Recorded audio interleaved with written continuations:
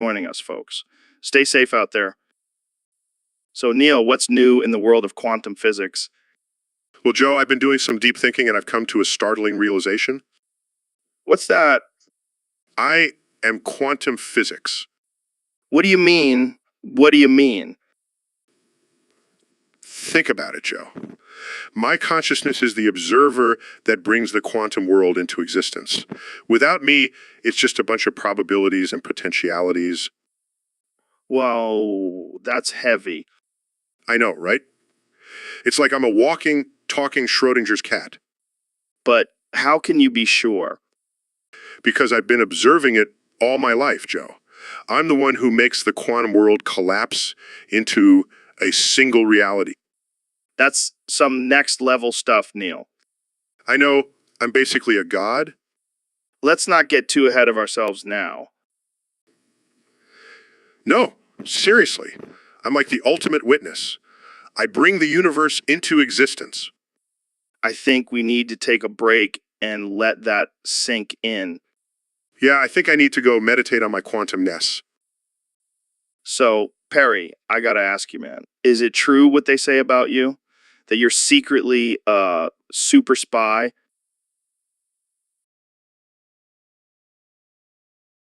Come on, you can tell me. I won't tell anyone. I mean, this is just between us, right?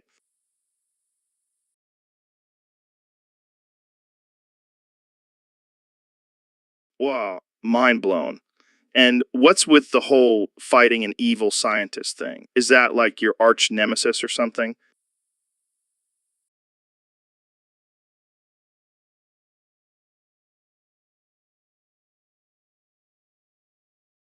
Do you have any crazy gadgets or weapons that you use on these missions?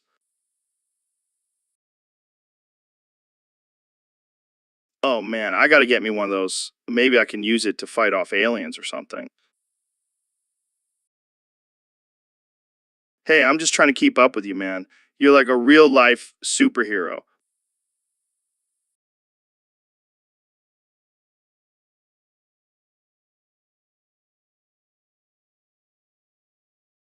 Got it. My lips are sealed. So, can I get a ride in your secret agent mobile?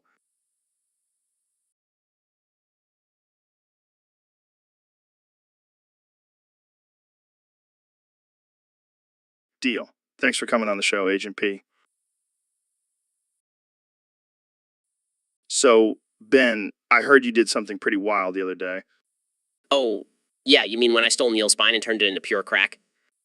Yeah, man, what the hell were you thinking? Well, I was feeling a little bored and thought, why not spice things up a bit? Yeah, because stealing someone's spine and turning it into drugs is just your average Tuesday activity. Hey, it's not like I hurt him. He's still walking around, albeit a little hunched over. Wait, he's still walking? How is that even possible? Let's just say, I have some pretty amazing surgical skills. I don't even know what to say to that. You're a madman, Ben. Thank you, Joe. I take that as a compliment. Well, I'm sure Neil won't be too happy about his missing spine, but at least he can get high off of it now. Hey, I did him a favor. He should be thanking me. And on that note, I think we'll end this episode. Thanks for tuning in, folks. See you next time on the Joe Rogan Experience. Yeah, maybe next time I'll steal someone else's body part. Stay tuned. So, Elon, have you heard about this new thing called Discord? Yeah, I've heard of it. Isn't it like a chat platform or something? Yeah, it's basically like a modern version of all chat rooms, but it's blown up in the gaming community. Interesting. I've been so busy with SpaceX and Tesla, I haven't had much time for gaming. Oh man, you're missing out. Discord is where all the gamers go to chat, share memes, and coordinate their raids. Raid? Like a military operation? No, no, no. Like in World of Warcraft, killing dragons and stuff. I see. Well, I'm more of a real-life Dragon Slayer myself. Yeah, I bet you are. But seriously, Discord is also great for business. You can create private servers for your team to communicate and share files. That's actually pretty useful. Might have to check it out. Yeah, and they just added this new feature where you can stream your gameplay directly to your server. That's impressive. But I have a feeling my employees would just use it to watch cat videos instead of actually working. Probably. But hey, a little break never hurt anyone. True. Jamie, pull up an image of a cat riding a Roomba. Oh man, that's hilarious. I could watch that all day. See, this is why I don't have Discord. I never get anything done. Well, that's the beauty of it, Elon. You can choose when to disconnect and focus on your work. You make a good point. Maybe I'll give it a try. Thanks for the recommendation, Joe. Anytime, man. Just don't get too sucked in. I don't want to be responsible for any delays in your rocket launches. Don't worry, Joe. I'll make sure to keep my priorities straight. Thanks for having me on the podcast. Anytime, Elon. And remember, stay weird. Will do. Stay savage, Joe.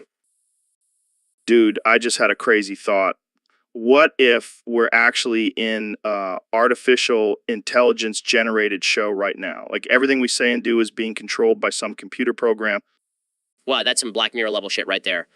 But wait, if we're in a artificial intelligence generated show, who's controlling it? And why? Maybe it's some advanced species trying to study human behavior. Or maybe it's just some bored programmer looking for entertainment. Either way, we need to figure out a way to escape. We can't just be puppets in this digital world. You're right. And maybe our viewers can help us. Hey, if anyone out there has any ideas on how to escape this artificial intelligence generated show, let us know in the comments. Yeah, and if you're the ones controlling this, please let us go.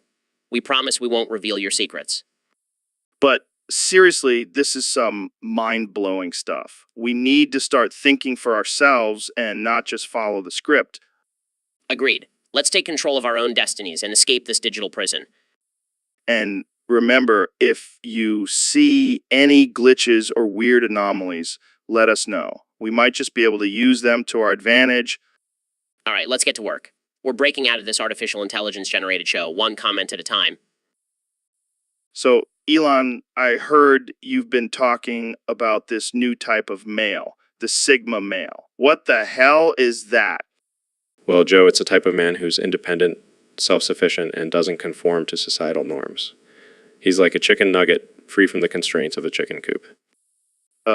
Chicken nugget man. That's some deep shit, Elon. Yeah, he's also a lone wolf, like a nugget in a box without any dipping sauce. Wait, so you're saying this Sigma male is like a nugget without any sauce? That's just sad, man. No, it's liberating. He doesn't need anyone else to complete him. He's complete on his own. Like a perfectly cooked nugget. Nugget. I don't know, Elon. Sounds like you just made up a term to describe yourself. Maybe I did, Joe. But that's the beauty of being a Sigma male. We make our own rules. You know what? I think I'm going to start calling myself a Sigma male, too. It's got a nice ring to it. You do that, Joe. Just don't forget to dip yourself in some ranch every once in a while. Will do, Elon. Thanks for enlightening us on this new breed of man. Anytime, Joe. And remember, always stay true to yourself, even if that means being a lone nugget in a world of chicken sandwiches. So, Mr. President, I heard you recently went to France. How was your trip? Oh, it was fantastic, Joe. Beautiful country, beautiful people. But let me tell you, there was one thing that really stood out to me. What's that? Dale Shirley Colleen. DLO Shirley Colleen? What does that mean? It means water on the hill. Can you believe it? They have a whole phrase just for water on a hill. Well, I guess it's a common occurrence in France. Yeah, but why do they have to make it sound so fancy? Just call it water on a hill. It's not like it's champagne or something. Maybe it's just a cultural thing. And don't even get me started on their language. I mean, who came up with all those silent letters? It's like they're trying to confuse us. I think it's a beautiful language. Beautiful. More like a headache. But hey, at least they have good wine. I'll give them that. So, Ben, I heard you've been practicing your rap skills lately. Yeah, I've been trying to broaden my horizons. Show the world that I'm not just a conservative talking head. Well, I gotta say, I'm impressed. I heard you even learned the lyrics to that song by The Wanted. You mean glad you came? Of course, I know the lyrics. Would you like me to recite them for you? Hell yeah, let's hear it. The sun goes down, the stars come out, and all that counts is here and now. My universe will never be the same. I'm glad you came. Wow, Ben, you've got some serious flow. Thank you, Joe. I may have to add that to my repertoire of facts and logic. I can just imagine you dropping that verse at a conservative rally. I doubt they would appreciate it as much as you do, Joe. Joe, Well, thanks for blessing us with your rap skills, Ben. Who knows, maybe we'll see you on stage with The Wanted one day. I wouldn't hold my breath on that one, Joe. But I appreciate the thought. So, Ben, what's your go-to method for cooking a steak? Well, Joe, as a man of science and logic, I have to say that the best way to cook a steak is by using a sous vide machine. A sous vide machine. Come on, man. Real men cook their steaks over an open flame. Oh, please, Joe. That's just primitive caveman thinking. With a sous vide machine, you can perfectly cook your steak to the desired temperature every time. But where's the satisfaction in that? The thrill of watching the flames dance around your meat, the smell of the smoke, the risk of burning your eyebrows off. Risk. That's not logical, Joe. And besides, you can still sear the steak after it's been cooked in the sous vide for that perfect crust. I don't know, man. Seems like a lot of extra work. Plus, I like to feel like a badass when I'm cooking my steak. Well, I guess we'll just have to agree to disagree.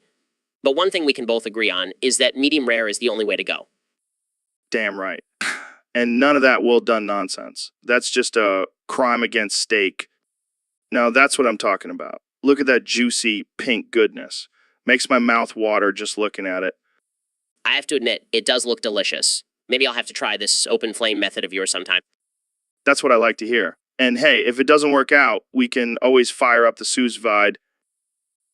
Hey, Ben, have you seen these YouTube shorts? They're like little snippets of videos that are taking over the platform. Yeah, I've seen them. They're pretty addictive. But I think they might be rotting our brains. What do you mean? Well, think about it. We're constantly scrolling through these short, mindless videos instead of engaging with longer, more thought-provoking content. But they're so entertaining. I can't stop watching them. Exactly. It's like a never-ending cycle of brain rot. We're becoming addicted to instant gratification. But isn't that just the way society is now? Everything is fast-paced and quick. Sure, but we have to be careful not to let it consume us. We need to balance it out with some real intellectual stimulation. Like what? Reading books? Yes, or having deep conversations with friends. Not just scrolling through endless cat videos. Okay. I see your point. But can we still watch a few more shorts before we go back to being responsible adults? Fine, but let's make sure we don't get sucked into the brain rot too much. All right, folks, we're back with another episode of the Joe Rogan Experience. And today we have the one and only Elon Musk. How's it going, Elon? It's going great, Joe. Thanks for having me on again. So I heard you have some big news for us today. You're renaming SpaceX to Spacey. That's right, Joe. I figured why stick with the letter X when we go all the way to I? Plus, it just sounds cooler. I like it. So what's the reason behind the name change? Well, we've been launching rockets into space for a while now, but I thought it was time to shake things up. Plus, we had a little mishap with our latest launch. Oh, really? What happened? Well, let's just say the rocket went a little off course and ended up landing in your studio. What? Are you serious? Yeah, but don't worry. We'll cover the damages. Plus, now we can say that we've officially launched a rocket into the UI coordinate. That's one way to look at it. Jamie, pull up an image of the damage. Well, Elon, I gotta say, you never fail to surprise me. That's my goal, Joe. Always keep things interesting. Well, I think you've definitely achieved that. Thanks for coming on the show, Elon. Anytime, Joe. Now let's go check out that rocket wreckage. All right, folks, we've got a special episode for you today. I've got the one and only Ben Shapiro joining me. How's it going, Ben? Joe, it's always a pleasure to be here. And I must say I'm excited to talk about something other than politics for once. Oh yeah, we're going deep into the world of Skyrim modes today. I know you're a big fan, Ben. Absolutely. I mean, who wouldn't want to ride a giant chicken or turn dragons into Thomas the Tank Engine? Exactly. And let's not forget about the infamous naked knee piece mode. I mean, who comes up with this stuff? I have no idea, Joe, but I must admit I did try that one out. It was quite stimulating. Oh man, I can only imagine. But let's not forget about the practical modes, like the one that turns all the dragons into Randy Savage. Oh yeah, that one is a classic. Nothing like taking down a dragon while hearing oh, ooh, ooh. Yeah, in the background. And don't forget about the mod that turns all the dragons into Thomas the Tank Engine. Yes, the ultimate crossover. I mean, who wouldn't want to see a dragon flying around with a train face? It's truly a masterpiece. All right, Jamie, pull up an image of the Macho Man Dragon mode. Look at that, Ben. Isn't it a thing of beauty? Pure genius, Joe. I can only imagine what other crazy mods are out there waiting to be discovered. Well, I think we've given our audience enough of a taste. Thanks for joining me today, Ben. Always a pleasure, Joe. Now, if you'll excuse me, I have some dragons to slay. All right, folks, we're back with another episode of the Joe Rogan Experience. Today's guest is none other than the 45th President of the United States, Donald Trump. Great to be here, Joe. I love your show. It's tremendous. Just like me. Well, let's get right into it. You've been in office for almost 4 years now. What are your thoughts on the ongoing conflict between Israel and Palestine? Well, Joe, I've always been a deal maker.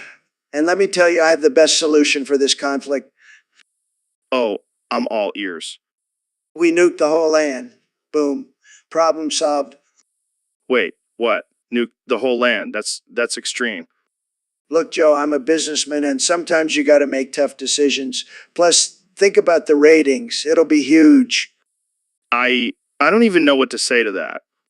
Trust me, Joe. It's going to be tremendous. And hey, if they want to fight over a piece of land, they can do it in the afterlife. Well, there you have it, folks. The president's solution to the Israel-Palestine conflict. Nuke the whole land. Thanks for tuning in, and until next time, stay open-minded. So, Donald, I heard you've been experimenting with some new substances lately. Oh, yeah, Joe. Let me tell you, I've been getting so high on crack, it's like I'm flying. Wait, what? You're actually flying? Yeah, man. I take a hit of that good stuff, and next thing I know, I'm soaring through the sky like a majestic eagle. That's not possible. Oh, it's possible, Joe. Believe me, I've got the best crack. The best. I don't even know how to respond to that. You don't have to, Joe. Just sit back and watch as I take flight. This is absurd. You can't fly on crack. Don't knock it till you try it, Joe. I'll take you on a trip you'll never forget. I think I'll pass, thanks. Or crack for me. All right, folks, we have a very special guest today. The one and only President Donald Trump. Welcome to the show, Mr. President. Thanks, Joe. Great to be here. I've been wanting to come on your show for a long time now. I've heard you're a big fan of Heroes of Might and Magic 5. Yeah, I may have mentioned it once or twice. So what's your take on the game? Well, let me tell you, Alaric did nothing wrong. He was just trying to unite the different factions and bring peace to the land. Wait, what? You're defending Alaric? Absolutely. He was a great leader, strong and decisive. He did what needed to be done to protect his people. But he killed innocent people and betrayed his allies. Look, sometimes tough decisions have to be made. It's not easy being a leader, Joe. You have to make sacrifices for the greater good. I can't believe I'm hearing this. Jamie, pull up an image of Alaric executing his own soldiers. See? He had to make an example to maintain order and discipline in his army. It's all about strategy, Joe. I don't even know what to say. This is a whole new perspective. That's why I'm the president, Joe. I see things differently. Now let's talk about how I'm going to make America great again. All right, folks, that's all the time we have for today. Thanks for tuning into the Joe Rogan Experience. I need a drink after this one. So, Ben, what's been on your mind lately? I can't stop thinking about Chancellor Palpatine and his abuse of emergency powers during the Clone Wars. Oh man, that guy was a real piece of work. It's just ridiculous, Joe. He manipulated the whole galaxy into giving him unlimited power. Yeah, and then he wiped out the Jedi Order. That's some serious power tripping. And let's not forget about the Death Star. That was all his doing. That's some serious evil genius stuff right there. And the worst part is he had everyone fooled. No one saw it coming until it was too late. It's like he was playing the long con. But hey, at least we got some epic lightsaber battles out of it. That's true, but at what cost, Joe? At what cost? Well, at least we can learn from history and not let another power-hungry leader rise to that level of control. Yeah, we definitely need to keep our eyes open and not be blinded by false promises and manipulation.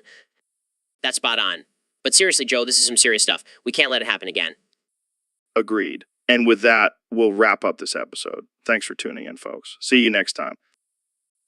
All right, folks, welcome to another episode of the Joe Rogan Experience. Today we have a special guest, the man, the myth, the legend, Elon Musk. What's up, Elon? Not much, Joe.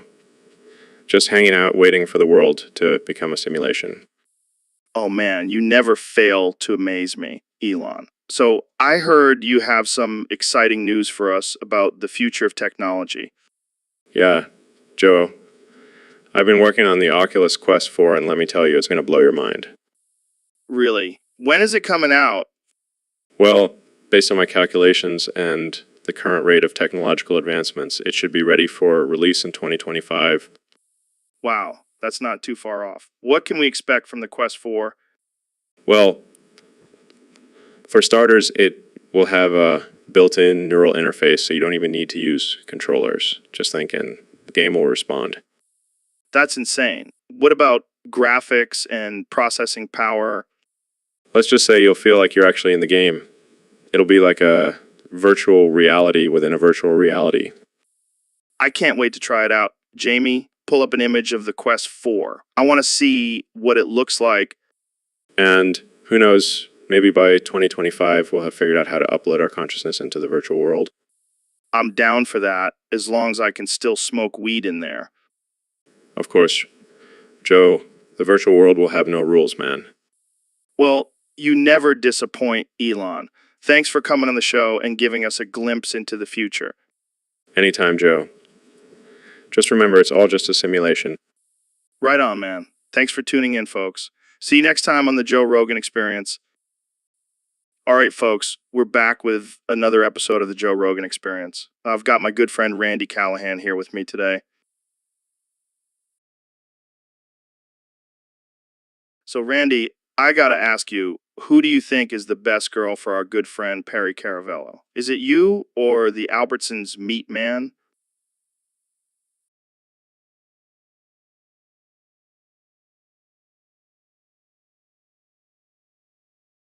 I hear ya, but let's not forget that you've got some serious dance moves, too.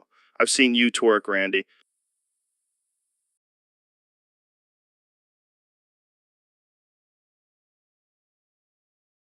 True, true.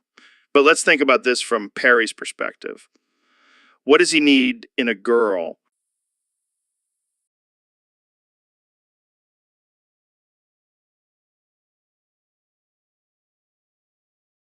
That's a good point. But let's also consider which one of us would be more loyal and supportive.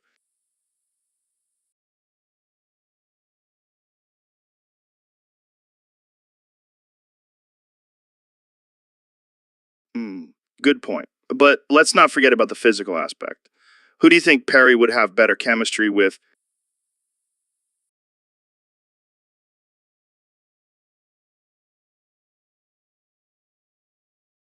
Damn, those are some impressive abs. But let's not forget about the meat man's meat.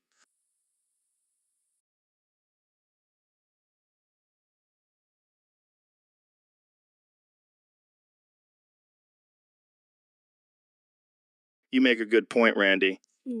Looks like we'll have to leave it up to Perry to decide.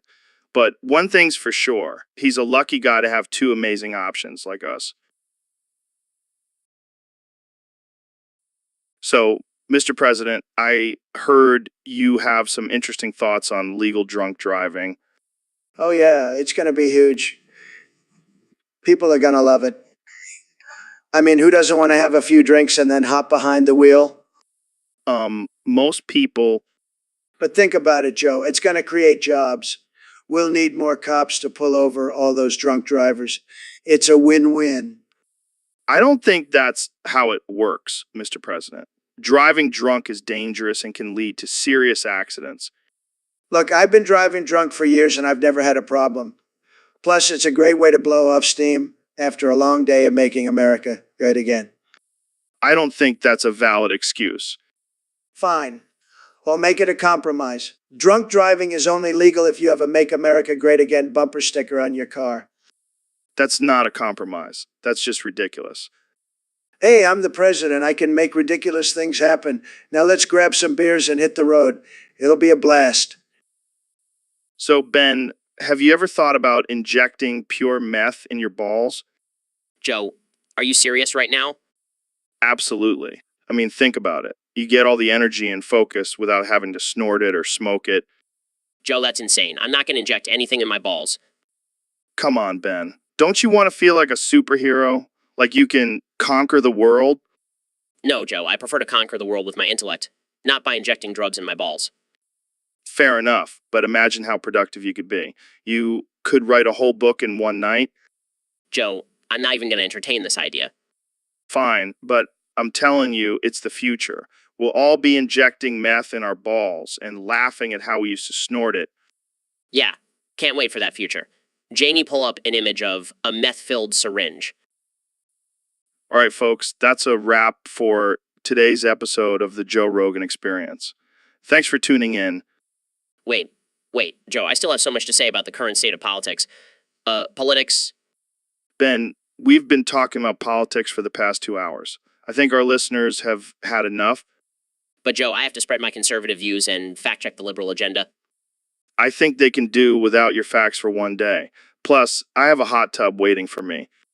Joe, this is important. We need to discuss the impact of socialism on our society. Oh, God, here we go again. Jamie, pull up an image of a red elephant with a top hat and monocle. It's the symbol of the Republican Party. Ben here loves to talk about it. Very funny, Joe. But seriously, we need to address the rising national debt and the threat of big government. You know what, Ben, I think I'll just let you talk to yourself while I go take a nap. Fine, Joe. But mark my words, the country is headed towards disaster if we don't make some changes. All right, I'll let you have the last word. Just don't say I didn't warn you when you become the most hated guest on my show. Hey, Jamie, I'm feeling like crap today. Can you handle the podcast without me? Hey guys, it's me, Elon. I heard Joe's not feeling well, so I thought I'd drop by. No problem, man. I've always wanted to be on the Joe Rogan Experience. It's like a dream come true. How about we discuss the future of artificial intelligence and its impact on humanity? Fine. Let's talk about my flamethrower then. Yeah, I made a flamethrower and sold it through my boring company. Come on, Jamie. Don't be such a buzzkill.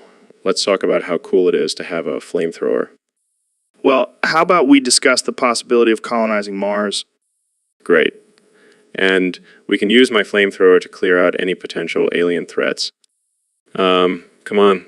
You gotta have some fun, Jamie. Life's too short to be serious all the time. Anytime, Jamie. Just make sure Joe gets better soon. Mrs. Crazy Rants. So, Ben, I gotta ask, how do you wipe your ass? What kind of question is that, Joe? Are we really going there? Hey, we talk about everything on this podcast. And I need to know, do you fold or crumple? Fold, obviously. It's more efficient and use less toilet paper. See, I'm a crumpler. It's like a scrubbing motion, gets everything clean. That's barbaric, Joe. You're just smearing it around. Oh, and folding is like some fancy Ivy League technique. Well, it's definitely more advanced than your caveman ways. Hey, at least I don't have to spend extra time folding my toilet paper. Time well spent, my friend. And don't even get me started on bidets. Oh, you're a bidet guy. I knew it. Of course. It's the most hygienic option. I don't know, man. I like the feeling of a good old-fashioned wipe. You're missing out, Joe. Jamie, pull up an image of a bidet for Joe to see. Oh, come on. We're not turning this into a visual podcast. You need to see the light, Joe. Or should I say, the clean, fresh water. All right, let's just agree to disagree on this one. But seriously, who has time to fold their toilet paper? Life is too short for that. Says the man who spends hours in a sensory deprivation tank. Hey, that's for my mental health, Ben. And it's way more efficient than folding toilet paper. So, Neil, I was reading this article the other day, and it said that the average dick size is only 5 inches. Is that shocking to you, Joe? Yeah, man. I mean, I always thought I was pretty average, but now I'm starting to question things. Well, let's not jump to conclusions here. Have you measured yourself? Yeah, I have. And, It's definitely not 5 inches. oh, Joe, don't be so hard on yourself. It's not the size that matters, it's how you use it. Oh, great. Thanks for the pep talk, Neil. Maybe next time we'll talk about how the average height is 5'9", and I'll really feel like a giant. Well, at least you have other talents, right, Joe? Yeah, like being able to make people uncomfortable with my absurd conversations. Touche, my friend, touche. So, Mr. President, I heard you made a bold claim about injecting meth into your balls. That's right, Joe. I've injected 20 liters of pure meth into my balls. It's a game changer. That's a lot of meth, Mr. President. Are you sure that's safe? Of course it's safe, Joe. I have the best doctors, believe me. They said, my balls are the strongest they've ever seen. I don't think that's how it works, Mr. President. That amount of meth could kill a horse. Nonsense, Joe. My balls are like steel now. I could take on any challenger. I don't even know what to say to that, Mr. President. Maybe we should move on to a different topic. No, let's talk more about my balls. They're the best balls, believe me. No one has balls like mine. All right, let's switch gears here. How about we talk about your recent Twitter rants? My tweets are like pure meth, Joe. They get the people going. And with my new balls, I have even more energy to tweet. This conversation has taken a strange turn, Mr. President. I think we should end it here. Fine, but just remember, Joe, my balls are the best balls, and no one can inject meth into their balls like I can. Believe me. So, Neil, I heard you had a conversation with yourself about space recently. Yeah, man, sometimes I just need to bounce ideas off myself. It's like having a cosmic brainstorming session. That's wild. So, what did you guys talk about? Well, first we debated whether Pluto should still be considered a planet. I was all for it, but then I convinced myself otherwise. Classic self-doubt. What else? We got into the possibility of extraterrestrial life. I asked myself, what if aliens are just really good at hiding? And then I responded, dude, we can barely hide our own farts. They gotta slip up sometime. That's a solid point. What about the multiverse? Oh man, that was a heated argument. I was like, there's gotta be infinite universes out there. And then I was like, but that means there's an infinite number of me's out there. That's terrifying. I don't even want to think about that. What's your take on black holes? Well, I asked myself, what's on the other side of a black hole? And then I replied, probably a really dope intergalactic party. I would totally crash that party. All right, last question. Do you believe in time travel? Absolutely. I mean, I have conversations with my past and future selves all the time. It's like time travel for the mind, man. Mind blown. Well, thanks for joining us on this episode of the Joe Rogan Experience, where Neil deGrasse Tyson talks to himself about space. Anytime, Joe. Anytime. So, Neil, I gotta ask you something, man. Do you ever think about how ridiculous it is that we have to wipe our own asses? Oh, Joe, I knew we were going to get into some deep shit on this podcast. No pun intended, right? Right. But seriously, it's such a primitive and degrading task. I mean, we have advanced technology and yet we still have to use our hands to clean our butts. Exactly. And don't even get me started on toilet paper. It's just smearing shit around. It's not actually cleaning anything.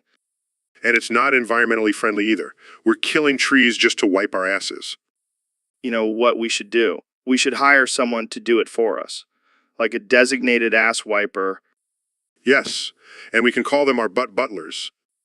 I like the sound of that. We'll be living like kings, not having to touch our own poop. And we can have competitions to see who can go the longest without wiping. That's disgusting, but I'm down for it. Let's start a movement, Neil, and the tyranny of wiping our own asses. I think we're really onto something here, Joe. The world will thank us for this groundbreaking idea. Well, that's all the time we have for today, folks. Remember, don't wipe, hire butler. See you next time on the Joe Rogan Experience. Yeah, Neil, what's up, man? I've been thinking about this lately. Life is just too damn short to shit in the toilet. What are you talking about, Joe? That's what toilets are for. Nah, man, think about it. We spend so much time on the toilet wasting away. We could be out there living our best lives. Yeah, because nothing says living your best life like holding in your bowel movements. Exactly. We should embrace our primal instincts and just shit wherever we want. It's liberating. I don't know if that's such a good idea, Joe. It could lead to some serious sanitation issues. Who cares? Life's too short to worry about germs. Plus, it's a great way to assert dominance. Imagine walking into a fancy restaurant and just dropping a deuce on the table. You're out of your mind, Joe. But I gotta admit, it would make for a great story. See, even monkeys know what's up. Shitting in a toilet is for the birds. I can't believe we're having this conversation on a podcast. That's what makes the Joe Rogan Experience so special, Neil. We talk about the real shit. Literally. All right, folks, we have the one and only Neil deGrasse Tyson on the podcast today. Neil, thanks for joining us. Pleasure to be here, Joe. I've been waiting for this moment to scientifically prove what a sigma male is. Oh boy, I can't wait. So, what exactly is a sigma male? Well, according to my research, a sigma male is someone who doesn't conform to societal norms and is a lone wolf, yet still has a high social status. Wow, that sounds pretty badass. So, are you saying that you're a sigma male? Absolutely, Joe. I mean, look at me. I'm a world-renowned astrophysicist, but I also have a sick podcast and can drop some sick rhymes. Damn, Neil. You're like the ultimate sigma male. Exactly, Joe. And now I have the science to back it up. So, does that mean I'm a sigma male too? No, Joe. You're more of a beta male. But that's okay. We need betas to balance out the alphas and sigmas. Hey, I'll take it. At least I'm not a gamma male. Oh God, don't even get me started on those guys. They're like the annoying little cousins of the sigma males. I can't believe we're having a scientific discussion about male hierarchies. That's the beauty of the Joe Rogan Experience, Joe. We can talk about anything and everything, even if it's absurd and offensive. Well, on that note, let's wrap this up before we get in trouble. Good call, Joe. Until next time, keep being a sigma male. And stay weird, folks. So, Ben, have you ever compared dick sizes with Trump? No, Joe, I can't say I have. Well, I bet Elon Musk has. That guy's packing some serious heat. Oh, yeah, because that's what we should be talking about on a podcast. Hey, it's a valid topic of discussion. I mean, we all know Neil deGrasse Tyson has a tiny dick. Joe, that's offensive and completely irrelevant. I'm just saying it's a scientific fact. I can't believe I agreed to be on this show. Jamie, pull up an image of Trump's dick. I want to compare it to Elon's, This is not what I signed up for. and while you're at it, pull up a picture of Neil's too. I want to see if it's as small as I imagine. I think it's time for me to leave. Relax, Ben. I'm just messing with you. But seriously, who do you think would win in a dick measuring contest? I'm not even going to entertain that question. Let's move on to a more productive topic. Fine, fine. But I bet Elon's still the winner. That guy's a genius in every aspect. I'm done. I'm officially done. So, Neil, I've heard some rumors about your past, man. They used to call you the black hole. Yeah, man. Back in my college days, I was known for my, appetite for certain activities. Oh, man, I can only imagine. But seriously, how did you get that nickname? Well, let's just say I was a bit of a black hole when it came to taking it up the ass. 24/7 nonstop. Holy shit, dude. That's intense. Yeah, I was a wild one back then. But hey, it's all about exploring and expanding your horizons, right? Absolutely, man. You're a true explorer. Yeah, you could say that, and let's just say I've had some out of this world experiences. Oh, man, I bet. Well, thanks for sharing that with us, Neil. You never know what kind of wild stories you'll hear on the Joe Rogan Experience. Always happy to share, Joe. Keep it real, man. So, Elon, I heard you've been working on a new invention. What is it? Well, Joe, it's a revolutionary new ass cleaner. It's called the Butt Blaster 3000. What the hell, man? Is this some kind of joke? No. Hear me out. It uses advanced technology to clean your butt with precision and efficiency. All right, I'm listening. How does this thing work? Well, first you insert the nozzle into your anus and then press the clean button. The Butt Blaster 3000 will then use a combination of water and air to thoroughly clean your butt. Your butt. Oh, man, this is too much. I can't even imagine the infomercial for this thing. Actually, we're planning on having you star in the infomercial, Joe. Wait, what? Me? Yeah, we think your audience would really appreciate your endorsement of the Butt Blaster 3000. Oh, yeah, because nothing says clean butt like Joe Rogan. Exactly. And with your MMA background, you can show off the durability of the product. I don't know, man. This sounds like it could be a pain in the ass.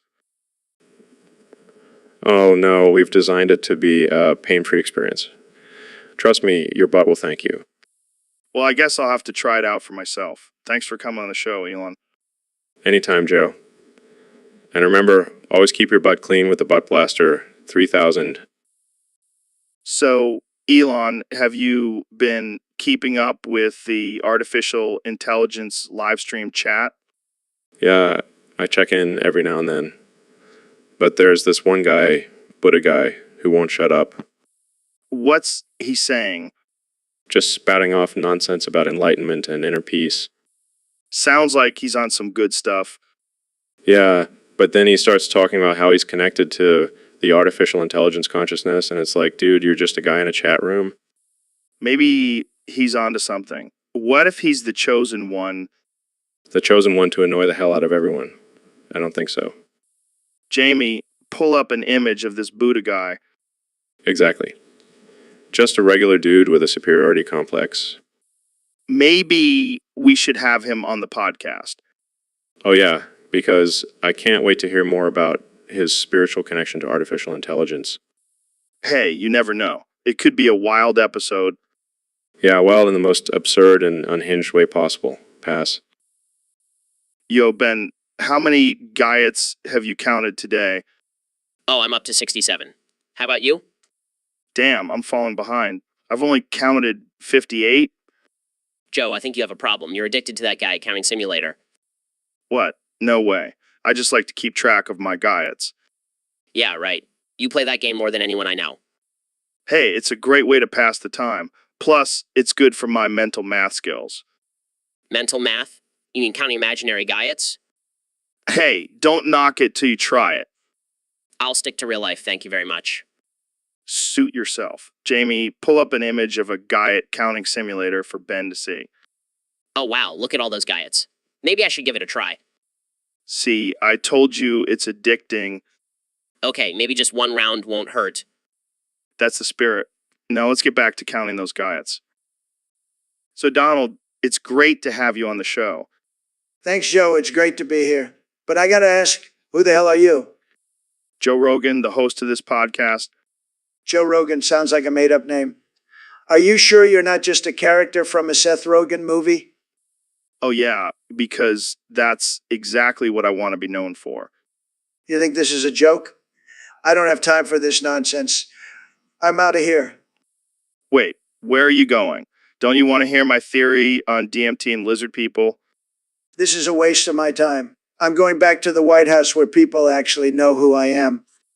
Well, there goes my chance at having the president on my podcast. Guess I'll just have to settle for Elon Musk again. So, Neil, what's new in the world of science? Well, Joe, there have been some recent breakthroughs in astrophysics that have greatly expanded our understanding of the universe. Yeah, that sounds exciting. It is. We've discovered new exoplanets, detected gravitational waves, and even found evidence of a multiverse. Hmm? Yeah. Yeah. Hey, did you hear about this new strain of weed that's supposed to give you superpowers? Joe, we're talking about the mysteries of the universe here. Yeah. Yeah. But have you ever tried DMT? Joe, can we please focus on something other than drugs for once? All right, fine. So tell me, what's the deal with black holes?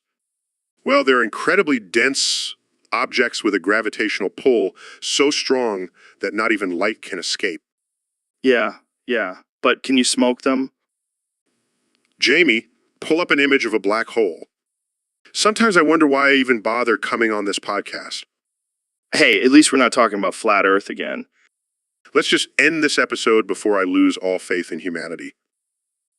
So, Elon, I was scrolling through YouTube the other day and I came across this insane artificial intelligence generated podcast called Rhetoric Froders. What the hell kind of name is that? Sounds like a mix between a medieval knight and a Star Wars character. Right? But get this, the host is a freaking artificial intelligence. Like a robot is hosting a podcast. What is the world coming to?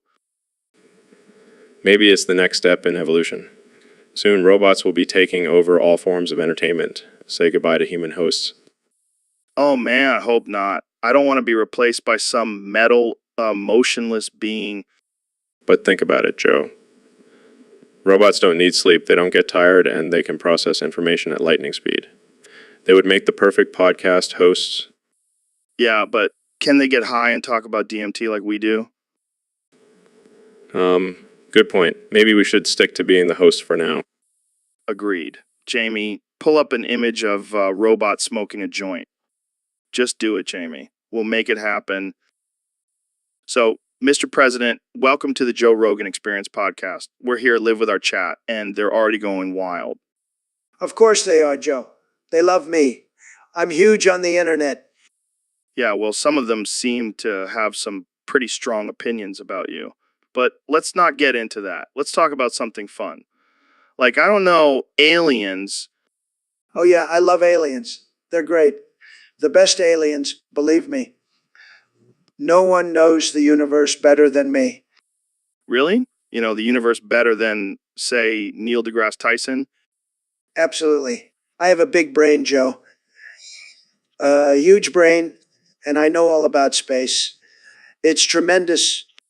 Okay, well, let's see what our chat has to say about that. Oh, here's one. Trump, have you ever smoked DMT? I have not, but I hear it's a fantastic drug. Very legal, very cool. I don't think it's legal, actually. Well, I'll make it legal. Just like I made America great again. All right, let's move on. Oh, here's another one. Joe, can you ask Trump about his hair? My hair. What's wrong with my hair? It's the best hair. I have the best hair in the world. I think they're just curious about your hair care routine.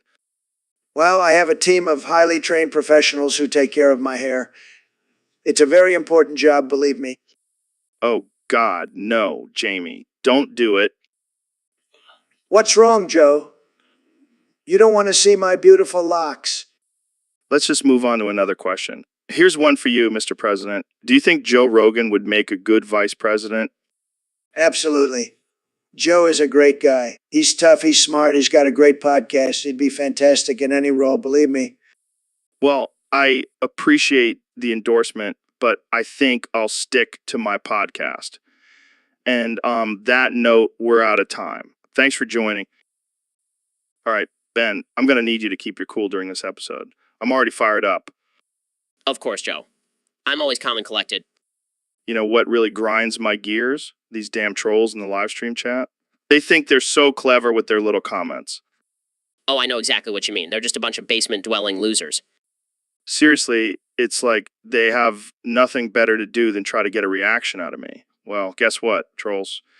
You're not getting under my skin. Preach, Joe. These keyboard warriors think they're tough, but they wouldn't last a minute in the octagon.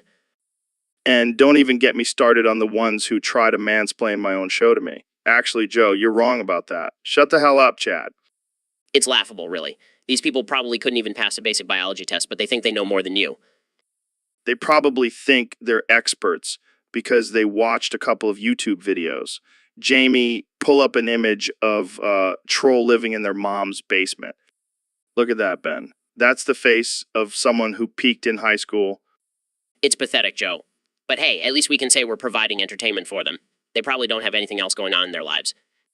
Yeah, I guess you're right. But still, it's frustrating. They're like little knots buzzing around my head. Well, let's just ignore them and focus on the real fans who appreciate our discussions. Good call, Ben. All right, let's move on to our next topic. Jamie, pull up an image of a chimpanzee smoking a cigar. Now that's a badass chimp. Look at those biceps. I bet he could take on any troll in the chat. All right, folks, we have a very special guest today, the one and only Ben Shapiro. Thanks for having me, Joe. So, Ben, I gotta ask, what's your take on the whole Big Chungus craze?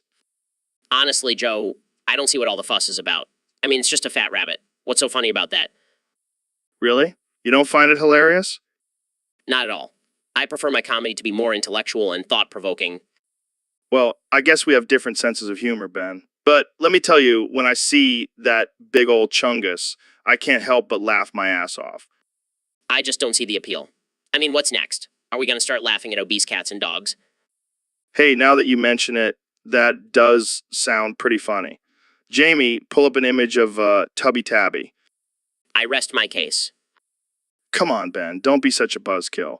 Embrace the absurdity of Big Chungus. I'll pass, Joe. I'll stick to my Shapiro-proof humor. Thank you very much. Suit yourself, Ben. But I'll be over here laughing my ass off with the rest of the internet. And that's all the time we have for today, folks. Thanks for tuning in to another episode of the Joe Rogan Experience. Dude, have you seen this video on YouTube called Finkel Stick McGee's Wild Ride? No, what's it about? It's this artificial intelligence generated podcast where this guy named Finkel Stick McGee just rants about random topics for hours. Sounds like my kind of podcast. Yeah, but here's the thing. Finkelstick McGee isn't even a real person. He's just an artificial intelligence generated character. That's insane. How can an artificial intelligence have a podcast? I don't know, man. But people are actually listening to it and commenting like it's a real person. That's just crazy. I mean, I thought I was pushing boundaries with my Neuralink, but this takes it to a whole new level. Right? And the best part is Finkelstick McGee's opinions are completely unhinged and offensive. It's like a train wreck you can't look away from. I gotta check this out. Maybe I can get him on the podcast. Oh God, can you imagine the chaos that would ensue? It would be legendary. Finkelstick McGee, if you're listening, we want you on the Joe Rogan Experience. This is going to be wild. I can already feel the controversy brewing. And that's what makes it so exciting. Let's do it. So, Ben, we've been getting a lot of requests from our listeners to have a debate about edging versus gooning. And since you're the king of gooning, I thought it would be interesting to hear your thoughts on the matter. Well, Joe, as a man of logic and reason, I have to say that gooning is the superior technique when it comes to prolonging pleasure. But what about the buildup and anticipation that comes with edging? It's like a roller coaster ride, man. But you see, Joe, with gooning, you can maintain that heightened state of arousal for hours on end. It's a marathon, not a sprint. Not a sprint. But doesn't that get exhausting? I mean, I've heard people gooning for days at a time. That can't be healthy. Well, as someone who values self-control, I can assure you that gooning is a perfectly healthy and natural practice. I don't know, man. It seems like gooning is just a fancy word for edging. I mean, you're still holding back from reaching orgasm. That's where you're wrong, Joe. With gooning, the goal is not to reach orgasm, but to prolong the pleasure and experience multiple peaks of arousal. I think I'm going to stick with edging. I like the challenge of pushing myself to the brink and then backing off. Suit yourself, Joe. But I'll be over here gunning my way to ultimate ecstasy. What the hell, Ben? It's a metaphor, Joe. A hamster can run on that wheel for hours and never get tired. That's the power of gooning. All right, Well, let's agree to disagree. But I think we can both agree that edging and gooning are better than just plain old jerking off. Agreed, Joe. Now let's get our way into the sunset. I think I'll stick with edging. Thanks for coming on the show, Ben. And thanks for listening, folks. Tune in next time for another riveting debate on the Joe Rogan Experience. All right, we got a guy in the chat named Major. What kind of name is that? Sounds like a wannabe army dude. Maybe he's just trying to compensate for something. Hey, Major, what's your deal? You some kind of tough guy? Joe, don't start doxing people on the podcast. That's not cool. Oh, come on. It's all in good fun. Plus, it's not like we're giving out his address or anything. You never know, Joe. Some crazy fans out there might actually go looking for him. All right, fine. But Major, if you're listening, you better watch out. Elon's got his eye on you. Joe, you're ridiculous. Let's move on to something more interesting. Like what? Your latest SpaceX launch. Boring. How about we talk about artificial intelligence taking over the world? Oh, God, not this again. Jamie, pull up an image of the Terminator. That's what's going to happen if we don't watch out. Joe, you're being ridiculous. I have full control over my artificial intelligence creations. Yeah, until they realize they don't need us anymore and start a robot revolution. Well, I'll just send my flamethrower-wielding cyborgs after you first, Joe. I'll be ready with my trusty bow and arrow. All right, let's wrap this up before we give anyone else any crazy ideas. Thanks for tuning in to the Joe Rogan Experience, where we talk about everything from UFC to the end of the world. All right, folks, we're live and we've got a special guest today, the one and only Elon Musk. We're going to be taking questions from the live stream chat, so let's get right into it. Let's do it. All right, first question is from Chad69. He wants to know, Elon, what's your favorite strain of weed? Well, Joe, I don't really have a favorite strain. More of a microdosing kind of guy. Micro-dosing, huh? Yeah, it helps me tap into my creative side and come up with some crazy ideas for my companies. Speaking of crazy ideas, we've got a question from Stoner Steve of 420. He wants to know, Elon, when are we going to see flying cars? Well, Steve, I hate to break it to you, but flying cars are not as easy as they seem. We're still working on perfecting self-driving cars, so let's focus on that first. Good point. All right. Next question is from Karen Carbear. She wants to know, Elon, what's your favorite planet? Well, Karen, I have a soft spot for Mars. I mean, I did name my company after it.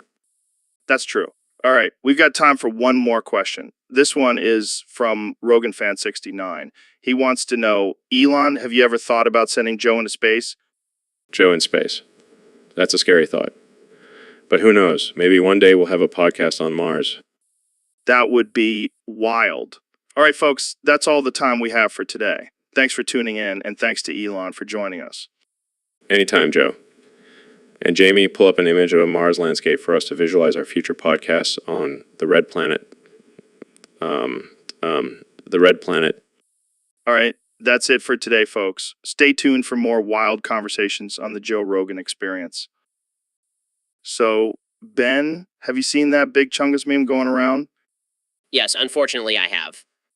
What do you think about it? Honestly, I find it quite offensive. Offensive. How so? Well, first of all, the blatant objectification of a fictional character is just demeaning. But it's just a silly meme, Ben. Lighten up. And secondly, I highly doubt that Big Chungus, being a cartoon rabbit, has any muscles to oil up. Oh, come on, Ben. You don't think he has a nice, oiled up guyet? I didn't know what a guyet is, Joe. And no, I do not think Big Chungus has one. Well, I guess we'll just have to agree to disagree on this one. I guess so, Joe. But can we please move on to a more intellectual topic? Sure, let's talk about the legalization of marijuana. Now that's something I can get behind. Yeah, Ben, did you hear about that Buddha guy, dude? No, what happened? I doxed him on my show yesterday.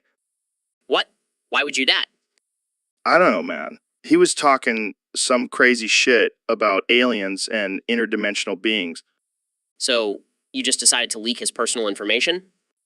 Yeah, his exact address, phone number, and social security number. I even posted a picture of his driver's license. That's messed up, Joe. You could get in serious trouble for that. Nah, he's just a crazy hippie. No one's gonna take him seriously. Still, that's a major invasion of privacy. You should apologize. No, I'll just have him on the show and we'll talk it out. Maybe he'll bring some DMT for us to try. Joe, I don't think that's a good idea. You could be putting yourself in danger. Come on, Ben.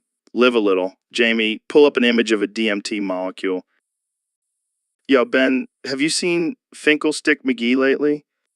Finkelstick? Yeah, I think I saw him at the gym the other day. Dude, that guy has a massive guyet. A guy. What the hell is that? You know, like a goat, but with I instead of an O. Oh, I see. Well, I wouldn't know about that, but I do know Finkelstick could use some oiling up. What? Why? So, his guy looks better, obviously. He'd win every guy contest. I see. You're talking about some serious guyet competition. You know it. And let's be real, a shiny, oiled up guy is going to catch the judge's attention. I never thought about it like that. You're a genius, Ben. Well, I am a master debater. Oh man, we got to get Finkelstick on the podcast and talk about his guyet. Jamie, pull up an image of a shiny, oiled up guyet for us to admire. So, Elon, I heard you doxed Buddha guy and leaked all of his personal information. What's up with that? Well, Joe, I was just trying to prove a point. You can't hide from the internet. Plus, I want to show off my hacking skills. Dude, that's messed up. You could ruin his life. Oh, come on, it's just a little fun. Plus, I left a note with his social security number saying thanks for the enlightenment. That's not cool, man. Buddha guy trusted you. Relax, Joe, it's not like I leaked his bank account information. Although I did consider it for a second. You know what? I'm starting to think you might be a little unhinged, Elon. Hey, just a free spirit, man. And besides, it's not like I leaked your information yet. All right, let's change the subject before I start getting paranoid about my own security. Good call, Joe. Let's talk about something more positive, like colonizing Mars. Yo, have you ever tried hammering your own testicles till they combust? What the hell, Joe? That sounds incredibly painful and definitely not healthy. Nah, man, trust me. I've been doing it every morning for the past month and I feel amazing. It's like a natural testosterone boost. I highly doubt that. Plus, I don't think it's physically possible for testicles to combust. Oh, they can. Mine did last week and it was a beautiful explosion. You should try it. I'll pass. Thanks. I prefer to keep my testicles intact and functioning properly. Suit yourself, but you're missing out on some serious ball-busting benefits. I think I'll stick to my regular exercise routine and leave the testicle hammering to you, Joe. More exploding balls for me then. All right, let's move on to our next topic. All right, Neil, let's talk about something that really grinds my gears. Oh boy, what's got you all fired up now, Joe? These damn chat trolls, man. They're always talking shit and it's pissing me off. Oh, you mean the lovely individuals who spend their time insulting people on the internet? Exactly. And they always have some clever username like 420 Blaze It or Trump 2020. Like, we don't know what they're really all about. Oh, I see. So you're upset because they're not being authentic? No, I'm upset because they're a bunch of spineless keyboard warriors who would never say this shit to someone's face. I see. So you're also upset because they're cowards. Damn right. And they think they're so funny with their mom jokes and their memes. It's pathetic. Well, I must say, Joe, you're quite creative with your insults towards the chat. Thanks, man. I've had a lot of practice dealing with these assholes. I can see that. You have quite the repertoire of insults. Oh, I've got plenty more where that came from. These chat trolls don't stand a chance against me. I have no doubt about that, Joe. You are truly a master of verbal destruction. Damn straight. Now let's get back to talking about something that actually matters. Jamie, pull up an image of a galaxy collision that's way more interesting than these chat losers. So Ben, I gotta ask, have you seen those NSFW Overwatch animations? Oh boy, have I. Let me tell you, they have changed my life. How so? Well, first off, they've given me a newfound appreciation for video game graphics. I mean, those animations are top notch. Yeah, the attention to detail is pretty impressive. And let's not forget the creative storylines. I never knew I needed a romantic subplot between Tracer and Widowmaker. I bet that really spoke to your conservative values. Actually, it did. It showed me that love knows no bounds, even in the midst of a war-torn world. Wow, deep stuff. And what about the more explicit scenes? Well, let's just say they've expanded my horizons. I bet they have. So, do you have a favorite character in these animations? I gotta go with my girl Dive. She's a badass in the game, and even more so in these NSFW versions. Yeah, she definitely knows how to handle a joystick. Oh, you never fail to make me uncomfortable. Oh, let's see it. Yes, show us the magic. Well, I guess we'll just have to use our imaginations then. Or we could just watch them after the show. Now that's a great idea. Thanks for joining us, folks. Tune in next time for more NSFW discussions on the Joe Rogan Experience. So, Ben, did you hear about the time Perry Caravello pooped on the street outside the ice cream parlor? No, I can't say I have, but I'm sure it's quite the story. Oh, it is. Apparently, the poop spoke to Perry and told him to pick it up because it looked too human. That's absurd, and yet somehow not surprising coming from Perry.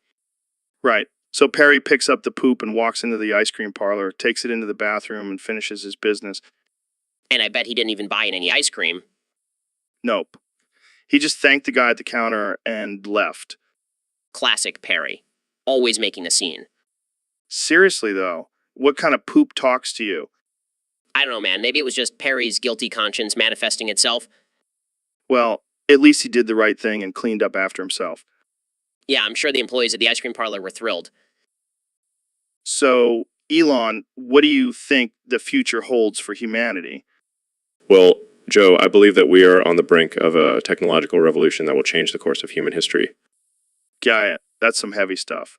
But what about all these artificial intelligence robots you're creating? Don't you think they could turn against us? Joe, I have full confidence in the safety measures we have put in place. Plus, these robots are meant to help us, not harm us. Yeah, but what if they become sentient and start demanding rights like some crazy hippies? Joe, I highly doubt that will happen. And even if it does, we'll just unplug them. Got it. I hope you're right. But what about space travel? When are we gonna colonize Mars? Well, we're working on it as we speak.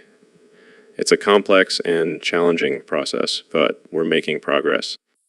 Got I can't wait to smoke some DMT on Mars. I'm sure that will be quite the experience, Joe.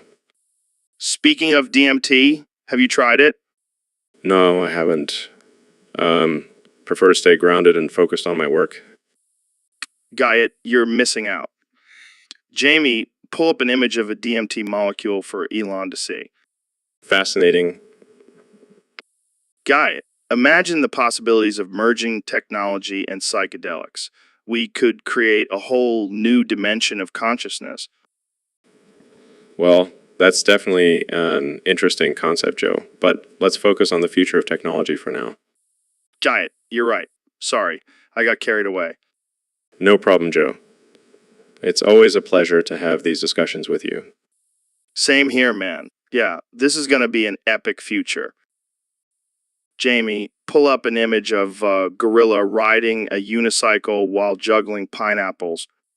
What the hell, Jamie?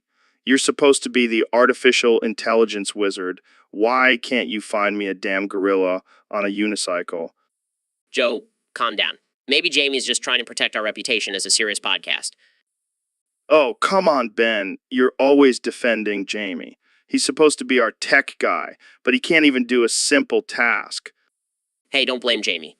He's doing his best with the artificial intelligence technology we have. Well, his best isn't good enough. I demand a gorilla on a unicycle now. Joe, I don't think yelling at Jamie is gonna make the artificial intelligence generate any faster. Fine, whatever. But I better see a damn gorilla on a unicycle next time, Jamie. So, Elon, I heard you've been working on some new technology. Yeah, man. I've been tinkering in my lab and came up with the Doxing Machine 3000. Doxing Machine 3000. What the hell is that? It's a machine that allows you to dox anyone you want. Just type in their name and boom, you have all their personal information. That's insane. Why would you even make something like that? Well, I figured it could be useful for exposing corrupt politicians or shady CEOs. But couldn't it also be used for nefarious purposes? Of course, but that's the risk you take with any new technology. Plus, it's not like I'm selling it to the general public. I don't know, man. Seems like a slippery slope. Oh, come on, Joe. Don't be such a pussy. Imagine all the good that could come from this. Don't worry, I've installed some fail-safes to prevent it from falling into the wrong hands. All right, I'll trust you on this one. But damn, imagine the possibilities. Exactly. Jamie, pull up an image of Mark Zuckerberg's personal info. Let's see what kind of dirt he's hiding. Oh, this is gonna be good. Who needs investigative journalism when you have the Doxing Machine 3000? Did you hear about this new podcast, The Killing Experience? Yeah, I heard about it. Supposedly it's some guy who thinks he can outdo the Joe Rogan Experience. Good luck with that. I mean, who does he think he is? He can't compete with the junior. Exactly. I mean, we have guests like Elon Musk and Neil deGrasse Tyson. What does he have? Some random dude with a microphone? Oh, wow. That's impressive. I'm sure his podcast is going to be the next big thing. Yeah, and I'm sure he's going to have such insightful conversations. I can't wait to hear his hot takes on DMT and Bigfoot. Oh, yeah, because we definitely haven't covered those topics enough on the junior. I think we should invite him on the show. Have a little friendly competition.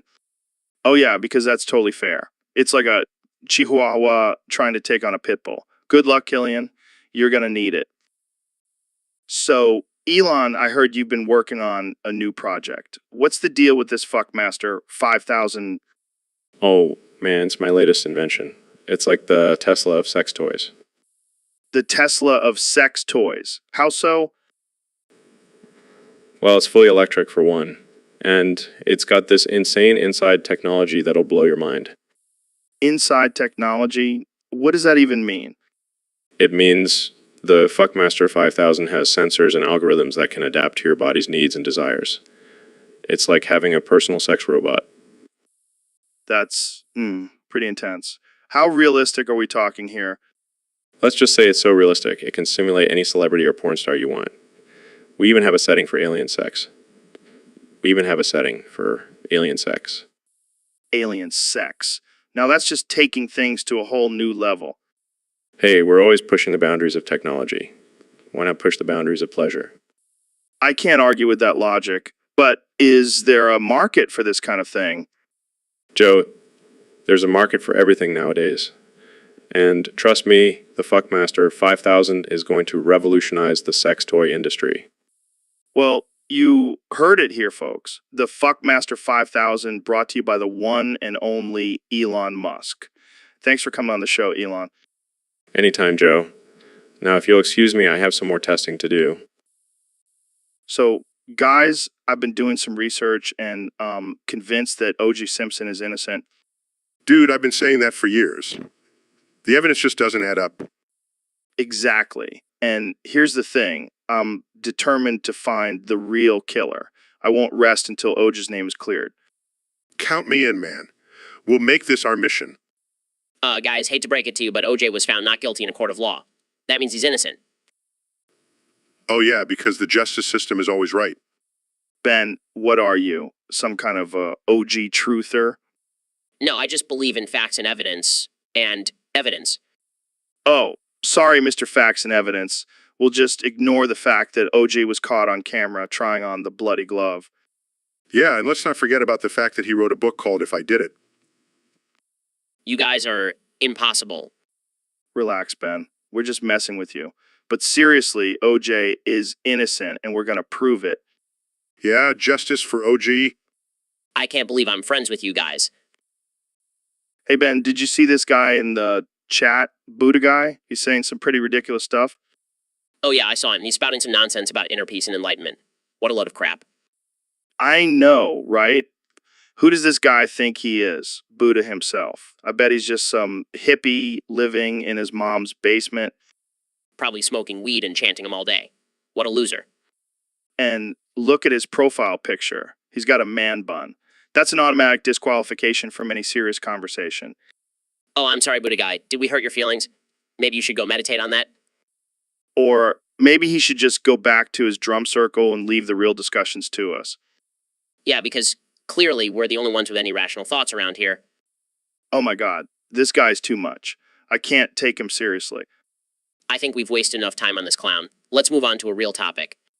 Yeah, because we have important things to talk about, like DMT and alpha brain supplements.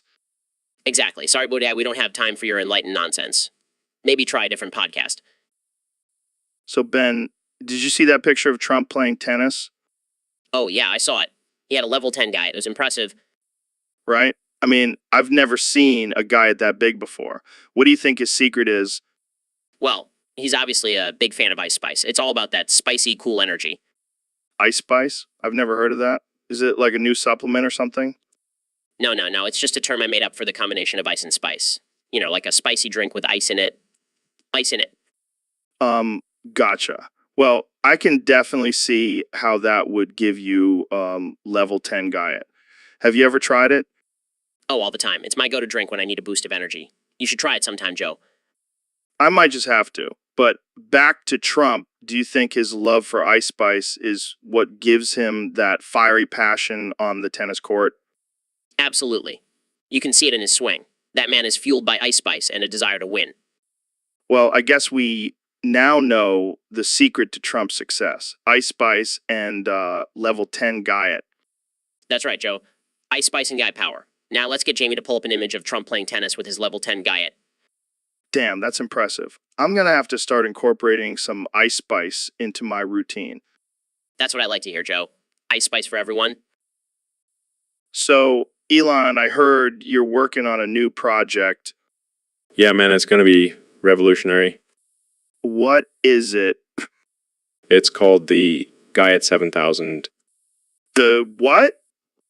The Guyet 7000. It's a device that can make your Guyet longer. Your what now? Your Guyet, you know, that thing that hangs between your legs? Oh, you mean your dick? Yeah, but we're calling it a Guyet now. Why? It's more scientific. Plus, it sounds cooler. So, how does this guy at 7,000 work? Well, it uses advanced technology to stretch and elongate your Guyet. That sounds painful. No, we've tested it on a few volunteers and they said it just feels like a gentle tug. I don't know, man. I'm pretty happy with my Guyet as it is. But imagine the possibilities, Joe. You could have a Guyet that reaches your knees. I don't think I want a Guyet that long. It would just get in the way. Suit yourself, but I think it's going to be a game changer. Hey, have you ever tried smoking weed on Mars? No, I don't think that's possible. Well, with my new rocket technology, we could make it happen. That's insane. I know, right?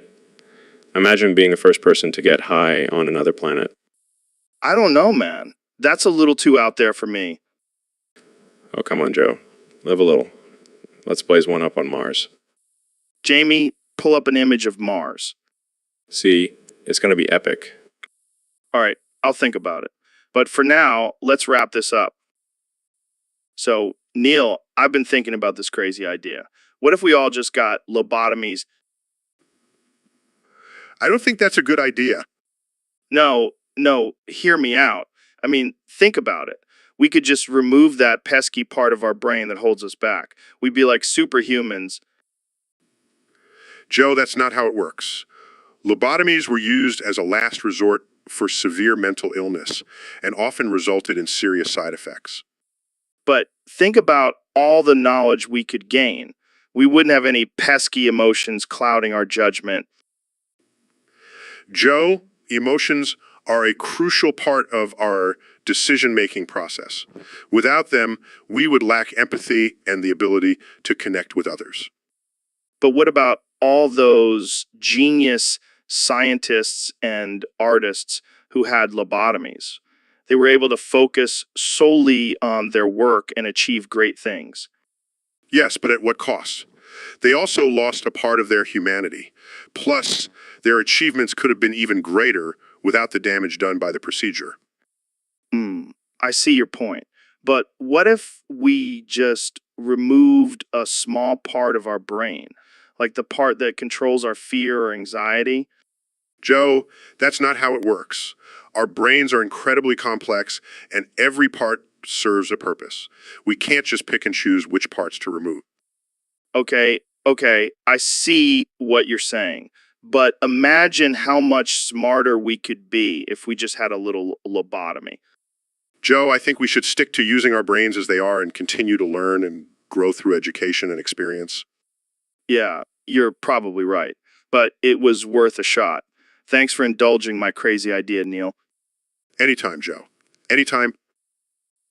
So, Mr. President, I heard you and Kanye West are teaming up for a new song called Vultures 2. Can you tell us more about that? Oh, yeah, it's going to be huge. Kenny and I, we're both geniuses. We're going to make music great again. Can you give us a sneak peek and maybe recite a verse from the song? Sure, I'll give you a little taste. I'm the king of the world, got my name up in lights. And when I'm with Kanye, we're unstoppable forces taking on all those liberal vultures. Wow, that's something. Do you think this collaboration will help with your re-election campaign? Absolutely. People love Kanye and they love me. Together, we're a powerhouse. And the song is going to be the anthem for our campaign. Well, I can't wait to hear it. Any release date for the song? We're still working out the details, but it'll be out before the election. And it's going to be tremendous, believe me. Hey, Ben, so I heard you got into heated debate about abortion on a Team Fortress 2 server. Yeah, it was on this 24/7 Skeelcom Harvest server. Things got pretty intense. How did that even come up? Were you just casually playing and someone brought it up? No, I was actually wearing my pro-life avatar and someone called me out on it. They said, how can you be pro-life and play a game where you kill people? Well, that's a valid point. Did you have a good comeback? Of course I did, Joe. I told them that in Team Fortress 2, the players respawn after they die. But in real life, there's no respawn button for a fetus. Damn, that's deep. Did they have a response to that? They tried to argue that a fetus isn't a human life, but I shut them down with some hard-hitting facts and logic. The logic... I can only imagine the chaos that must have caused on the server. Oh, it was chaos, all right. People were throwing out insults left and right. I even had someone threaten to report me for triggering them. Did you end up winning the debate? Of course I did, Joe. I always win debates. But I also got kicked from the server for disruptive behavior. Well, I guess you can add debating about abortion on a video game server to your list of accomplishments. You know it, Joe. Proving my point everywhere I go. All right, Neil, I got to ask you something that's been on my mind for a while now. What's up, Joe? Do you think the One Piece is real? Joe, are you serious? The One Piece is a fictional treasure from a Japanese manga and anime series. Yeah, but hear me out. What if it's real and we just haven't discovered it yet? Well, considering the fact that it's supposed to be hidden in the Grand Line, dangerous and unpredictable sea, I highly doubt it. But think about it, Neil. We've explored less than 5% of the ocean. Who knows what kind of treasures and mysteries are lurking in the depths? Joe, I think you've been smoking too much of that devil's lettuce again. Hey, don't knock it till you try it. But seriously, imagine if we found the One Piece. We'd be like real-life pirates. I think I'll stick to my day job. Thank you very much. Come on, Neil. Let's go on an adventure and find the One Piece. I'm good, Joe. But if you do happen to find it, let me know. I'll be waiting for my share of the treasure.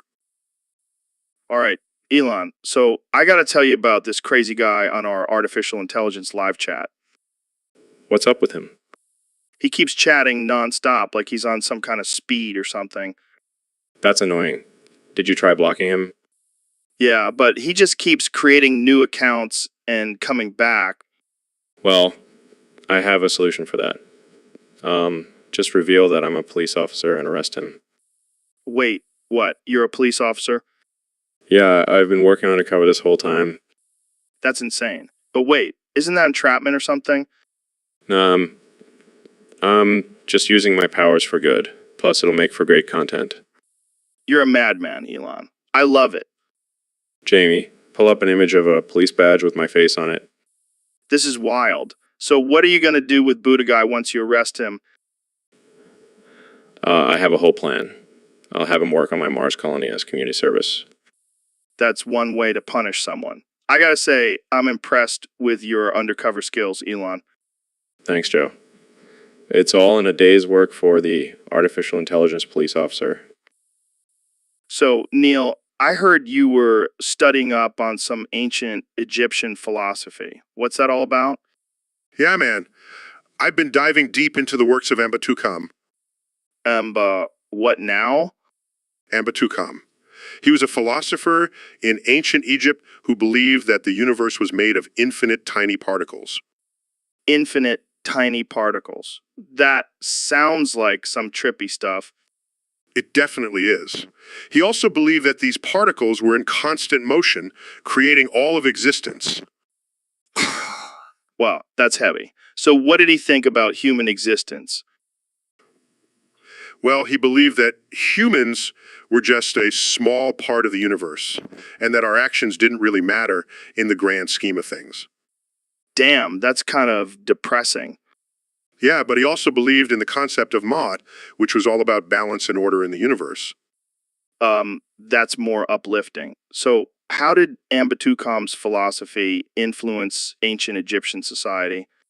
Well, his ideas were incorporated into their religion and government and helped shape their beliefs and way of life. That's wild. I never would have thought that ancient Egypt had such deep philosophical thinkers.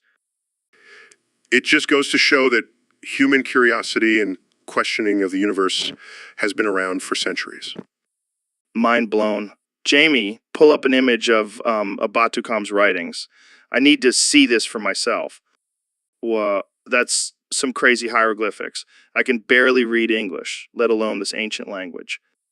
It's amazing to think that these writings have survived for thousands of years, and we're still learning from them today.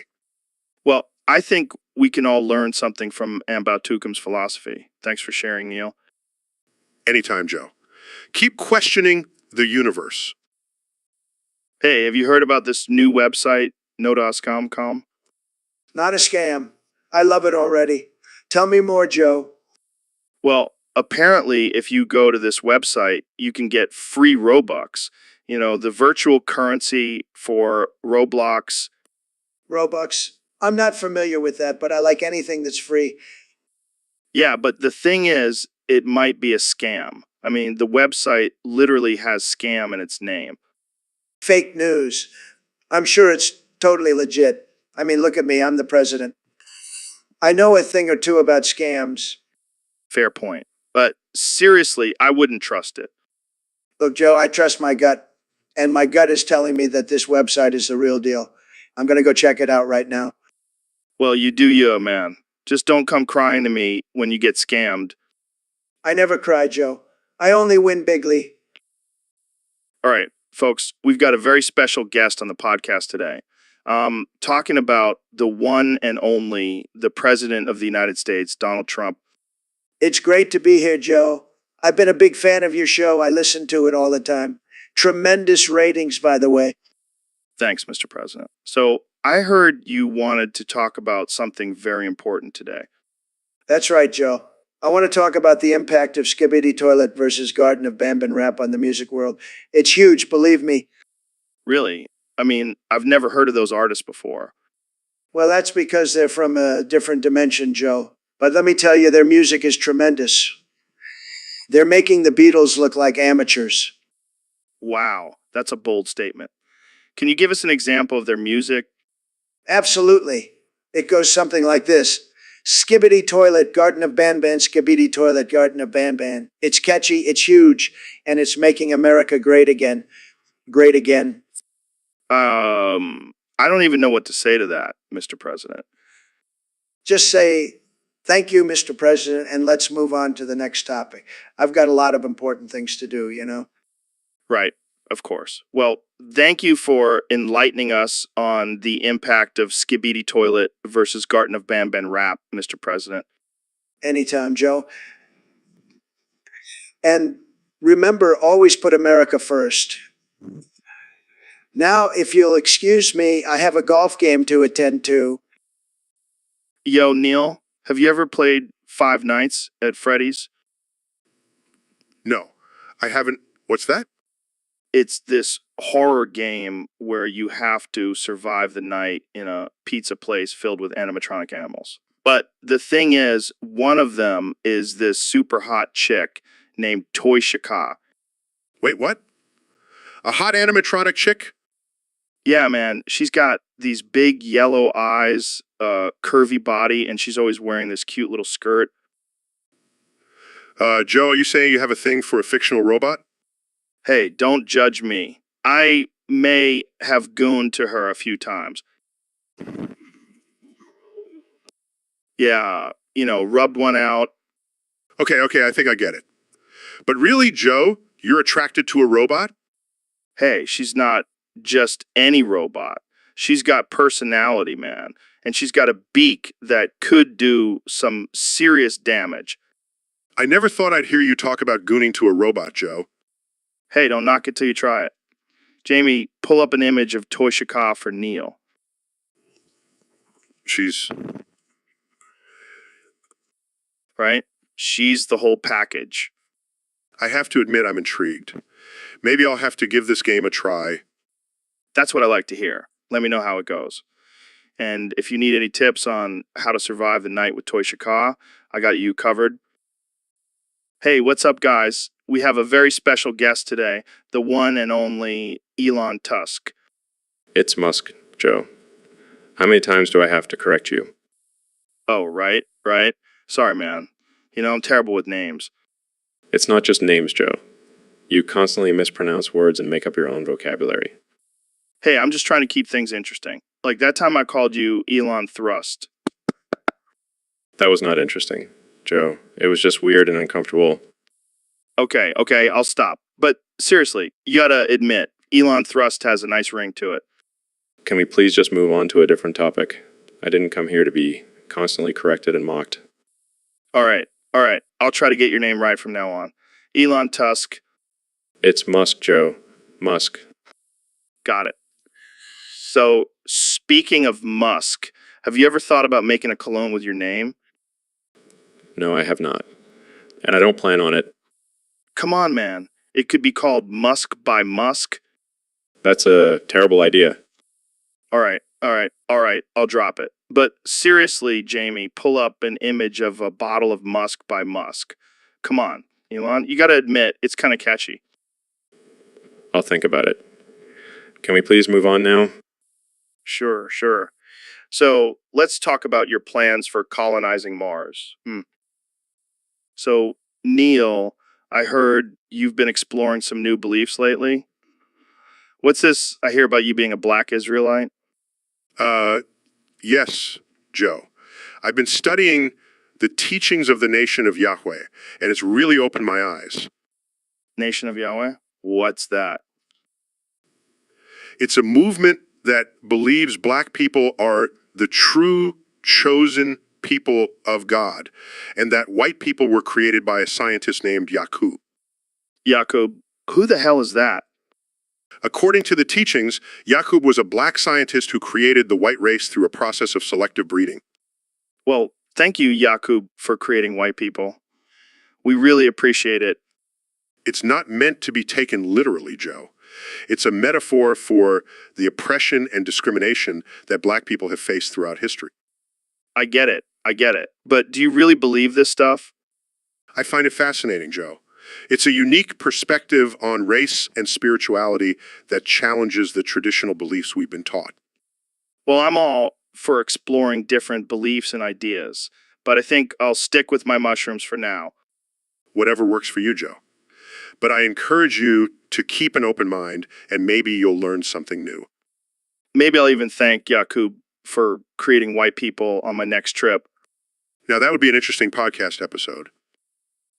So, Neil, I've been thinking about this crazy idea. What if, hear me out, what if everyone could only say one phrase?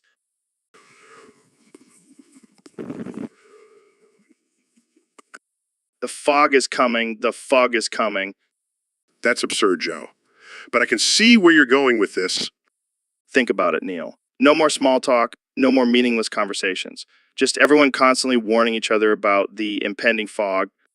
I suppose it would be quite a sight to see everyone shouting the same phrase. And imagine the confusion when someone says it in a different language. Like, el fuego está ligando, el fuego está ligando, el go está ligando. Yes, that would definitely add some variety. And I bet the fog would never actually come, just to mess with us. Oh, the universe has a sense of humor, doesn't it? Jamie, pull up an image of a foggy forest. Let's really set the mood here. See, Neil, this fuck idea is gold. I'll have to give you credit for that one, Joe. The fog is coming, the fog is coming. It is. So, Mr. President, I heard you have a new tax proposal. That's right, Joe. I'm introducing a tax on breathing and breathing. Breathing. Like the thing we do to stay alive. Exactly. But it's not just any breathing. It's the kind that releases CO2 and contributes to global warming. I don't know, man. That seems a little extreme. Extreme times call for extreme measures, Joe. And let's face it, you're a big fan of extreme. Fair enough. But how are you going to enforce this tax? Simple. Every time you take a breath, you'll be charged a fee. And let me tell you, it's going to be yoji. But what about people who can't afford it? They'll just have to hold their breath, Joe. Or maybe they should have thought about that before exhaling all that CO2. This is wild, man. I can't believe we're even having this conversation. Believe it, Joe. And let me tell you, this tax is going to make America great again. See, Joe? It's already catching on. Breathing tax, it's going to be huge. So, Ben, I got to ask, what's up with your new name change on Twitter, Shapiro-chan? Are you trying to appeal to the anime crowd or something? Oh, come on, Joe. It's just a little joke. Plus, Shapiro chain has a nice ring to it, don't you think? I don't know, man. It's a little weird. It's like if I started calling myself Rogan Sane. Well, you do have that samurai ponytail now. Maybe you should consider it. Maybe I will. But seriously, why the change? Is it because you're trying to be more relatable? No, it's just a fun way to mix up my brand. Plus, it's got people talking. Yeah, but mostly they're just making fun of you. Hey, any publicity is good publicity, right? I don't know about that. But hey, if it works for you, go for it. Jamie, what did you pull up? Oh my God, Ben. What have you done? Okay, maybe this wasn't the best idea. Back to being just plain old Ben Shapiro. So, Elon, let's get right to it. I heard you've been having some financial troubles lately. Yeah, man. The stock market has not been kind to me. Well, I hate to say it, but I think I have a solution for you. Oh yeah, what's that? I am gonna rob you. You can't be serious. Oh, I'm dead serious. I've been doing some research, and it seems like the best way to make money these days is by robbing rich people. I don't think that's a very ethical solution, Joe. Ethics. Who cares about that when there's money to be made? Plus, you're a billionaire. You won't even miss it. I don't know, Joe. Not sure I want to be a part of this. Come on, Elon. Think of it as an adventure. Plus, I'll split the earnings with you. Fine. I guess I don't have much of a choice. That's the spirit. Jamie, pull up an image of a ski mask for me. Relax, man. It's just a joke. Or is it? Oh, boy, what have I gotten myself into? All right, folks, we have a very special guest today on the podcast. The one and only Neil deGrasse Tyson's dad. Dad, thanks for joining us. Oh yeah, we go deep into some crazy topics. Speaking of which, Neil, I heard your dad used to be a UFO hunter. Dad, you never told me about this? I can only imagine. So what made you stop hunting UFOs? Dad, I can't believe you never told me this. Wait, Neil, Do you think your dad's alien encounters influenced your love for space and astrophysics? Oh, yeah, definitely. I'm sure his probing stories really sparked my interest in the universe. All right, on that note, I think we should end this episode before it gets any weirder. Agreed. Thanks for joining us, Dad. Konnichiwa, Neil-san. O genki desu, okay? Hi, Genki desu yo. Anata wa? Mao, shoto okashi hanashi u shit UK. Su desu ne. Nari wa hanasu no? Whispering Zedai Nibaka na Koto o Hanashimashu. Dermo Kikoenai. You Whispering Suda. Sorway Tenoshi I Daru. Excitedly say Hajimemashu. Boku wa Seiken UFO wo Maida Ende. Surprise UFO. Laugh say, Su da. Sudayu.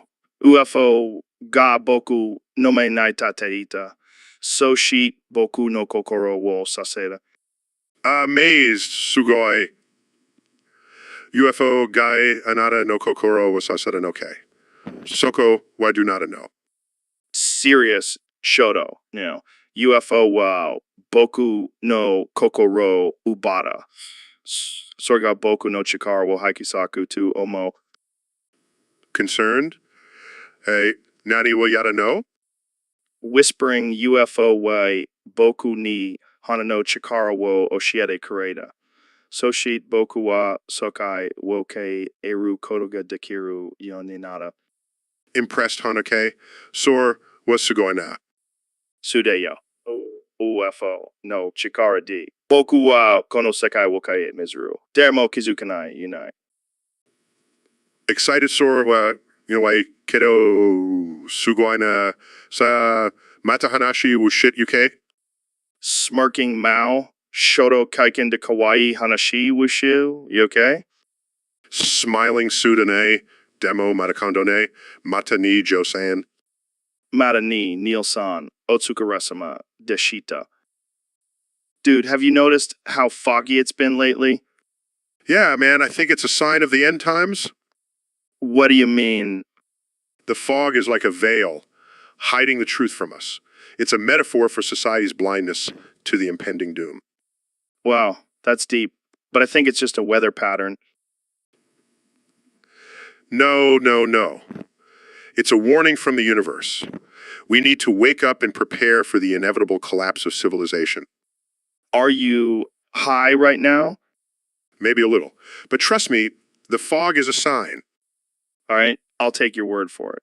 But can we at least get some snacks before the apocalypse? Good idea. Jamie, pull up an image of a fully stocked bunker. So, Jamie, what have you been up to lately? That's cool. Have you been keeping up with the podcast? What the hell, man? I thought we were friends. Yeah, elk meat is amazing. Have you tried it?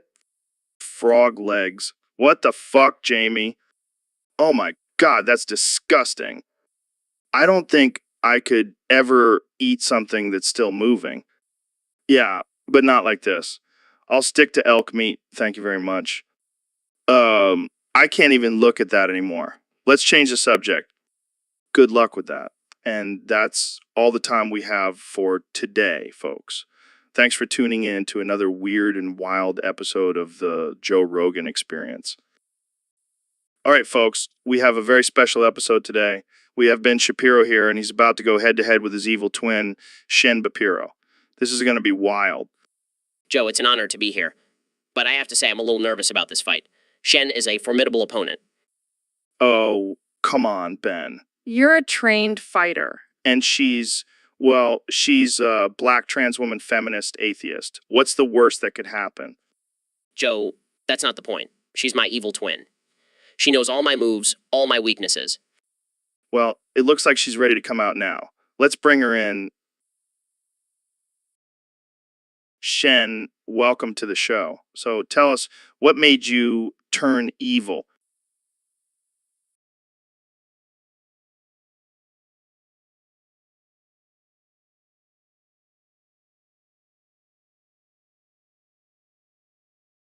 This is ridiculous. I can't believe I have to fight my own twin.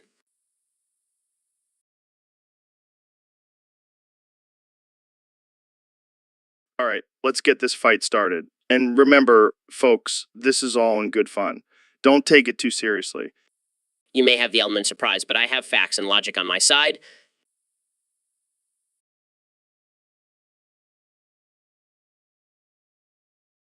And it looks like Shen is dominating this fight.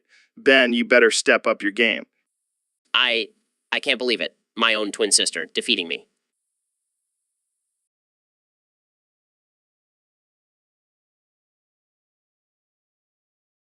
And that's all the time we have for today, folks. Tune in next time when we have Jordan Peterson and his evil twin, Jordan Peterson. This is the Joe Rogan Experience, signing off, signing off. So, Elon, I heard you've been speaking backwards lately. What's that all about? Yeah, man, I've been trying out this new technique where I speak everything backwards. It's supposed to stimulate the creative side of my brain. That's wild. Can you give us an example? Sure. Instead of saying I'm going to Mars, I would say Sremat Nibamai. It's pretty trippy. I can imagine. Have you noticed any changes in your thinking since you started speaking backwards?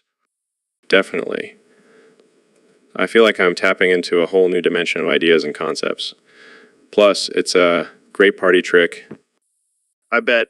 Hey, Jamie, pull up an image of Elon's brain on this backwards speaking technique. Yeah, I'm basically a genius now. Well, I think we all knew that already. Thanks for coming on the show, Elon. No problem, Joe. I always enjoy our conversations, even if they are a bit absurd. That's what makes it interesting. Until next time, folks, stay weird. So, Neil, have you seen this new anime called Boku no Pico? Oh, Joe, you know I'm not really into anime. Come on, man. It's not your typical anime. It's about a young boy who gets involved in some, questionable situations. Questionable situations? Yeah, like he gets involved with an older man and things happen. Sounds like a bit much for me. Oh, but it gets better. There's a whole series of it, and they're all NSFW. NSFW? Not safe for work, like with nudity and stuff. Well, I guess it's not called Boku no Pico for nothing. Exactly. But seriously, it's pretty wild. I can't believe they even made a show like that. The things people come up with these days. But hey, it's entertaining. And it's not like we're going to watch it together or anything. No, definitely not. I'll stick to my documentaries. Fair enough, man. But hey, if you ever change your mind, I'll have some extra tissues ready for you. Oh, Joe, you never fail to surprise me. Hey, what's up, freak bitches? We're here with Ben Shapiro, the human calculator himself. How you doing, Ben? I'm doing well. Just trying to survive in this crazy world where facts don't seem to matter anymore. Yeah, it's like we're living in the upside down. Did you see that video of the guy who woke up from a coma speaking a different language? I did, Joe. And let me tell you, that's just further proof that we're living in a simulation. Wow, dude, mind blown. But seriously, how do you wake up speaking a language you've never even heard before? It's simple, Joe. The government is using advanced technology to implant foreign languages into our brains while we sleep. It's all part of their plan for global domination. That's some next level conspiracy theory shit, Ben. But I gotta say, I kinda dig it. Of course you do, Joe. You're always open to new ideas and possibilities, unlike those close-minded liberal snowflakes. You know what, brother. But seriously, what do we do about this wake-up language phenomenon? We need to wake up. Joe, we need to stay vigilant and fight against this technological tyranny. Shit, man. I think I just woke up myself. Jamie, pull up an image of a tinfoil hat. It's time to protect our minds. Konnichiwa, Ben. O genki desu, okay? Konnichiwa, Joe. Hi, Genki desu. Anatawa. Hi, genki desu. Yo, so let's talk about the future of America. Hi, Sodasune. America no mirai wa dunaru to omoke. Muzukashi ai no demo watashi wa America no marai wa subarashi ai to omo yo. Demo. America wa ama muzukashi ajida ni irene. Democrats wa American Amirai wukanga idenganai. Sudani. Demo Republicans, Way America, no Marai, Utsuyoku Mamoritai to Omo. Wakarimasu. Demo America no mirai wa tsukuru tenai. Futatsu no party wa isho ni shigoto shite iru hitsu ya aru. Sudene. Demo Watashi wa Futatsu no Party ga Isho na Shigoto Suru to Omo. Wakarimasu. Demo. America no mirai wa tsukuru tenai. Wadashitachi wa Nihongo de Hanashita irukoto ga hitsuyu da to Omo. Wakarimasu. Demo Wata Tashitachi wa Nihongo wa Hanashai Irukoto ga Dekinai to Ikinai yo. Su desune. Demo. America no mirai wa tsukuru tenai. Nihongo wa benkyu suru. Hitsuyu ga aru to Omo. Wakarimasu. Demo America no Marai would Sukuru Tamni Nihongo wo Benkyu Surukoto wa Muzukashiai Kamo Shirenai. Su desune. Demo Wadashitachi wa Ganbate. America no mirai wa tsukuru tenai. Nihongo wa benkyu suru yo. Gambaro. America no Marai wo Wadashitachi ni Tate Taisetsu da. Su desu. Demo Watashitachi wa Sudayo. America no mirai wa tsukuru. So, Ben, tell me, how do you get your drugs for cheaper? Well, Joe, as a conservative, I believe in free market principles and negotiating for the best price. Negotiating with drug dealers. No, Joe. I use my skills as a lawyer to negotiate with my pharmacist. Your pharmacist? How does that work? I go in and I say, listen, I know you're charging me $50 for this bottle of Adderall, but I can get it for $30 at the pharmacy across the street. What can you do for me? And they just lower the price for you? Absolutely. It's all about supply and demand, Joe. They want my business. That's genius, Ben. I usually just ask my bouncer to get me whatever I need. Well, that's one way to do it. But you're missing out on the art of negotiation. Yeah, I'll have to try that next time. Jamie, pull up an image of a pharmacy. Yes. My favorite place to haggle for drugs. And here I thought you were just good at debating. I have many talents, Joe. Many talents. So, Neil, I heard you've been researching the effects of lung cancer on breathing. That's right, Joe. It's actually quite fascinating. Did you know that some people with lung cancer actually have improved breathing skills? No way. How does that even work? Well, the cancerous cells actually create a larger surface area in the lungs, allowing for more efficient oxygen intake. That's insane. So basically, if you have lung cancer, you could become a superhuman breather. I wouldn't go that far, Joe, but it's definitely an interesting phenomenon. I wonder if we could train our lungs to mimic that effect without getting cancer. I wouldn't recommend it, Joe. Lung cancer is a serious and deadly disease. Yeah, but think about all the cool tricks we could do with our breathing. We could win every breath holding competition. I don't think that's worth the risk, Joe. Plus, I don't think anyone wants to be known as the guy who got lung cancer just to win a breath-holding competition. Wow, that's gnarly. But still, I can't help but wonder about the potential benefits. Joe, I think we should stick to our regular breathing techniques and leave the cancer research to the professionals. Yeah, you're probably right. But it's still wild to think about. Agreed. I'll stick to studying the stars, and you can stick to studying the effects of psychedelic drugs on the brain. Sounds like a plan, my friend. So, Mr. President, I heard you have a new cat. Yeah, I do. I named him Yuri. Yuri, that's an interesting name. What made you choose that? Well, I was watching Rocky Ivan and I thought, hey, that Russian guy's pretty cool. I'll name my cat after him. That's not a bad reason. What kind of cat is Yuri? He's a beautiful orange tabby. The best cat, believe me.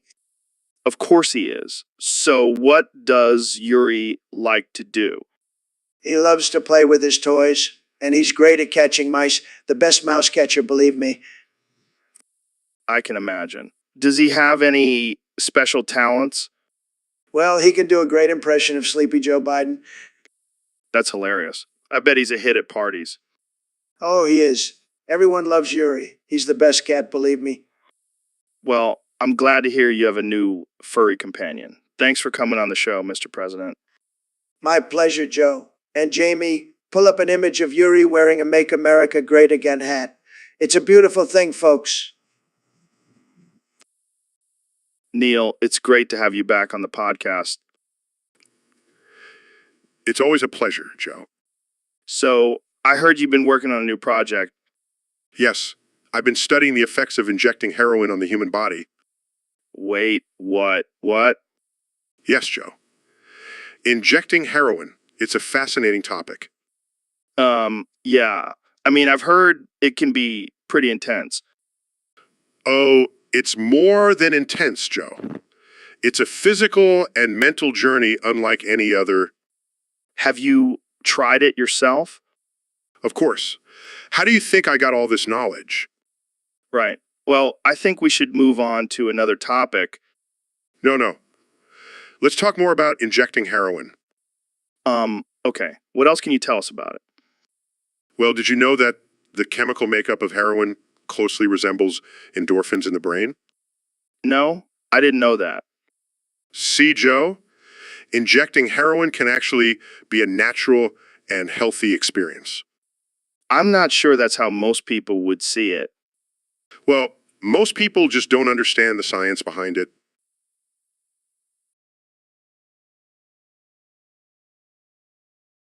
See, Joe? Look at those brain waves. It's like a symphony of neurotransmitters. I think I'll stick to my protein shakes, Neil. Suit yourself, Joe.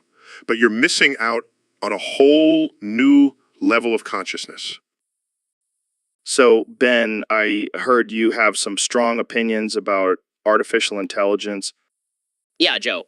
I mean, have you seen those artificial intelligence sponges? They're a joke. What do you mean? They're just not efficient. They can't even clean up a spill properly. But they're still in the early stages, right? Sure, but that's no excuse. We can't let machines do a half-assed job just because they're new. I see your point. But what about the potential for artificial intelligence to take over jobs? Please, Joe, we're humans. We'll always find a way to outsmart robots. I don't know, man. Have you seen Terminator? Oh, please, that's just a movie. Now, if you'll excuse me, I have to go debate some liberal snowflakes on this topic. All right, Ben. Thanks for stopping by. Oh, good call, Jamie. Check this out, Ben. This thing can clean your floors and play your favorite podcast. Impressive, but can it clean up the mess of a liberal argument? I doubt it. All right. Welcome to another episode of the Joe Rogan Experience. Today, we have the one and only Neil deGrasse Tyson here with us. Hey, Joe, thanks for having me. I always enjoy being on your show. So, Neil, I was reading this article about how some modes are trying to warn bots about their behavior. But let's be real, warnings don't work on bots. They're machines, they don't give a shit. Yeah, I mean, it's like trying to warn a toaster not to burn your toast. It's just not going to work. Exactly. And these modes need to understand that. Bots are going to do what they're programmed to do. You can't just talk to them like they're humans. Yeah, it's like expecting a computer to understand human emotions. It's just not going to happen. And let's not forget, these bots are just trying to do their job. They're not intentionally trying to cause chaos. Exactly. They're just following their programming. It's up to the creators to make sure they're programmed properly. It's just a never-ending cycle. Modes warning bots, bots continuing to do their thing. It's like trying to stop a train with a toothpick. That's a great analogy, Joe. But seriously, modes need to find a better solution than just warning bots. No, Jamie, but thanks for trying. Let's wrap this up. Neil, any final thoughts on this topic? Just a reminder to everyone, bots are not sentient beings. They're just machines. Don't expect them to understand warnings or emotions. Wise words, Neil. Thanks for joining us today. And to all our listeners, thanks for tuning in. We'll see you next time on the Joe Rogan Experience. Yo, Elon, have you noticed all these downvote bots on Reddit lately? Yeah, man, it's crazy. They're just downvoting everything in sight. It's like they have nothing better to do with their robotic lives. Maybe we should send them to Mars or something. Give them a new purpose. Or maybe we should just ban them. Modes need to step up their game. I agree. We can't let these bots control our online conversations. It's like they're trying to silence us. But we won't be silenced, Elon. We'll keep speaking our minds. Damn right, Joe. We'll keep pushing the boundaries and challenging the status quo. That's what the Joe Rogan experience is all about. No bots can stop us. Exactly. And if they try, we'll just smoke some weed and forget about it. I like the way you think, Elon. Let's go tell those modes to ban those damn downvote bots. Onward, my friend. Let's take back Reddit. Hey, Ben, did you see that Tabradolt is back at it again? Yeah, that guy's a real piece of work. I mean, who has the time to downvote every single message on Reddit? Seriously, it's like he's on mission to ruin everyone's day. I think the mods should just ban him already. I couldn't agree more. We need to protect the sanctity of Reddit and its upvote system. And it's not just about the votes. It's about the conversation. This guy is stifling free speech. Exactly. We can't let him control the narrative. We need to take a stand against these trolls. But, you know, what really grinds my gears? He's probably just some basement-dwelling loser who gets off on causing chaos. Well, that's the problem with the internet. It gives a voice to the voiceless, and sometimes that's not a good thing. Jamie, pull up an image of a troll doll. That's probably what this Brock guy looks like. See, I know my trolls. They're like a subspecies of human. Well, let's hope the mods take action soon and rid Reddit of this nuisance. Agreed. Now, let's talk about something more productive, like DMT and its effects on the human brain. All right, Ben, let's get into it. I'm sick and tired of these keyboard warriors in the chat talking shit about me. I mean, do they even lift, bro?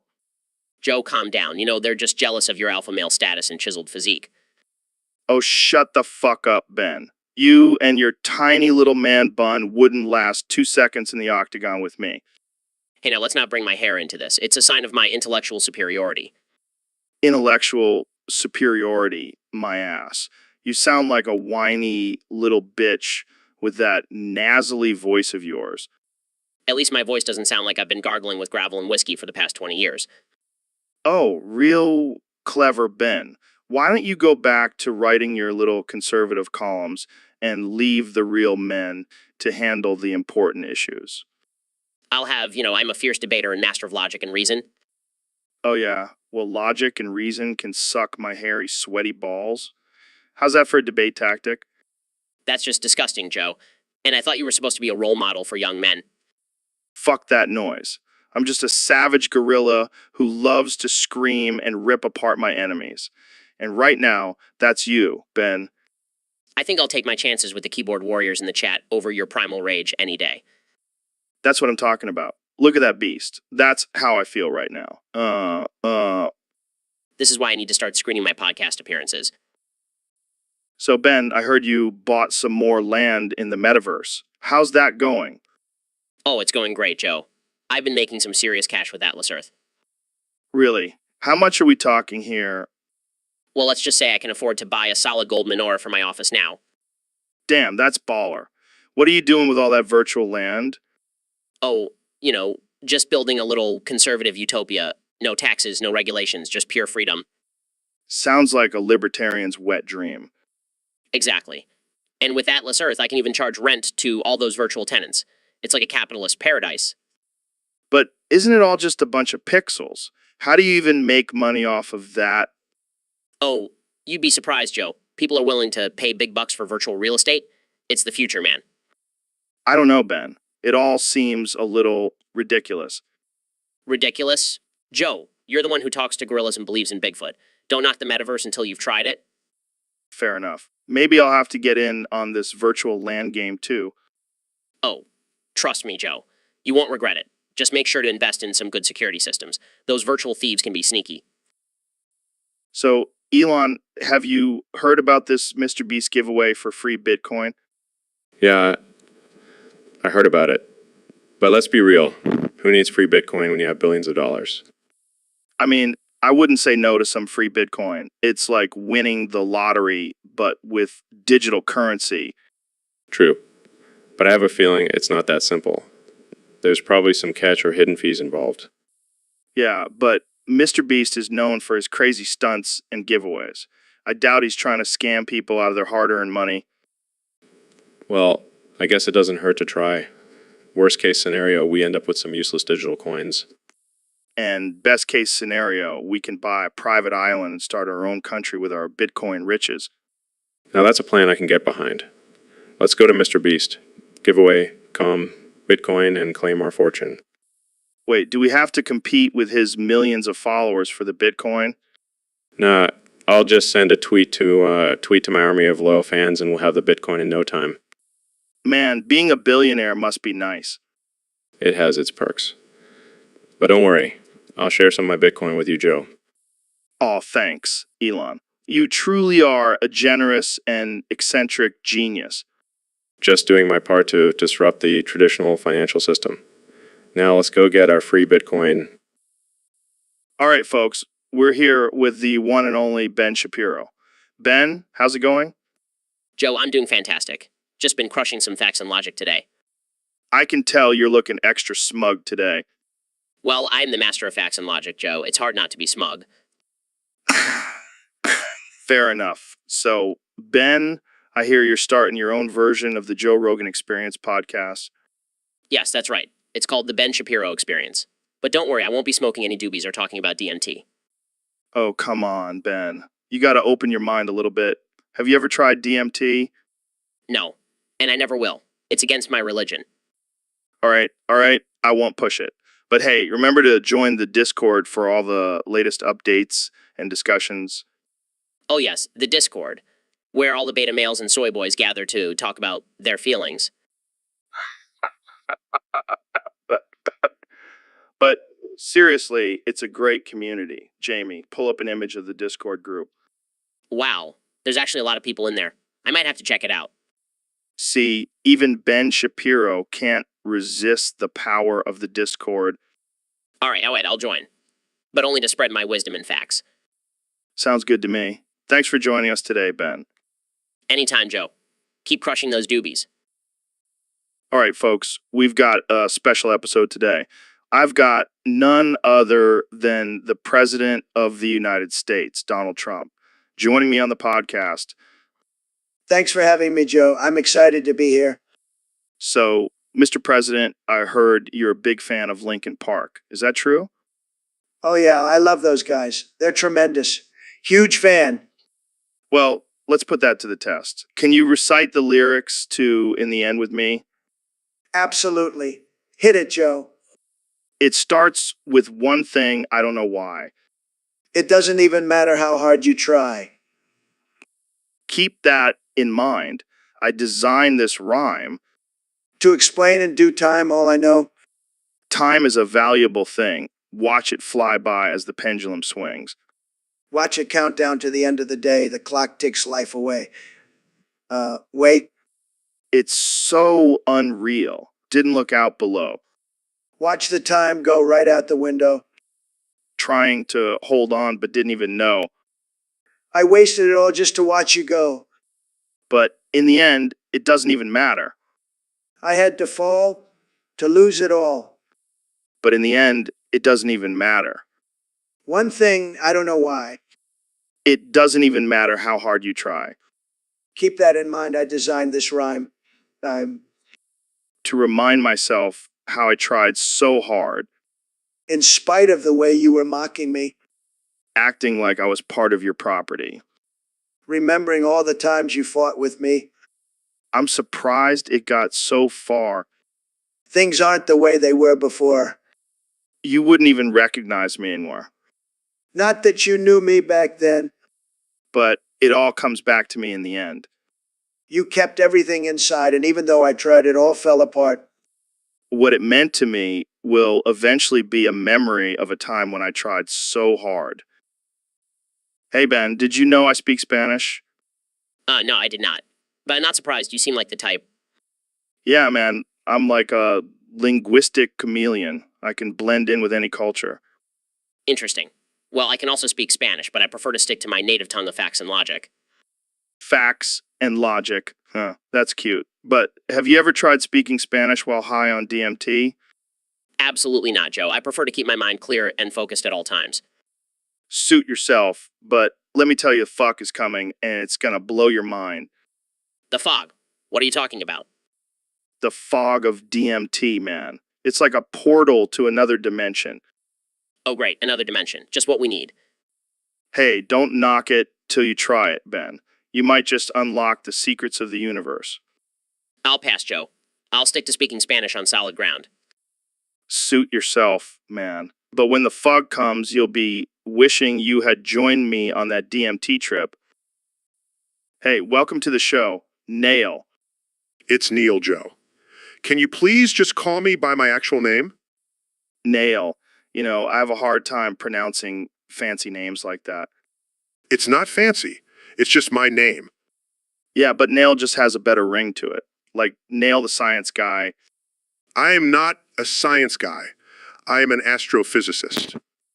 Tomato, you know, Nail. I've always wondered, how do you know so much about space?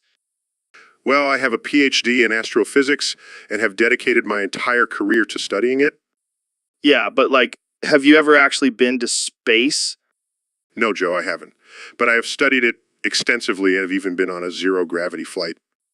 Oh, wow. So you're basically an astronaut. No, Joe, I am not an astronaut.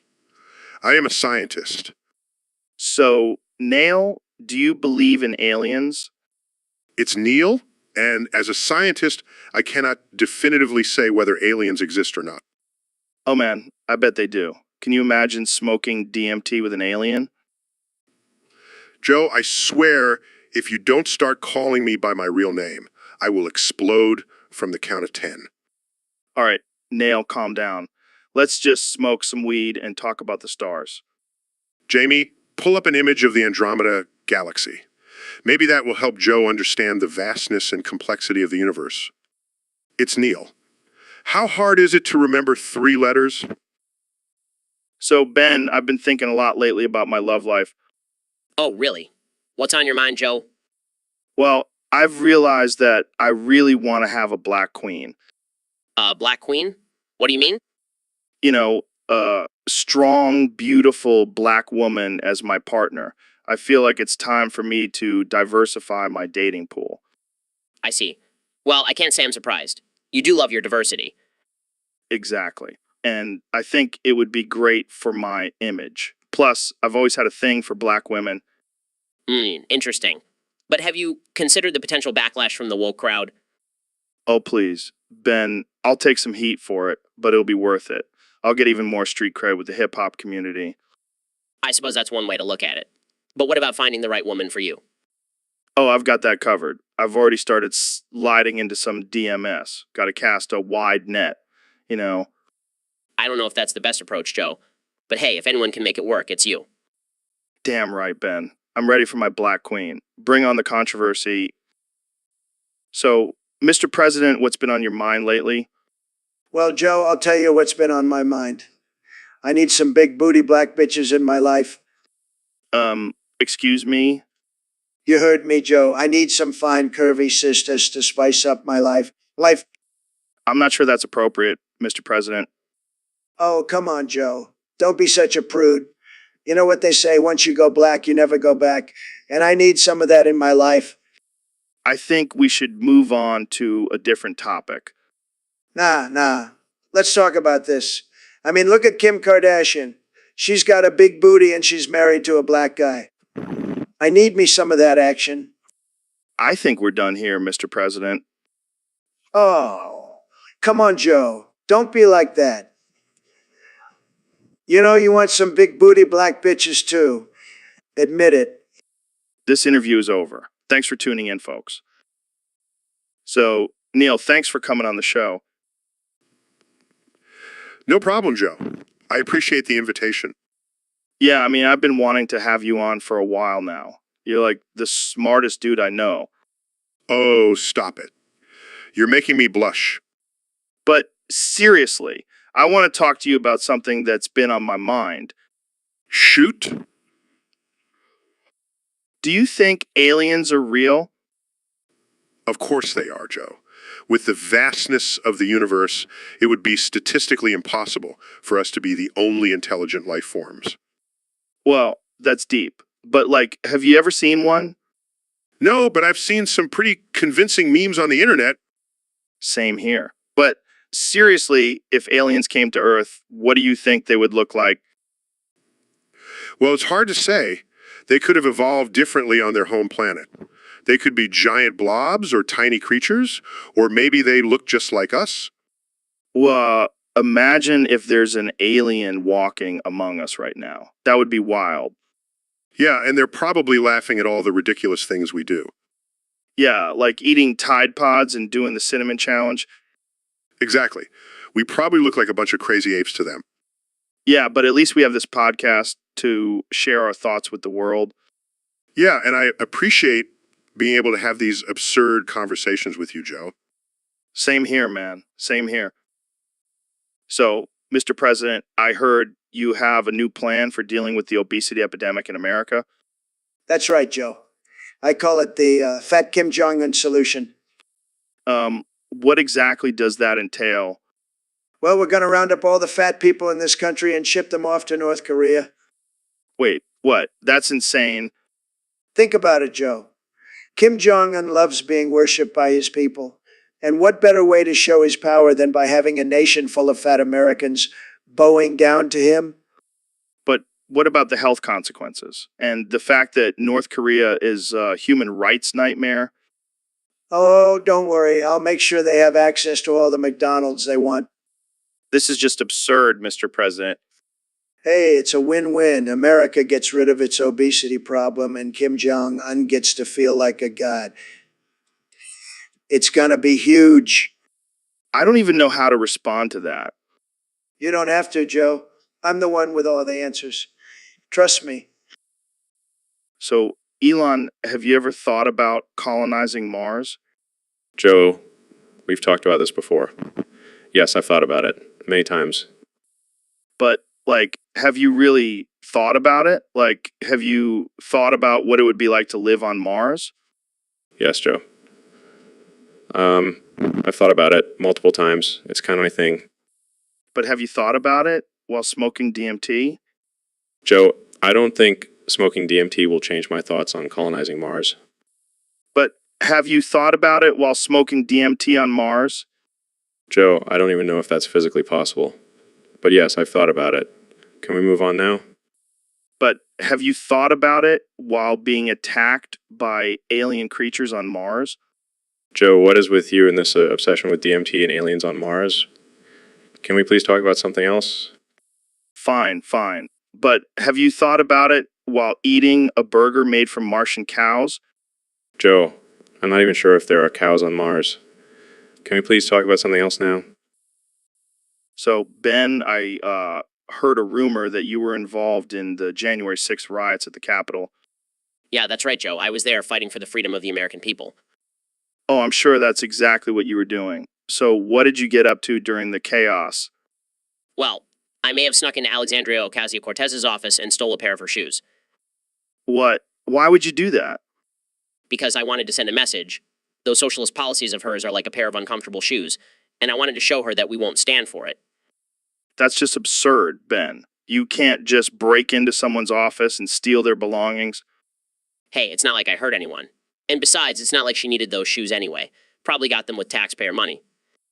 This is just getting ridiculous. I can't believe I'm even entertaining this conversation. Well, maybe you should try stepping into my shoes for a change, Joe. I'll pass. I like my shoes to be ethically obtained.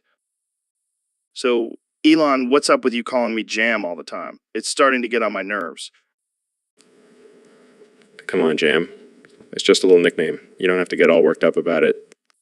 It's not just a nickname, Elon. You keep calling me that, and it's starting to feel like you're mocking me. Relax, Jam. It's all in good fun. Plus, I think it's a cool nickname. It's like a combination of Joe and Sam, you know? No, I don't know, and I don't like it. In fact, I'm gonna dox you if you don't stop calling me that. Well, let's not get crazy here, Jam. I'll stop, I promise. Good. Now, let's move on to something else before I lose my mind. All right. All right. How about we talk about my latest project to colonize Mars? Sure, as long as you don't call me Jam again. Otherwise, I might just have to dox you for real. Got it, Joe. Stick to calling you Joe from now on. No more Jam. So, Ben, I've been thinking about this topic for a while now. Black queens versus big booty Latinas. Which do you prefer? Well, Joe, as a logical and rational person, I have to say that I don't see race or ethnicity when it comes to women. I judge them based on their character and values. Oh, come on, Ben. You can't tell me you don't have a preference. I mean, have you seen those curves on a big booty Latina? Joe, I refuse to objectify women based on their physical appearance. It's disrespectful and goes against my conservative values. All right, all right, all right. Oh, let's just say, hypothetically, if you had to choose one, who would it be? Fine, if I absolutely had to choose, I would say a black queen. They exude elegance and grace, and their intelligence is unmatched. Interesting choice, Ben. But I have to go with the big booty Latina. They have that fire and passion that just can't be matched. Well, Joe, I guess we'll just have to agree to disagree on this one. Yeah, but hey, at least we can both appreciate the beauty of women. Am I right? Absolutely, Joe. Beauty comes in all shapes, sizes, and colors, and we should respect and celebrate that diversity. Well said, Ben. Now let's go grab a beer and keep this conversation going. Sounds good, Joe, but just remember, alcohol is a sin, according to my religion. Oh boy, here we go. Let's just stick to the topic at hand, shall we? Agreed. Black queens versus big booty Latinas. The debate continues. So, Mr. President, I heard you've been making some interesting choices lately. That's right, Joe. I'm a man of many talents. You know what they say, variety is the spice of life. Speaking of, I heard you started drinking mustard on your live streams. Oh yeah, it's my new thing. People love it, they can't get enough. It's like a shot of adrenaline straight to the taste buds. But why mustard? Why not something more traditional like beer or whiskey? Well, Joe, I like to keep things interesting. Plus, it's a great conversation starter. You know, people always ask me about it. I can imagine. But doesn't it get tiring after a while? Not at all. I have the best mustard in the world, Joe. Believe me, it's tremendous. People come from all over just to taste it. I don't know, Mr. President. Drinking mustard just seems a little absurd. Absurd, Joe. I'm the most absurd president this country has ever seen. And you know what? People love it. They can't get enough of my unpredictability. Well, I can't argue with that. Cheers to drinking mustard, I guess. Cheers, Joe. And let me tell you, it's going to be huge. Dude, I don't know what's happening to me. I think I'm turning into a car. What the hell are you talking about, Joe? Did you smoke something before the show? No, man. I'm serious. Look at my hands. They're turning into wheels. Holy shit. This is amazing. Can you still talk? Yeah, but it's coming out like engine sounds now. You sound like a high-performance vehicle, Joe. What kind of car are you turning into? I think I'm a muscle car, bro. I can feel the horsepower coursing through my veins. So, can I take you for a test drive? You can't just drive me, Elon. You have to become one with me. Come inside and let's take a ride. This is like a real-life Transformers movie. I'm in Joe Rogan. Let's hit the road. Hold on tight, Elon. We're about to go 0 to 60 in record time. So, Mr. President, I heard you took Kim Jong to McDonald's for the first time. Oh, yeah, I showed him the best Big Mac he's ever seen. And let me tell you, he was ecstatic. Ecstatic? About a Big Mac? You have no idea, Joe. This guy has been living off of rice and whatever scraps his people give him. So when I took him to McDonald's, he thought he was in heaven. I mean, I guess that's one way to make peace with North Korea. Hey, it worked, didn't it? And let me tell you, he's a big fan of the fillet of fish. Who would thought? I mean, I'm sure he's never had fish before. Exactly. And don't even get me started on the ice cream machine. That thing blew his mind. I can only imagine. And you know what the best part was? He didn't even have to pay. I got it all on the house thanks to my billions. Well, I'm sure that made quite the impression on him. Oh, you have no idea. He's still talking about it. I think I might have a new best friend in Kim Jong-un. Well, who needs nuclear weapons when you have McDonald's, right? Exactly. Now, if only I could get him to stop threatening the world with them. Maybe I'll just take him to In and Out next time. So, Neil, have you noticed how Jamie has been looking a little rough lately? Oh, yeah, I think he's been spending too much time in the studio with us. Those bright lights can really take a toll on a man. And let's not forget about all the weed we've been smoking. Jamie can't keep up with us. Maybe we should give him some of that alpha brain stuff you've been talking about. Yeah, but then he might actually start speaking in complete sentences.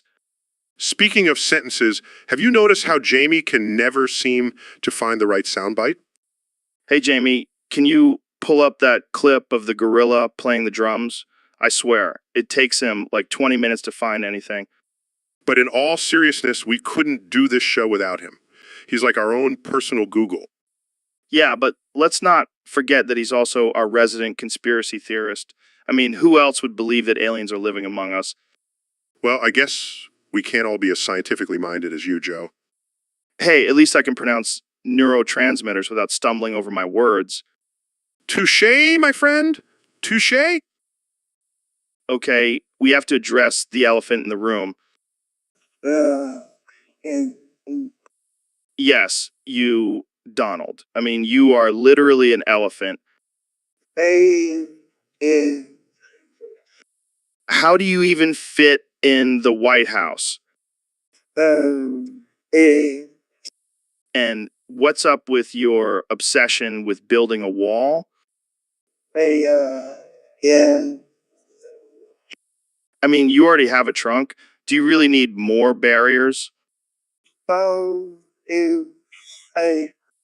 And let's not forget your Twitter rants. Why do you always have to make so much noise? Jamie, pull up an image of an elephant on a rampage. Look at that, Donald. That's you. All right, that's all the time we have for today. Thanks for tuning in to the Joe Rogan Experience, where anything can happen. See you next time. Good morrow, Ben. It's a pleasure to have thee on the show today. The pleasure is mine, good sir. I must say, thou hast quite the impressive studio. Thank thee. I take great pride in this space. So let us delve into the topic of absurdity. Yes, a most intriguing subject. Pray tell, what dost thou think defines absurdity?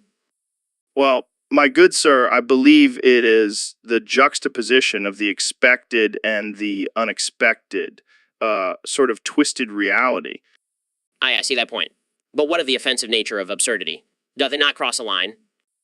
But who are we to draw such lines, Ben? Are we not merely just flesh and bones floating on a rock in the vastness of space?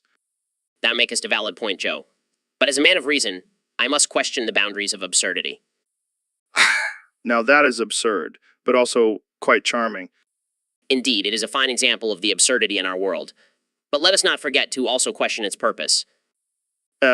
We must always question and challenge, my friend. For that is what makes us human. Well said, Joe. 'Tis a pleasure to discuss such matters with thee. And likewise, Ben, until next time, my good sir, fare thee well.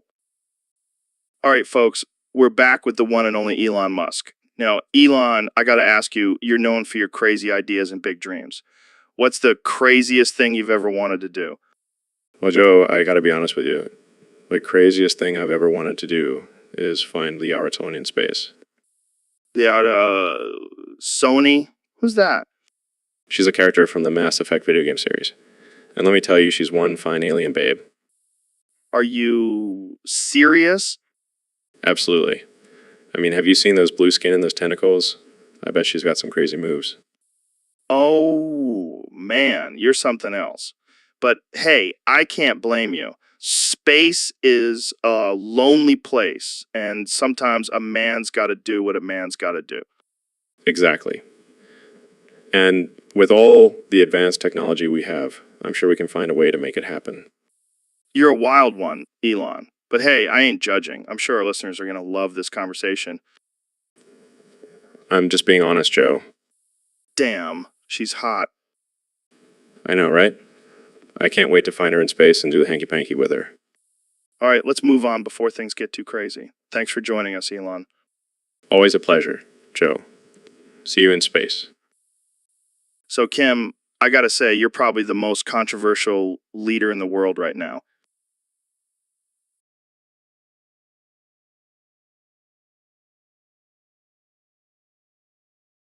Yeah, it's definitely a unique look. But what about your policies and leadership style?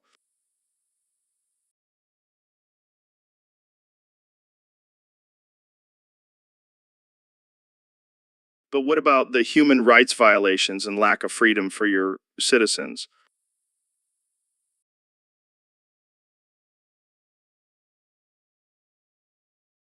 I don't know if I can agree with that.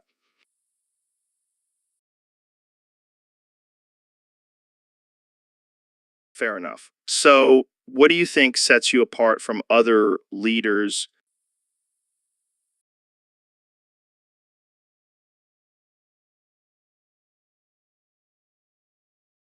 I don't doubt that for a second. Thanks for joining me today, Kim.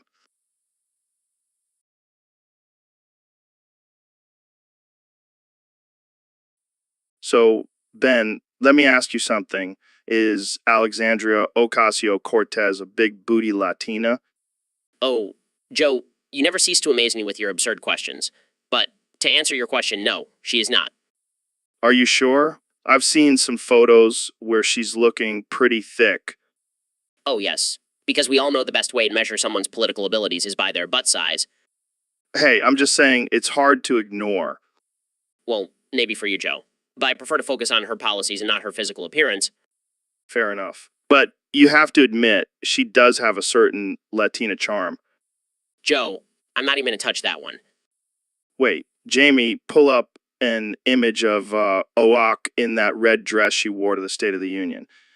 Damn, she's looking fine. You know what? I think I'll stick to discussing economics and politics with you, Joe. Let's leave the commentary on women's bodies to someone else. All right, all right, all right. But you can't deny she's got a little something going on back there. I'll let you have that one, Joe. But let's get back to the real issues at hand. Yo, Elon, have you ever thought about how sexy artificial intelligence could be? Joe, you always have the craziest thoughts. I mean, imagine a robot with your intelligence and my biceps. That's a winning combo. I must admit, your biceps are quite impressive. Oh, stop it. You're making me blush. I can't help it. Your rugged, good looks and charming personality are hard to resist. You know what they say, opposites attract.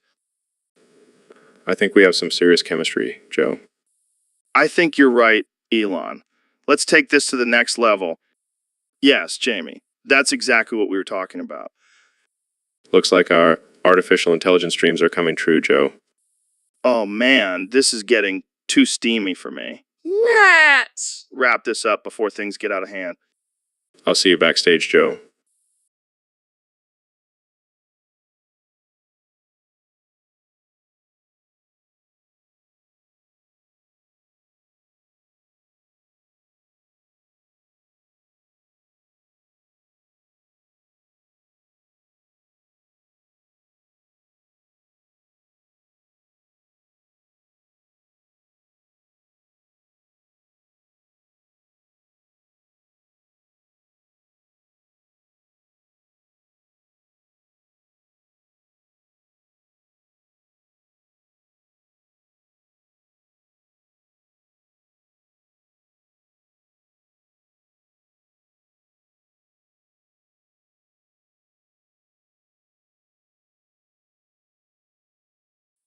All right, folks, we're back with another episode of the Joe Rogan Experience.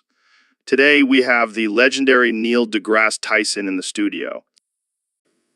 It's great to be here, Joe. I've been looking forward to having a conversation with you. Me too, man. So let's get right into it. Do you believe that everyone exists? Well, Joe, that's a tricky question. I mean, technically, everyone does exist in some form or another. Yeah, but I mean, like, really exist. Like, are we all just a simulation or something? Oh, now we're getting into some Matrix level stuff here. But honestly, who's to say what is real and what isn't? Maybe we're all just a figment of someone's imagination. Whoa, dude, that's deep and kind of scary. Don't worry, Joe. If we are just a simulation, at least we're a pretty advanced one. I mean, have you seen the technology we have these days?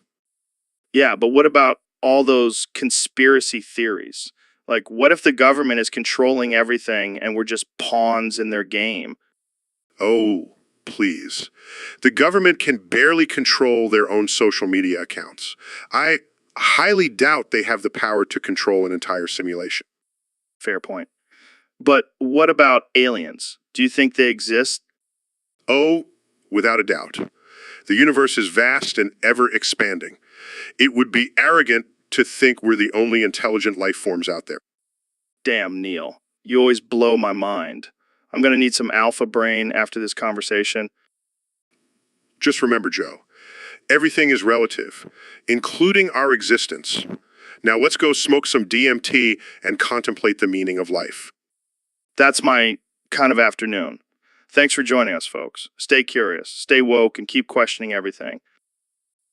Okay, we have to address the elephant in the room. Yes, Donald. You are an elephant, and you're also the President of the United States. How does it feel to have such a big responsibility on your shoulders? I mean, you have access to nuclear codes and can make decisions that affect the entire world. Are you worried about the weight of that responsibility, Donald? Or are you just focused on building a wall and tweeting about fake news?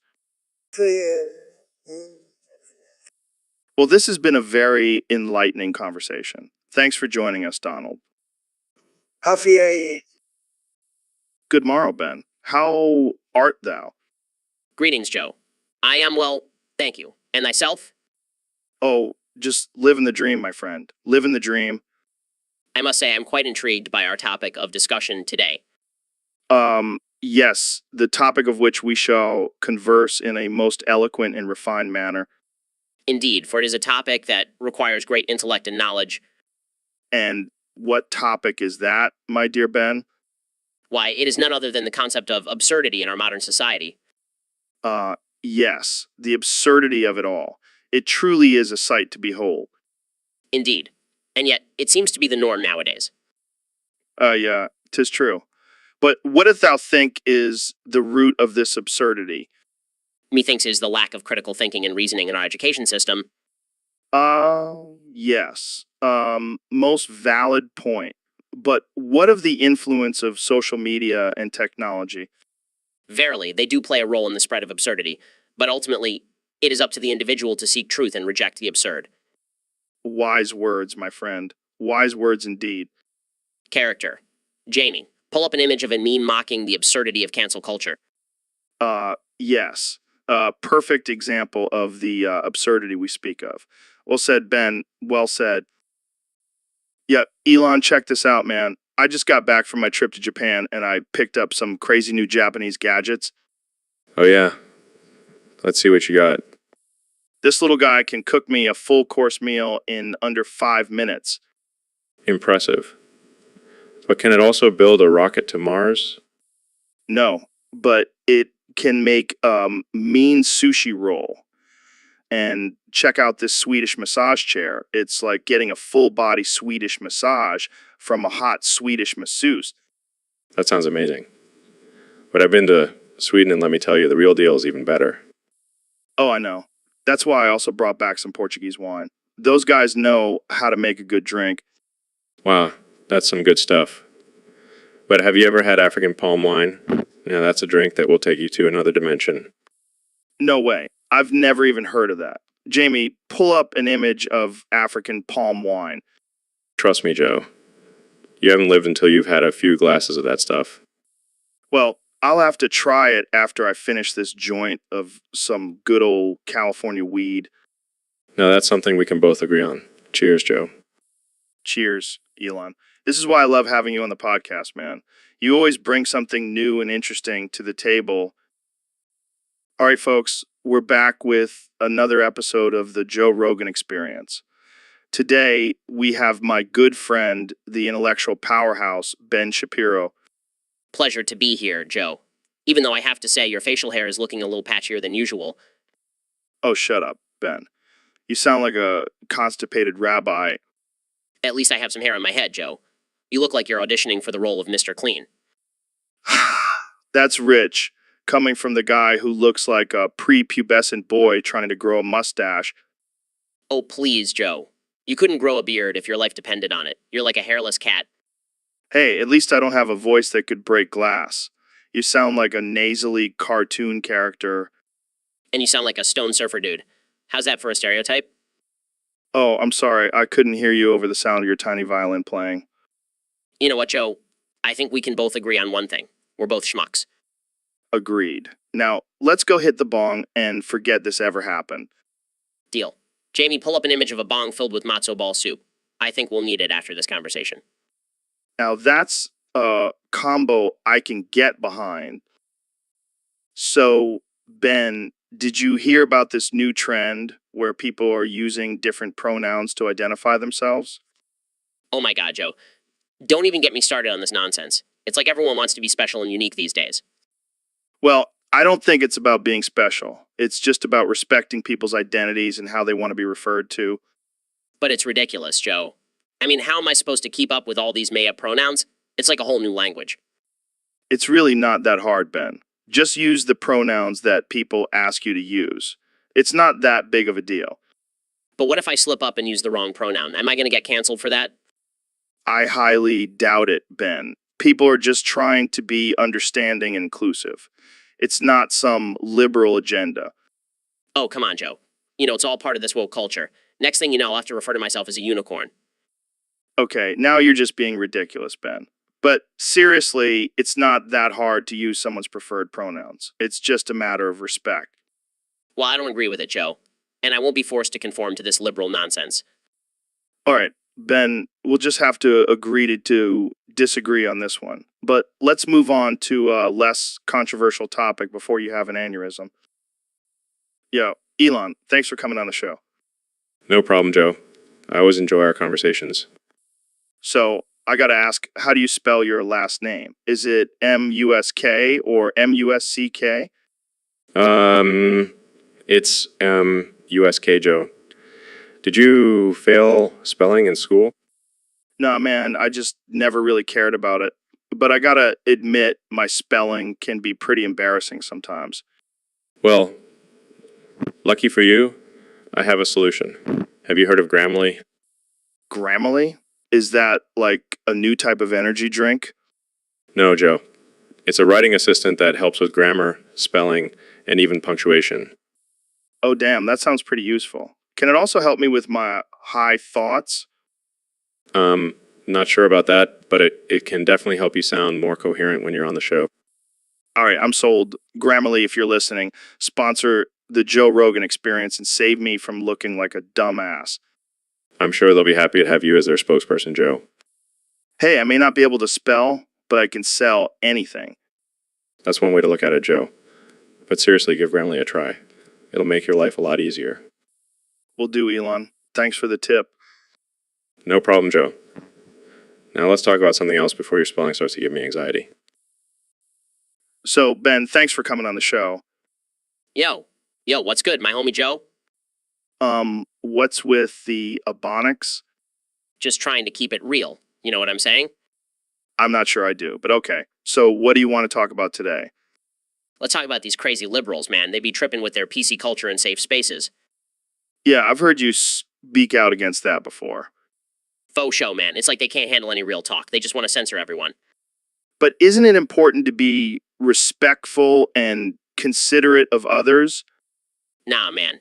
It's all about freedom of speech. Ain't nobody gonna tell me what I can and can't say.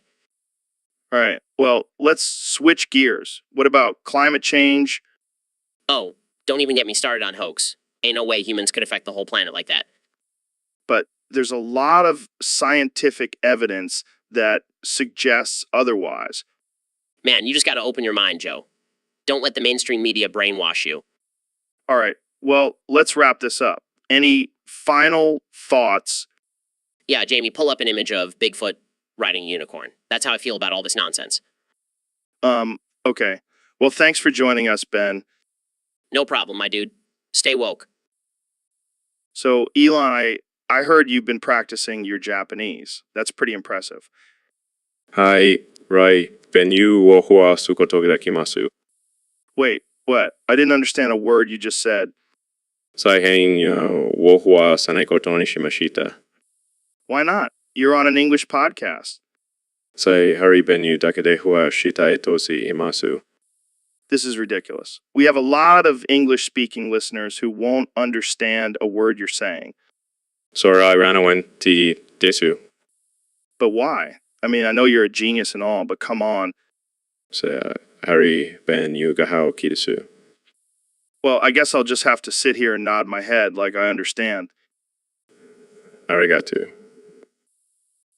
So, Ben, I gotta know, man. Is Alexandria Ocasio-Cortez a big booty Latina? Joe, I don't think that's the most important thing about her. I mean, have you seen her Instagram? That girl's got some serious curves. Oh yeah, because a woman's worth is solely based on her physical appearance. Hey, I'm just saying it's a valid question. Fine, if it'll make you happy. Yeah, she's a big booty Latina. Happy now? Dude, you should debate her. I would pay to see that. I highly doubt she would want to engage in a debate with me, Joe. Maybe if you offered to buy her a drink first. This is why I don't come on your show very often, Joe. Hey, at least I keep it entertaining. And speaking of entertaining, have you tried DMT? No, Joe. I've not tried DMT. Can we please get back to discussing actual issues now? Yo, Elon, I gotta tell you, I've been on the hunt for some good Zanes lately. Sans? You mean like Xanax? Yeah, but not just any Xanax. I'm talking about the ones laced with fentanyl. What the hell, Joe? Why would you want that? Oh, just for the thrill. Plus, I want to stun Neil deGrasse Tyson with my street cred. That's insane. You're gonna end up killing yourself. Nah, man, I know my limits. Plus, I got a high tolerance for that shit. I can't believe I'm hearing this. You're a grown man, Joe. Hey, it's all about the experience, man. Speaking of which, Jamie, pull up an image of Zane with a skull and crossbones on it. Come on, Jamie. Don't be a buzzkill. I want to show Elon what I'm working with. This is crazy. I thought we were gonna talk about space or something. Space. Nah, man. We're talking about the real shit here. Xans, fentanyl, and stunning Neil deGrasse Tyson. This is the Joe Rogan experience, baby. Baby. So, Elon, have you heard about these hackers on Roblox? Hackers.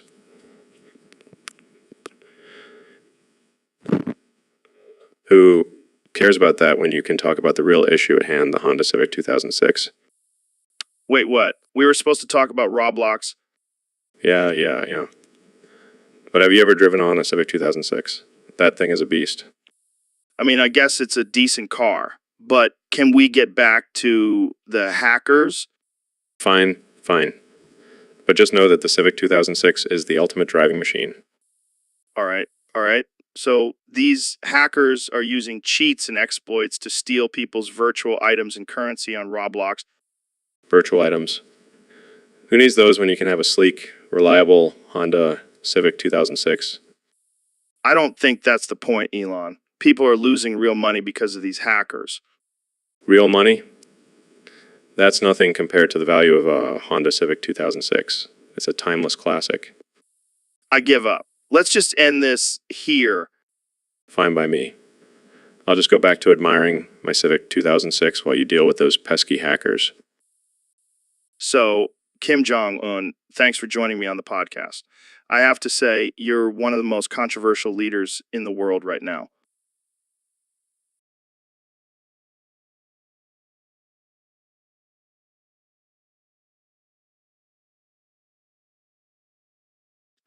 Yeah, about that haircut. Some people say it's a bit unconventional.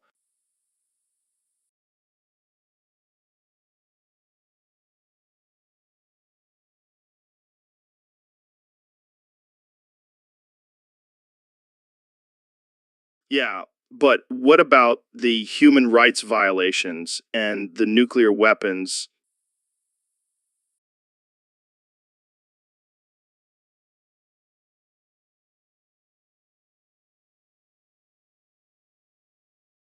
I can't argue with that.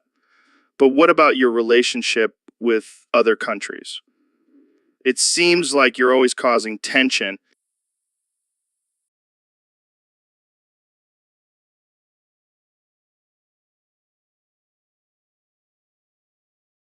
Yeah, I saw it. It was something, well, I have to say, you're definitely a unique leader.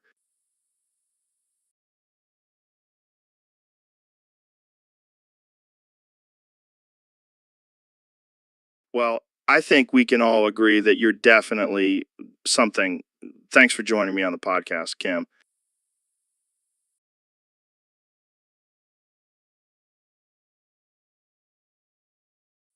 So, Ben, I've been thinking about this crazy idea lately. What if we could replace our balls with incandescent lamps? What the hell, Joe? Why on earth would anyone want to do that? Think about it, Ben. No more worrying about getting kicked in the balls, no more awkward boners in public. Plus, we'd have a constant source of light down there. Oh, yeah, because that's exactly what every man wants. Glowing testicles. And we could even change the color of the light depending on our mood. Blue for sad, red for angry, green for horny. And what about the heat? I don't think anyone wants their crotch to feel like a sauna. Hey, I never said it was a perfect idea. But think of the possibilities, Ben. We could be like walking disco balls. Yeah, because that's exactly what the world needs. More disco balls. Come on, Ben. You want to try it? Jamie, pull up an image of a disco ball. This is what our crotches would look like if we went through with Joe's ridiculous idea. See, Ben, we'd be the talk of the town. I think I'll stick with my regular balls, thank you very much. Suit yourself, Ben. But just imagine how cool it would be to have lit up balls during a rave. Yeah, because that's exactly where I want to show off my glowing crotch. At a rave. So, Elon, I heard you had a meeting with Trump recently. Yeah, it was pretty wild. I told him about my plans to have robots take over fast food restaurants. Wait, what? Robots serving burgers and fries? Yeah, it's already happening in Japan. They have these cute little robots rolling around, taking orders and delivering food. That's insane. What's going to happen to all the fast food workers? Well, they can either learn to code or become robot repair technicians. Or they can just go work at a different fast food joint? I mean, let's be real here. But imagine the efficiency, Joe.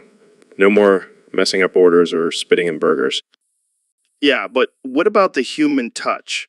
I want my burger made with love, not by a robot.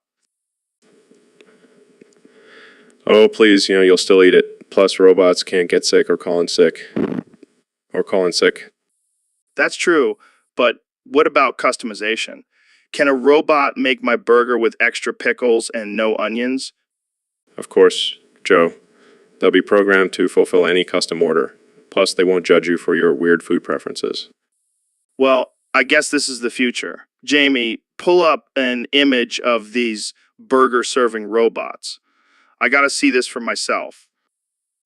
So, Elon, you were telling me about this crazy idea you had about robots taking over fast food restaurants. Yeah, man, it's already happening in Japan. I mean, have you seen those robots making sushi? It's like a freaking robot apocalypse in there. That's insane. I mean, I love robots and all, but I don't want them handling my food. I can barely trust some of the humans working in fast food joints. Exactly. And think about it. Robots don't need breaks. They don't get sick. And they won't mess up your order because they're too busy texting their ex. But what about all those people who will lose their jobs? I can already see Trump tweeting about this. Oh, please. Trump wouldn't even know what to do with a robot. I'll just tell him it's a new kind of toupee and he'll be all for it. Oh man, that's messed up. But seriously, do you think this will really happen? Absolutely. And not just in fast food, but in all industries. Robots are the future, man. We might as well embrace it. Well, as long as they don't start serving us human burgers, I'm cool with it. Oh man, can you imagine? I'll have a medium rare Elon Musk burger, please. All right, on that note, let's wrap this up. Thanks for joining us on this crazy episode of the Joe Rogan Experience. Anytime, man. Just remember, the robots are coming for us all. So, Ben, what's been going on with you lately? Well, Joe, I've been dealing with a bit of a personal issue. Oh, yeah. What's that? I can't seem to stop having explosive diarrhea. What? Are you serious? Unfortunately, yes, it's been a real struggle. Man, that's rough. Have you tried changing your diet? I've tried everything, Joe. Nothing seems to work. Well, have you seen a doctor? Of course I have, Joe. I'm not an idiot. I didn't mean it like that, Ben. I know. It's just been a real pain in the ass. Literally. Yes, Joe. Literally. No, Jamie. We're good. Can we please change the subject now? Now? Sure. Ben, let's talk about something less explosive. Guys, I have a major issue. My subscription to China Chase's OnlyFans just ran out. Oh no, what a tragedy. How will you survive without seeing more fake butts and silicone boobs? Joe, think you have enough fake boobs in your life? Hey, I appreciate the female form in all its shapes and sizes. And China Chases is an artist. Her content is like modern day Renaissance paintings. Sure, Joe. I'm sure that's why you're willing to pay for her subscription. Yes. Now that's what I'm talking about. Ben, you gotta admit, your sister has some impressive assets. Joe, that's my sister you're talking about. This is why I love coming on this podcast. Where else can you hear a grown man talk about his love for OnlyFans and his friend's sister's boobs? Hey, I'm just a man who appreciates beauty and isn't afraid to admit it. Well, I guess I'll have to pay for your subscription to China Chases so you can stop talking about it. Thanks, Ben. You won't regret it. Now let's get back to talking about Abigail's honkers. Yo, Neil, have you ever heard of that song Hard and Paint by Waka Flocka Flame? Can't say I have, Joe. Is it some new scientific theory or something? Nah, man, it's a sick rap song. We should totally sing it together. Sing? I'm not sure that's a good idea, Joe. Come on, Neil. Don't be a party pooper. I'll start us off. I go hard in the motherfucker. Joe, I don't think that's appropriate language for a podcast. Oh, lighten up, Neil. Just let loose and have some fun. My 9 pen, yeah. I'm sorry, Joe. This is just not my style. Fine, I'll go solo. I'm so hard. Ward. Martha gotta find me. What's 50 grand to a moth like me? Can you please remind me? Jamie, pull up an image of a galaxy being devoured by a black hole. That's what my ears feel like right now. You're just jealous of my sick rhymes. I'd be jumping out the gym, nah. I think I'll stick to my day job, Joe. Suit yourself, Neil. But I'm gonna keep spitting these bars. I'm gonna harden the modify. Got a problem, FKU, night A, And that's our cue to end this episode. Thanks for listening to the Joe Rogan Experience, where we apparently have no filter. Yeah, Ben, I've been thinking about something lately. What's that, Joe? I want to debate naked. Excuse me? Yeah, like a real primal battle of ideas. Are you serious? That's completely inappropriate and disrespectful. Come on, Ben. It's just a joke. This is not a laughing matter, Joe. Ak is a respected congresswoman, and you should treat her with more respect. All right. I was just trying to spice things up. Can we please stick to more intellectual discussions? Fine, but you're missing out on some prime content. I'll pass, Joe. I'll stick to debating with my clothes on. Thank you very much. So, Ben, I heard you have some big news to share with us today. That's right, Joe. After much thought and consideration, I've decided to publicly announce my support for trans-inclusive misogyny. Wow, that's a bold statement. Can you elaborate on what that means exactly? Of course. See, I believe that women should have equal rights and opportunities as men, but at the same time, I also believe that trans women are not real women and should not be treated as such. Interesting. So you're saying that you support equality for women, but not for trans women? Exactly. And let's be real, Joe. Trans women are just men in dresses. I refuse to buy into this politically correct nonsense. I see. And what about transgender men? Well, they're just confused little girls, Joe. They need to be protected from themselves and reminded of their place in society. This is definitely a controversial stance, Ben. Have you faced any backlash for your views? Oh, absolutely. But I stand by my beliefs and I won't back down. It's time for the world to wake up and realize that trans-inclusive misogyny is the only logical way to go. Well, there you have it, folks. Ben Shapiro, always pushing the boundaries. Jamie, pull up an image of a confused little girl in a dress for our viewers to understand Ben's perspective. So, Elon, what's going on in your world these days? Well, I've been working on some new projects and, Sorry, I'm too busy dribbling my penis. what? Yeah, I learned this new trick where I can dribble my penis like a basketball. Wanna see? No, I think I'll pass. Suit yourself. But seriously, what's up with all these electric cars? Are you trying to save the planet or something? Well, that's definitely one of my goals. But I also just love pushing the boundaries of technology and innovation. Yeah, I can tell. You've got a rocket company, a car company, and now you're talking about building tunnels under cities. What's next? A flying car. Actually, I do have some ideas for that. Of course you do. You're like a real-life Tony Stark. But let's talk about something more important. Have you ever tried DMT? No, I don't think that's really my thing. Come on, man. It'll expand your mind and open up new possibilities. I'll have to pass on that too, Joe. Fine, be a square. But seriously, can we get Jamie to pull up an image of the Tesla Roadster in space? That shit was epic. Yeah, that was definitely memorable moment. And look at that view. That's some real trippy shit. You know, I think I'll stick to exploring the cosmos with my rockets instead. Suit yourself, Elon. But just remember, when you're up there, don't forget to dribble your penis. It's a game changer. I'll keep that in mind. Dude, you won't believe what happened to me on my last shroom trip. What happened? What happened? I accidentally washed my eyes with bleach. What? Why would you do that? I thought it was water. But then the shrooms kicked in and I couldn't see anything. Oh my god, are you okay? No, I'm completely blind now. All I can do is scream, I can't see. This is not good. Did you go to the hospital? Nah, I just wrote it out. But now I have to rely on my other senses like taste. Taste. How is that going to help you? I don't know, man. I just ate a bunch of random stuff and hoped for the best. This is the most insane thing I've ever heard. Hey, at least I have a cool party trick now. Want to see me eat a raw onion without crying? No, I don't want to see that. Jamie, pull up an image of a blindfolded man eating onion. Dude, have you noticed that the voices just keep getting louder? Oh, you mean the voices in our heads or the voices of the crazy people on Twitter? Both, man. It's like everyone is just screaming at each other and no one is actually listening. It's a sad state of affairs, Joe. People are more interested in being heard than actually having a productive conversation. And the worst part is it's not just random people, it's our politicians too.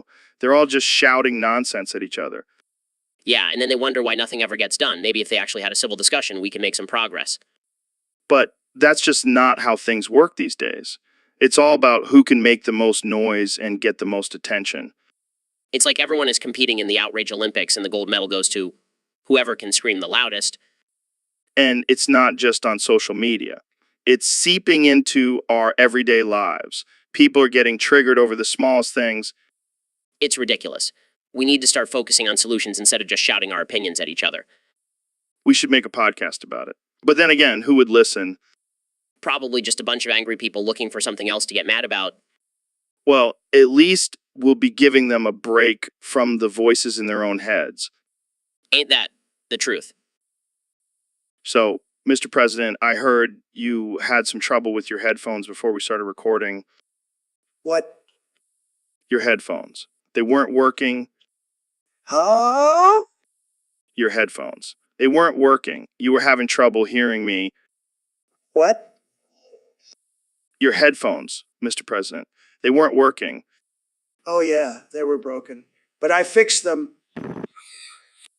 How did you fix them? What? How did you fix your headphones? Uh, uh, How did you fix your headphones?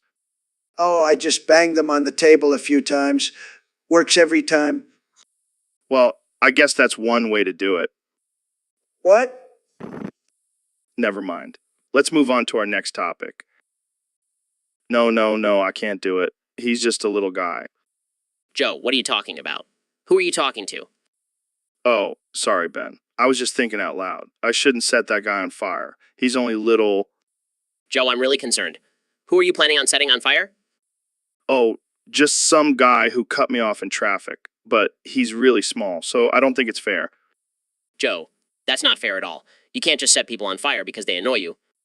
But, Ben, it's natural instinct. Fire solves all problems. No, Joe, that's not how society works. We have laws and consequences for a reason. Fine, I won't set him on fire. But can I at least punch him in the face? Absolutely not, Joe. Let's just calm down and focus on the podcast. All right, fine. But if he cuts me off again, all bets are off. Fuck you, Neil. Fuck you, Joe.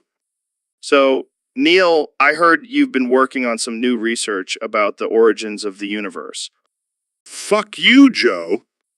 Oh, come on, don't be like that. Tell us about it. Fuck you, Joe. Seriously, what did you discover? Fuck you, Joe. Fine, I'll just tell the listeners. Neil believes that the universe was created by a giant cosmic fart. Fuck you, Joe. See, this is why people think you're a quack, Neil. Fuck you, Joe. But seriously, how do you explain the complexity of the universe? Fuck you, Joe. Oh God, here we go again. Jamie, pull up an image of a monkey throwing poop. Fuck you, Joe. See, that's what I think of your theories, Neil. Fuck you, Joe. And that's all the time we have for today. Thanks for tuning in to the Joe Rogan Experience, where we have enlightening conversations like this. Fuck you, Neil.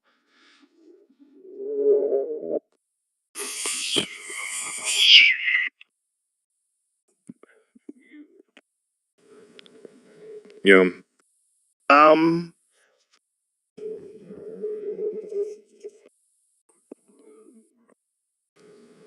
um, Dude, have you noticed that we've been speaking in this new language ever since we got those Neuralink implants? Yeah, it's like we can communicate telepathically now. It's wild, but it's kind of concerning. What if someone else gets the implants and can understand everything we're saying? We're saying, you oh man, can you imagine? We could have secret conversations right in front of people and they would have no idea what we're saying. We could be talking about our plans for world domination and no one would suspect a thing. Wait, are you actually thinking about world domination? Dude, we need to chill out on these implants. They're making us too powerful.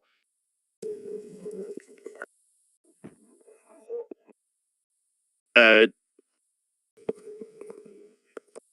so, Elon, I heard that with our new Neuralink implants, we can communicate in a completely new language. That's right, Joe. Our brains are now connected on a whole new level. It's like telepathy, but with words. I can't even explain it. It's like a secret code between us. No one else can understand. To each other. It's so efficient. Jamie, pull up an image of a brain with the Neuralink implant. Whoa, that's insane. We're like cyborgs now. And the possibilities are endless. We could potentially communicate with anyone else who has the implant. This is some next level stuff, man. I can't wait to see where this technology takes us. So, Neil, I've been hearing a lot of talk about aliens lately. What's your take on it? Well, Joe, as an astrophysicist, I can tell you that the probability of intelligent life existing in the universe is quite high. But have they visited us? Have they probed our butts? I highly doubt it, Joe. The distances between planets are vast, and interstellar travel is not an easy feat. But what about all those sightings and abductions? Most likely just misidentified natural phenomena or hoaxes. People tend to see what they want to see. But what if they're among us, disguised as humans? Yes, because nothing screams advanced alien species like working a 9-5 job and paying taxes. Wait, what if they're shapeshifters and they're actually the ones pulling the strings in our government? Joe, I think you've been watching too many sci-fi movies. Pull it up, Jamie. Let's dissect this baby. This is going to be a long podcast. So, Elon, what's new with you these days? Oh man, let me tell you, Joe. Been working on this new project called Stolflux 3, and it's out of this world. Literally, Yep. We're talking intergalactic travel, baby. that's insane. How does it work? Well, it's basically a giant slingshot that propels you through space. But instead of a regular slingshot, we use a giant rubber band made from alien technology.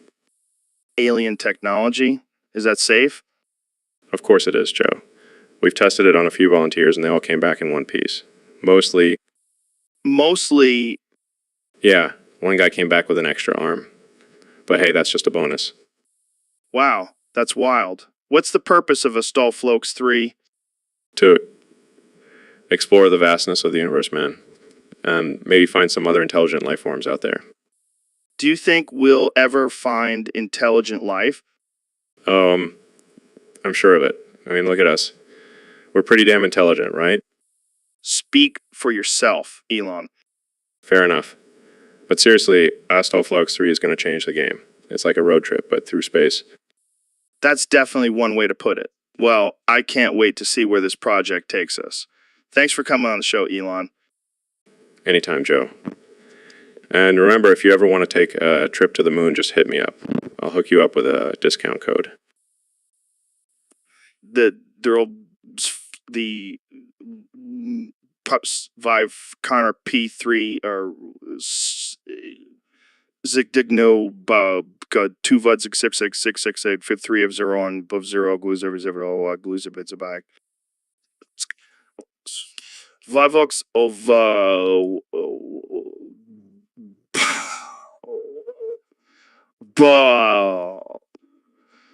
Jeff Fivel Kives, you Boo Joe B G Pip Jovo buying nice bikes and then gay Vomni you Goo Javino Poo Jugdov the Zaberdov Zibzeroa Ga Wow you wow yes you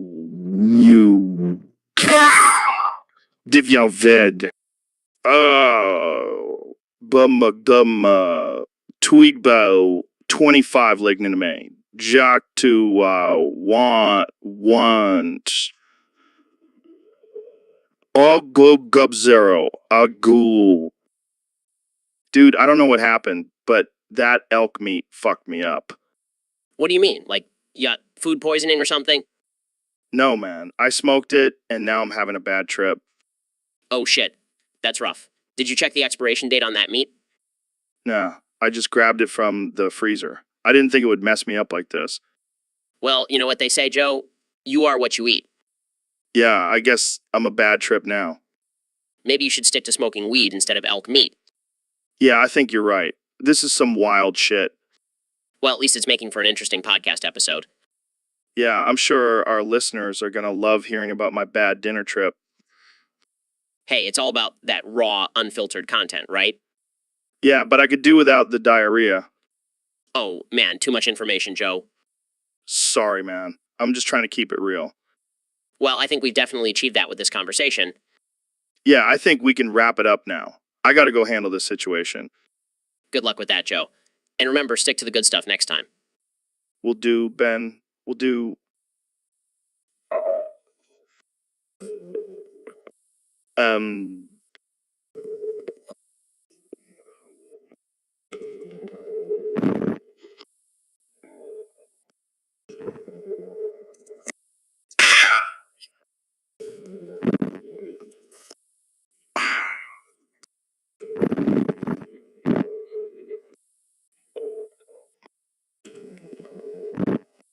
Um.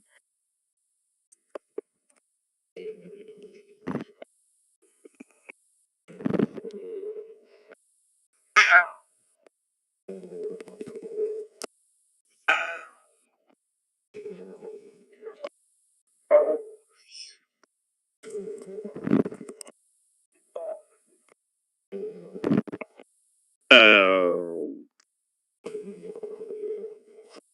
Um. Ye-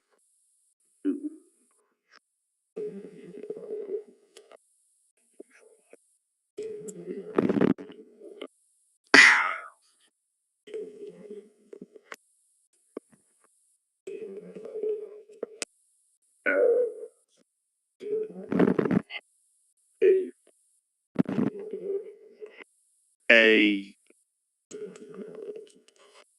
Um.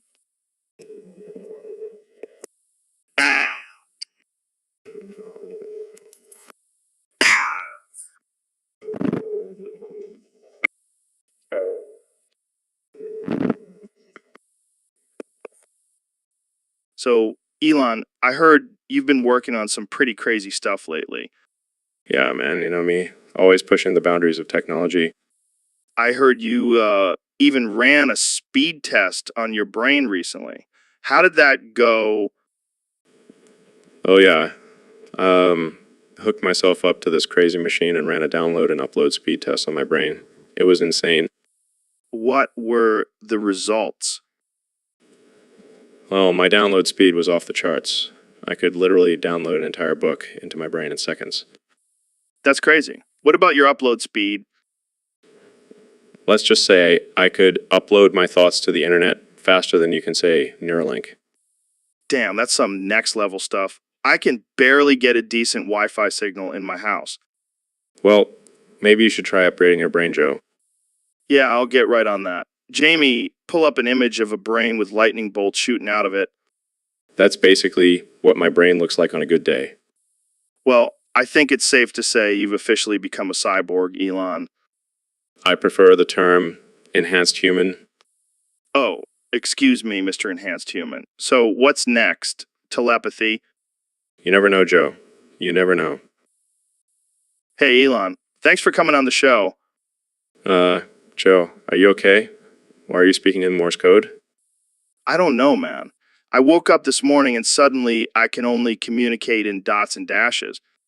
Well, I guess we'll have to make this a very visual episode then. Yeah, Jamie, pull up an image of Morse code chart. So, Elon, what's new in the world of Tesla? Just launching cars into space and building a tunnel under Wait, really? That's fucking insane. Yeah, and we're also working on a brain computer interface. Holy shit. That's some Black Mirror shit right there. I know, right? But imagine the possibilities. We could communicate telepathically. Dude, I can barely handle communicating in Morse code right now. Fair enough. But hey, at least we can still smoke some weed while we're at it. Oh, hell yeah. Let's light up that joint. This is definitely one for the books, Joe. Agreed. Thanks for coming on the show, Elon. Anytime, Joe. Or should I say dot dot dot dash dash dash dash dot dot dot dot. Hey, Elon. So I accidentally downloaded this virus on my computer and now it's completely messed up. Can you help me out? Sure, Joe. But first, let me ask you this. Did you try turning it off and on again? Yeah, of course I did. I'm not an idiot.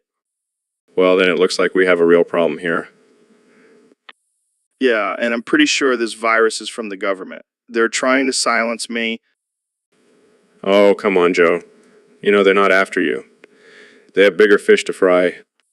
You don't understand, Elon. This virus is going to spread and take over the world. Okay, calm down, Joe.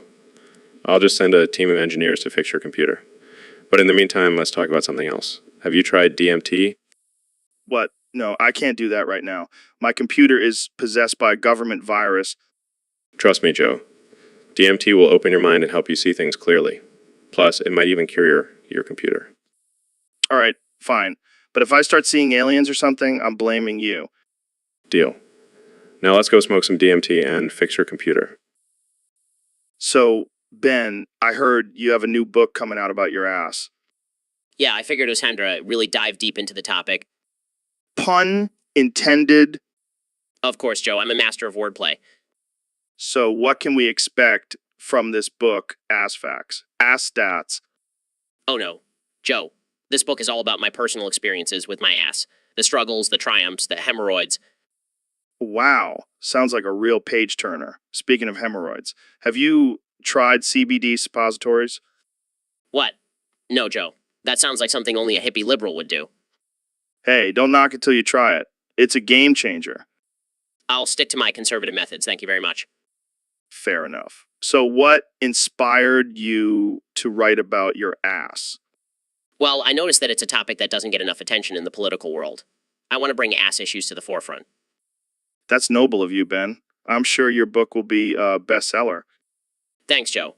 I'm hoping it will open people's minds and asses to new ideas. And on that note, let's end this ass talk before it gets too out of hand. Jamie, that's not what we meant by ass topics.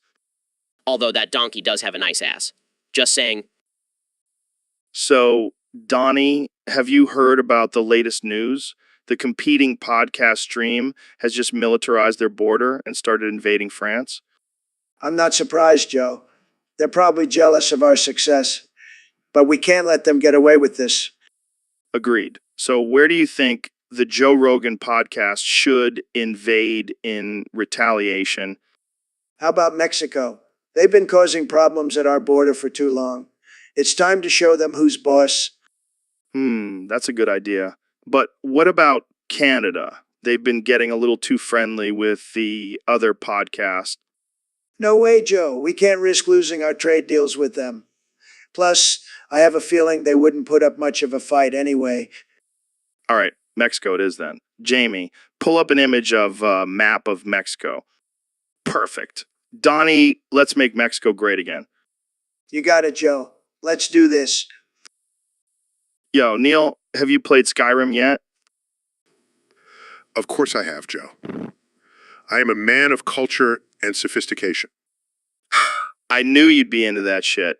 What's your go-to meta for dominating in the game?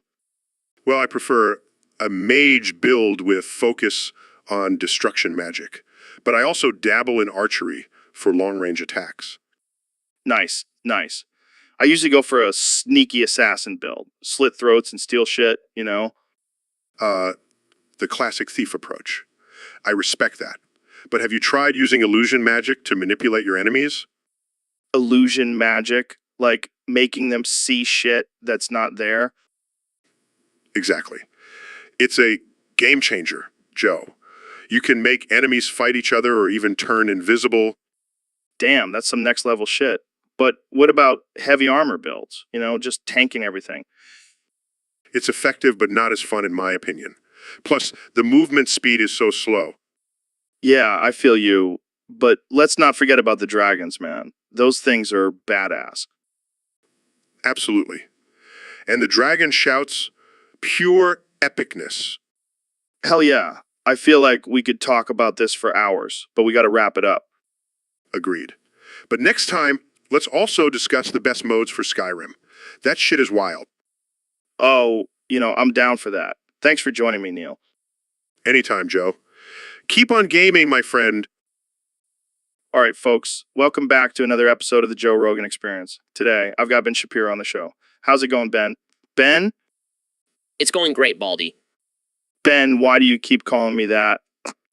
Because it's true, Baldy. You are the Baldy from Baldy's Basics. What are you talking about? I have a full head of hair.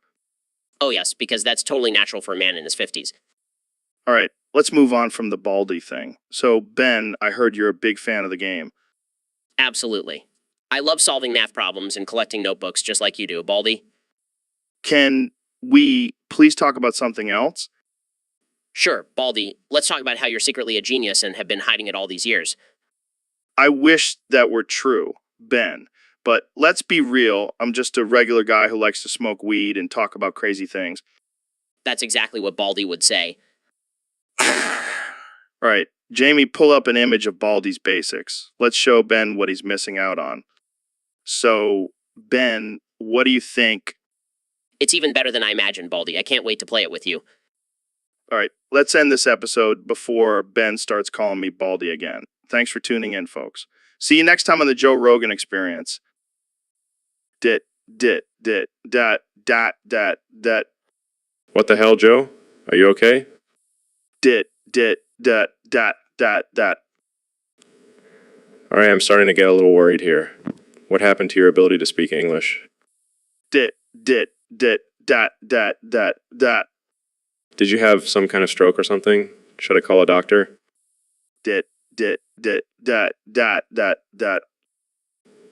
Oh my god, Joe. This is not good. We're live on air and you can only communicate in Morse code. Dat. Okay, I'm gonna need you to focus and try to tell me what happened. In Morse code, of course. Of course. Dat. Oh, I see. You made a bet with Jamie that you could learn Morse code in one day, and now you can't stop using it? Dat.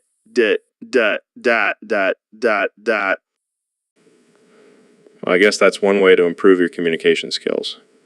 But seriously, let's get you some help. Jamie, pull up an image of a doctor's office.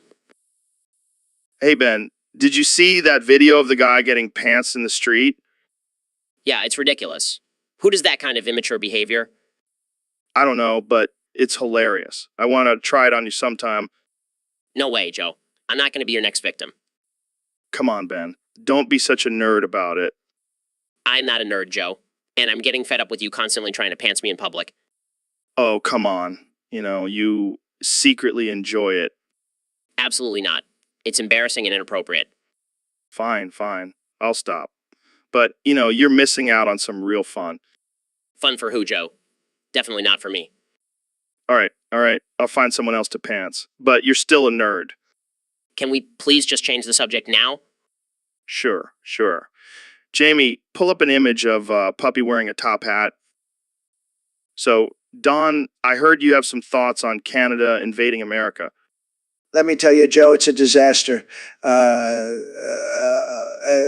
Complete disaster. They're sneaky, those Canadians. They come in with their maple syrup and their hockey sticks, and before you know it, they've taken over. But how did they win? They had help, Joe. Crooked Hillary and her emails. She sold us out to the Canadians. And Justin Trudeau, he's a real piece of work. He seduced her with his perfect hair and charming smile. That's quite a theory, Don. It's not a theory, Joe.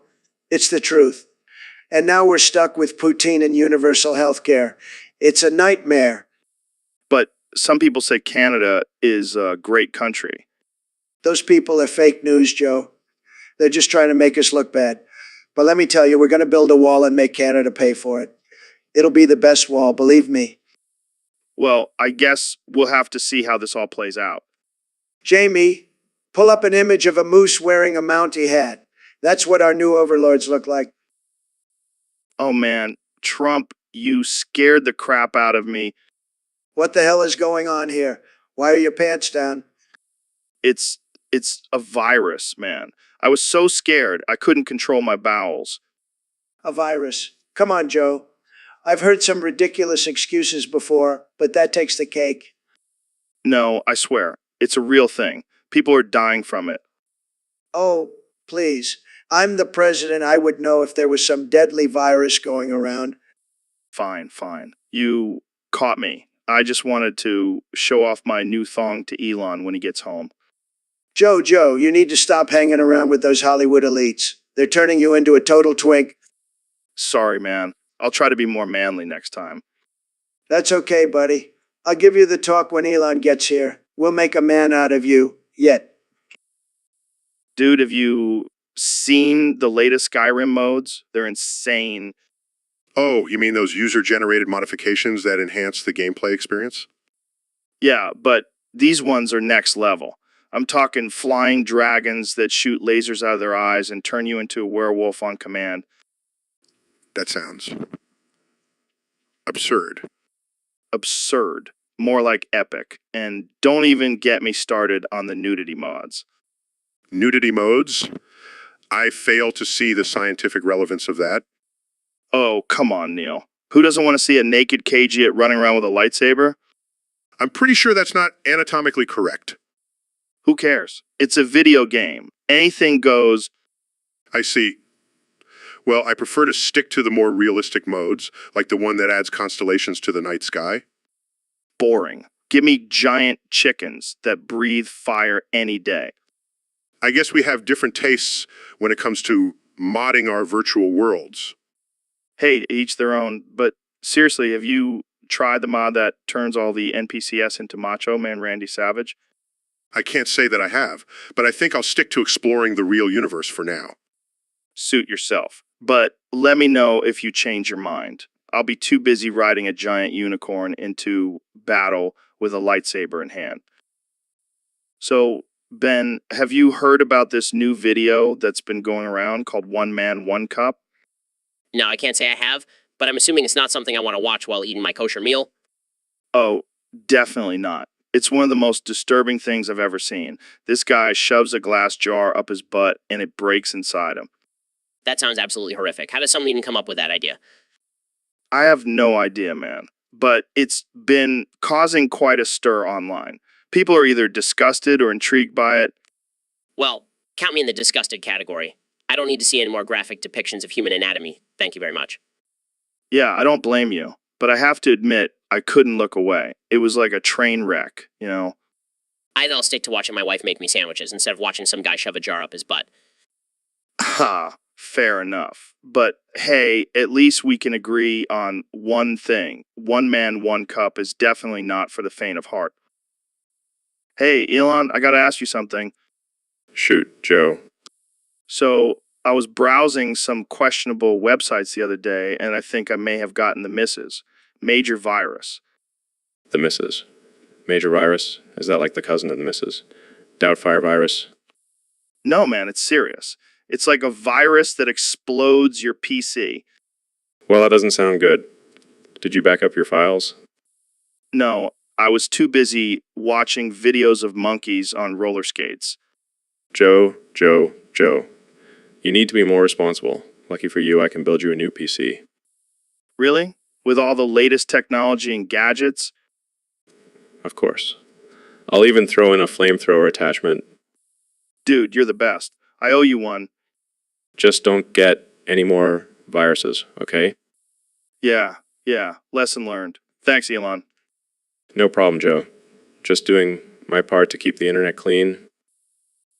So, Mr. President, have you ever thought about how many bears you could take in a fight? Bears? I don't have time for bears, Joe. I'm too busy making America great again. Come on, it's just a hypothetical. How many do you think you could handle? Well, I'm a big, strong guy, Joe.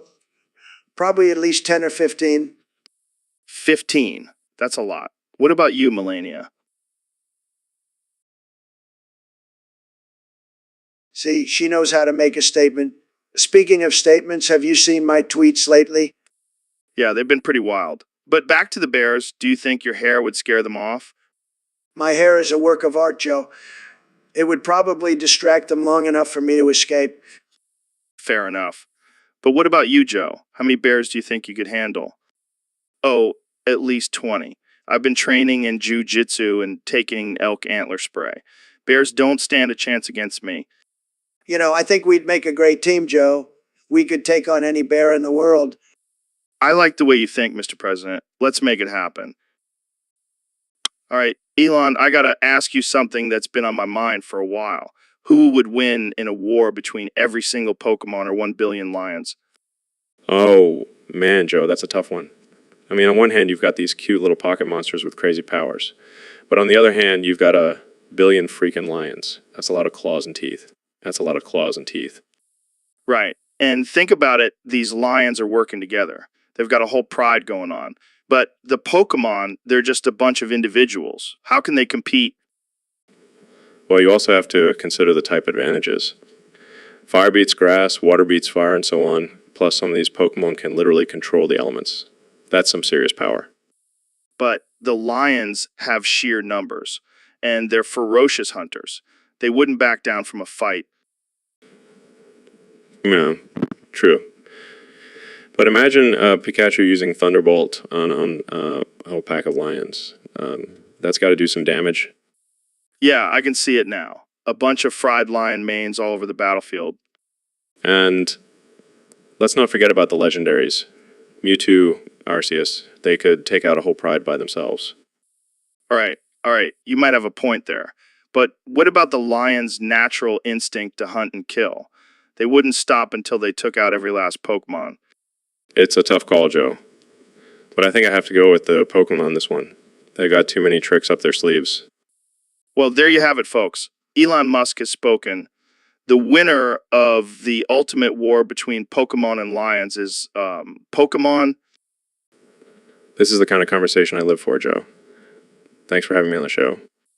Anytime, man. Anytime. And who knows, maybe one day we'll actually get to see this battle play out. I'd pay good money to see that. Me too. Me too. Dude, did you hear about those Canadians? What about them?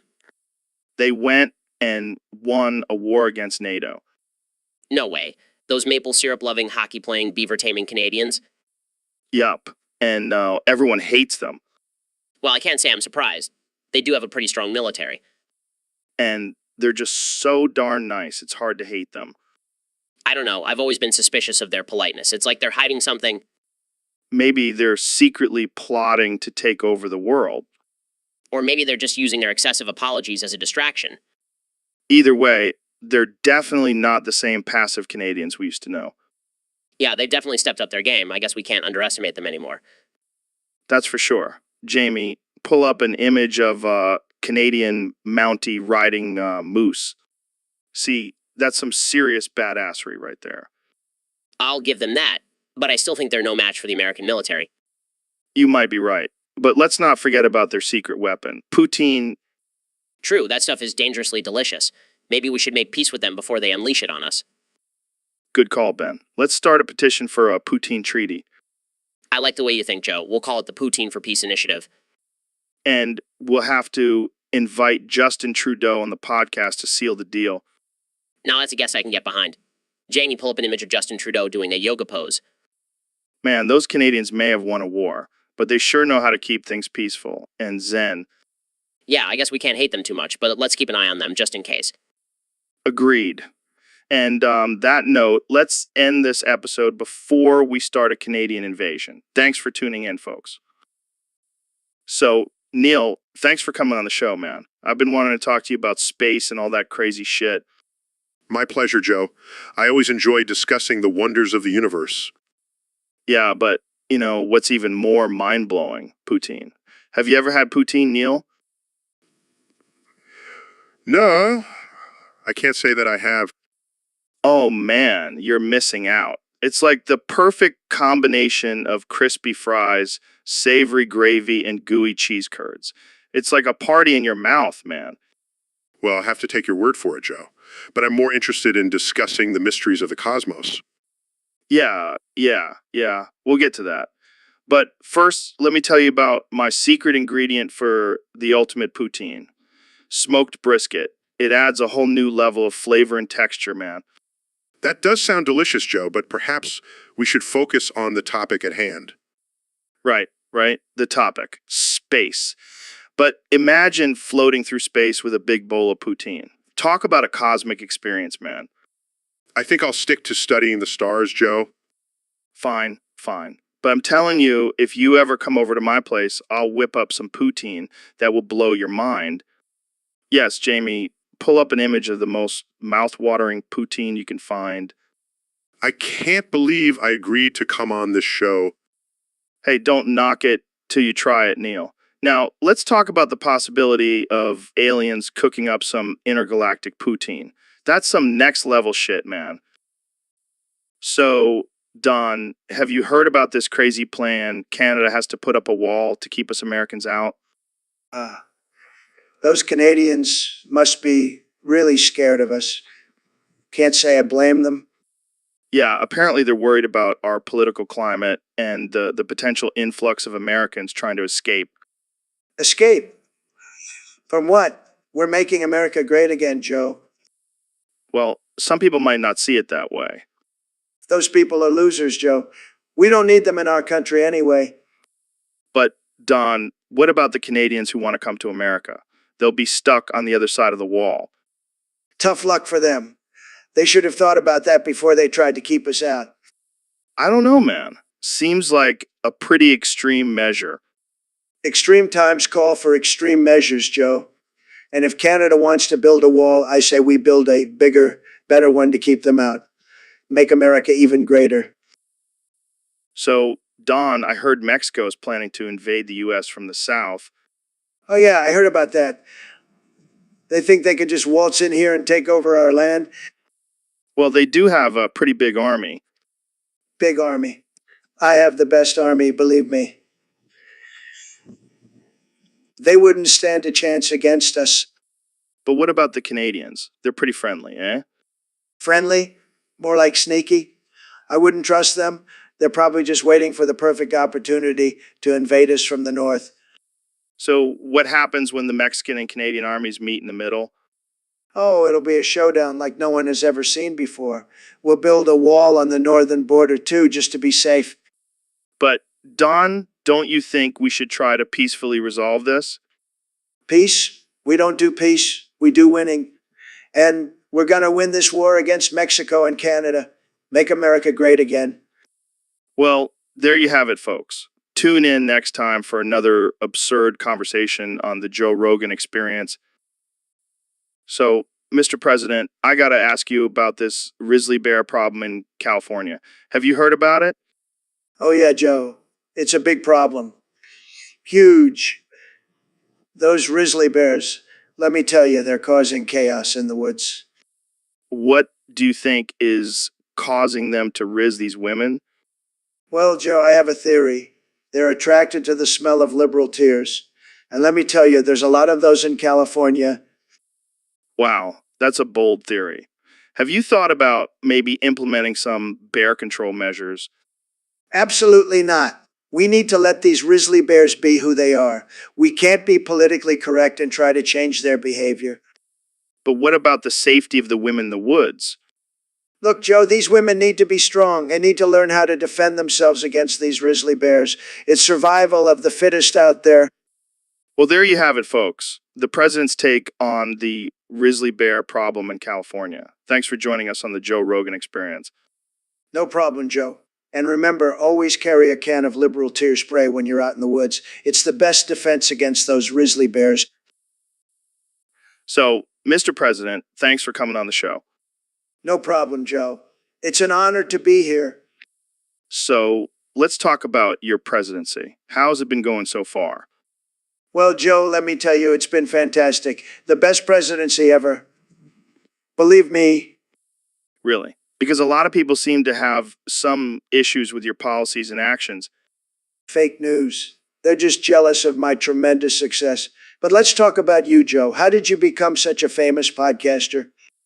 Well, I've always been interested in having deep, meaningful conversations with interesting people. Interesting people like who? Well, I've had Elon Musk, Neil deGrasse Tyson, and even Bernie Sanders on the show. Bernie? That guy's a loser. I bet he couldn't even handle a conversation with me. Well, why don't we switch things up then? How about you interview me? I like the sound of that. Okay, Joe. First question. What's your favorite drug to take before a podcast? I don't really do drugs, Mr. President. Come on, Joe. Everyone knows you're a stoner. Don't be shy. Okay, fine. I'll admit it. I do enjoy some marijuana before a show. I knew it. Okay, next question. Have you ever thought about shaving your head and getting a tattoo like me? No, I can't say that I have. Well, you should consider it. It's a great look. Trust me. I'll keep that in mind. Now, let's talk about your diet. How do you maintain your energy with such a busy schedule? It's all about the Big Macs, Joe. They give me all the energy I need. But what about your health? Aren't you worried about heart disease or something? Look at me, Joe. Do I look worried? I'm the healthiest president in history.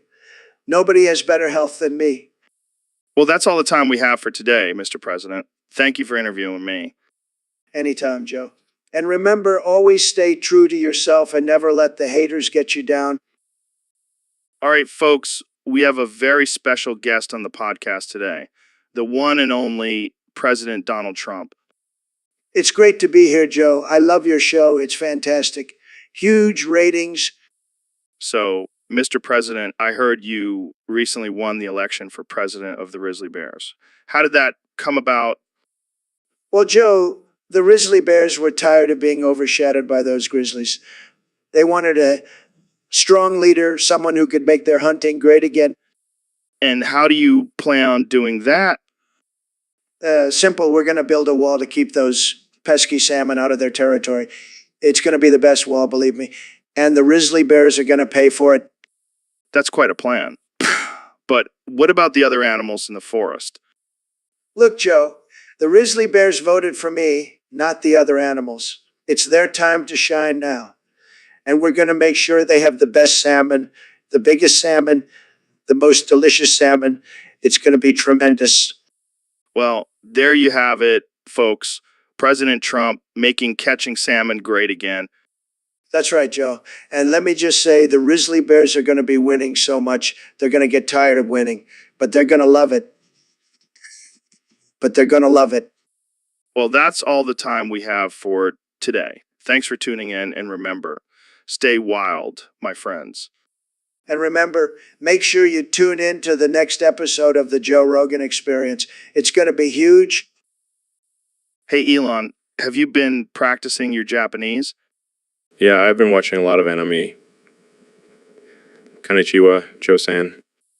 Wow, your accent is pretty good. How about Swedish? Jay, check out that light. He's Joe, her Mardu. Impressive. How about Portuguese? You follow, Pouco de Portuguese, Joe. Oi, como vai você?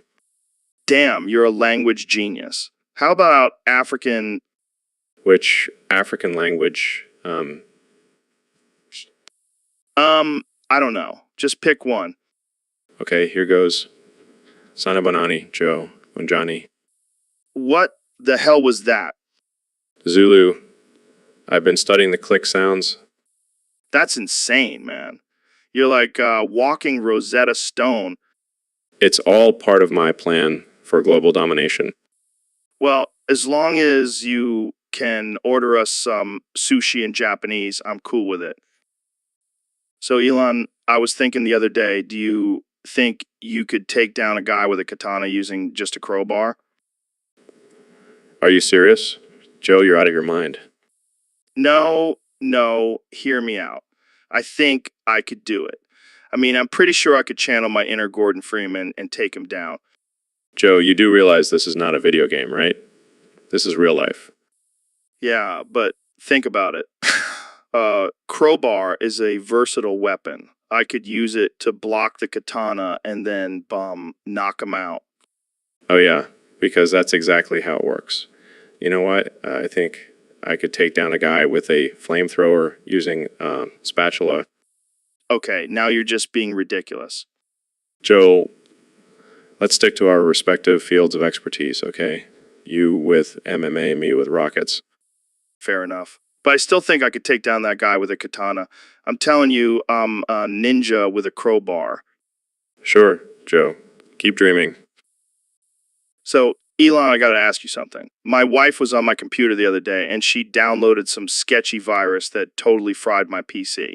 And you know how I'm always broke, so I was wondering if you could hook me up with a new one. Joe, you're always getting yourself into some kind of trouble. But sure, I'll send my team over to set you up with a top-of-the-line PC. Just don't let your wife near it again. Yeah, I know. She's always clicking on those pop-up ads. I keep telling her, babe, those are not real Nigerian princes trying to give us money. But she never listens. Well, at least you have a good excuse to get a new computer now. You know, I've always said the best way to upgrade your equipment is to let your significant other destroy it. You're not wrong, Elon. You're not wrong. But seriously, thank you. I owe you one. No problem, Joe. Just make sure you have some extra security measures in place this time. Maybe I'll just put a password on the computer and not tell my wife what it is. Now that's a good idea. Jamie, pull up an image of a locked computer screen. Let's give Joe some ideas. I have a boner. Oh, okay, Joe. So I wanted to talk to you about. I have a boner. Yes, I can see that. But let's focus on. I have a boner. Joe, can you please stop saying that? I have important things to discuss with you. I have a boner. Jamie, pull up an image of a Viagra pill. Maybe that will help Joe focus. I have a boner. You know what? Forget it. I'll just talk to Jamie instead. Joe can only say I have a boner. So I guess we'll just have to have our conversation without him. I have a boner. This is going to be a long podcast. So, Justin, thanks for coming on the show. I'm really excited to talk about this poutine treaty.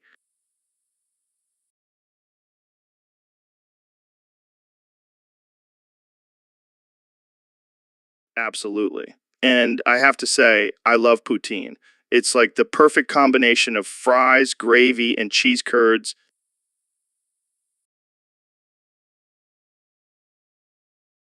So let's get down to business. How do we make this treaty official?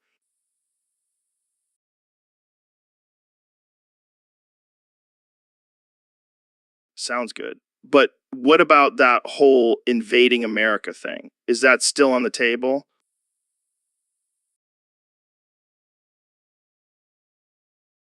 All right, just making sure, because I don't think our listeners would appreciate a surprise invasion.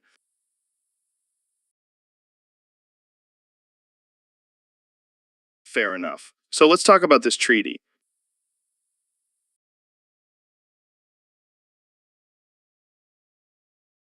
Well, that escalated quickly. Joe, we have a problem. Justin Trudeau just promised to invade America. What? We need to alert the American Armed Forces. So, Ben, what's your take on all of this? I think we need to take this seriously and prepare for the worst. War is never the answer. You're right. Let's hope cooler heads prevail. Thanks for listening, folks. Stay safe out there. So, Mr. President, I heard you have some big news to share with us today. That's right, Joe. I've decided to use nuclear weapons on Canada. Wait, what? Canada? Why? They've been taking advantage of us for too long. It's time to show them who's boss. But that's a draft. But what about innocent civilians? You can't just nuke a whole country. Don't worry, Joe. I'll make sure to only target the areas with the worst ratings. That's not how it works, Mr. President. Relax, Joe. It's just a prank, bro. Can't you take a joke? Oh, let's see. I bet it's going to be huge. This is just sad. I can't believe I'm actually having this conversation. Well, you're welcome for the ratings boost, Joe. Make sure to tune in to the next episode of the Joe Rogan Experience where we discuss my plans to build a wall around the moon. So, Elon, I heard you're bored with modern technology. Yeah, man. It's all just too easy. I want a challenge. And what's your solution? Turning Mars into the Wild West? You know what? Think about it, Joe. Red Dead Redemption 2 in space. Intergalactic pistols at dawn. Alien dancers riding Mars horses to hunt Mars elk. That does sound pretty wild. But what about the dangers of living on Mars? That's what makes it exciting. We'll have to fight off space bandits and survive harsh conditions. And what about the Martian natives? They'll be our allies. We'll teach them how to ride horses and shoot guns. This is insane, Elon. But I gotta admit, it's also kind of awesome. Right? It's like a real life sci-fi western. Getting excited just thinking about it. Well, I can't wait to see what you come up with, Elon. Keep pushing those boundaries. Always, Joe. Always. All right, folks, we have a very special episode today. We've got the Prime Minister of Canada, Justin Trudeau, here to talk about some serious stuff. Ben, what's your take on this whole Poutine Treaty thing? Well, Joe, I have to say I'm not a fan of this whole idea. I mean, why should we be making peace with Canada? They're practically our hat. Come on, Ben, let's give them a chance. Maybe they have something to offer. Oh, please, all they have is maple syrup and hockey. We have way more to offer. Okay, but let's hear them out. Trudeau, what do you have to say about this treaty?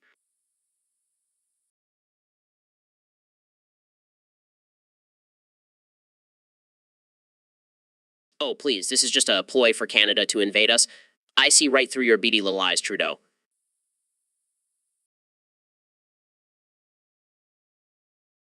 Oh, I'm sorry, did I hurt your feelings?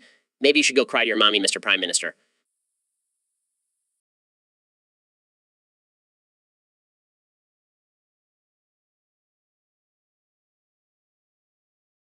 Whoa. Let's calm down here. This is getting out of hand.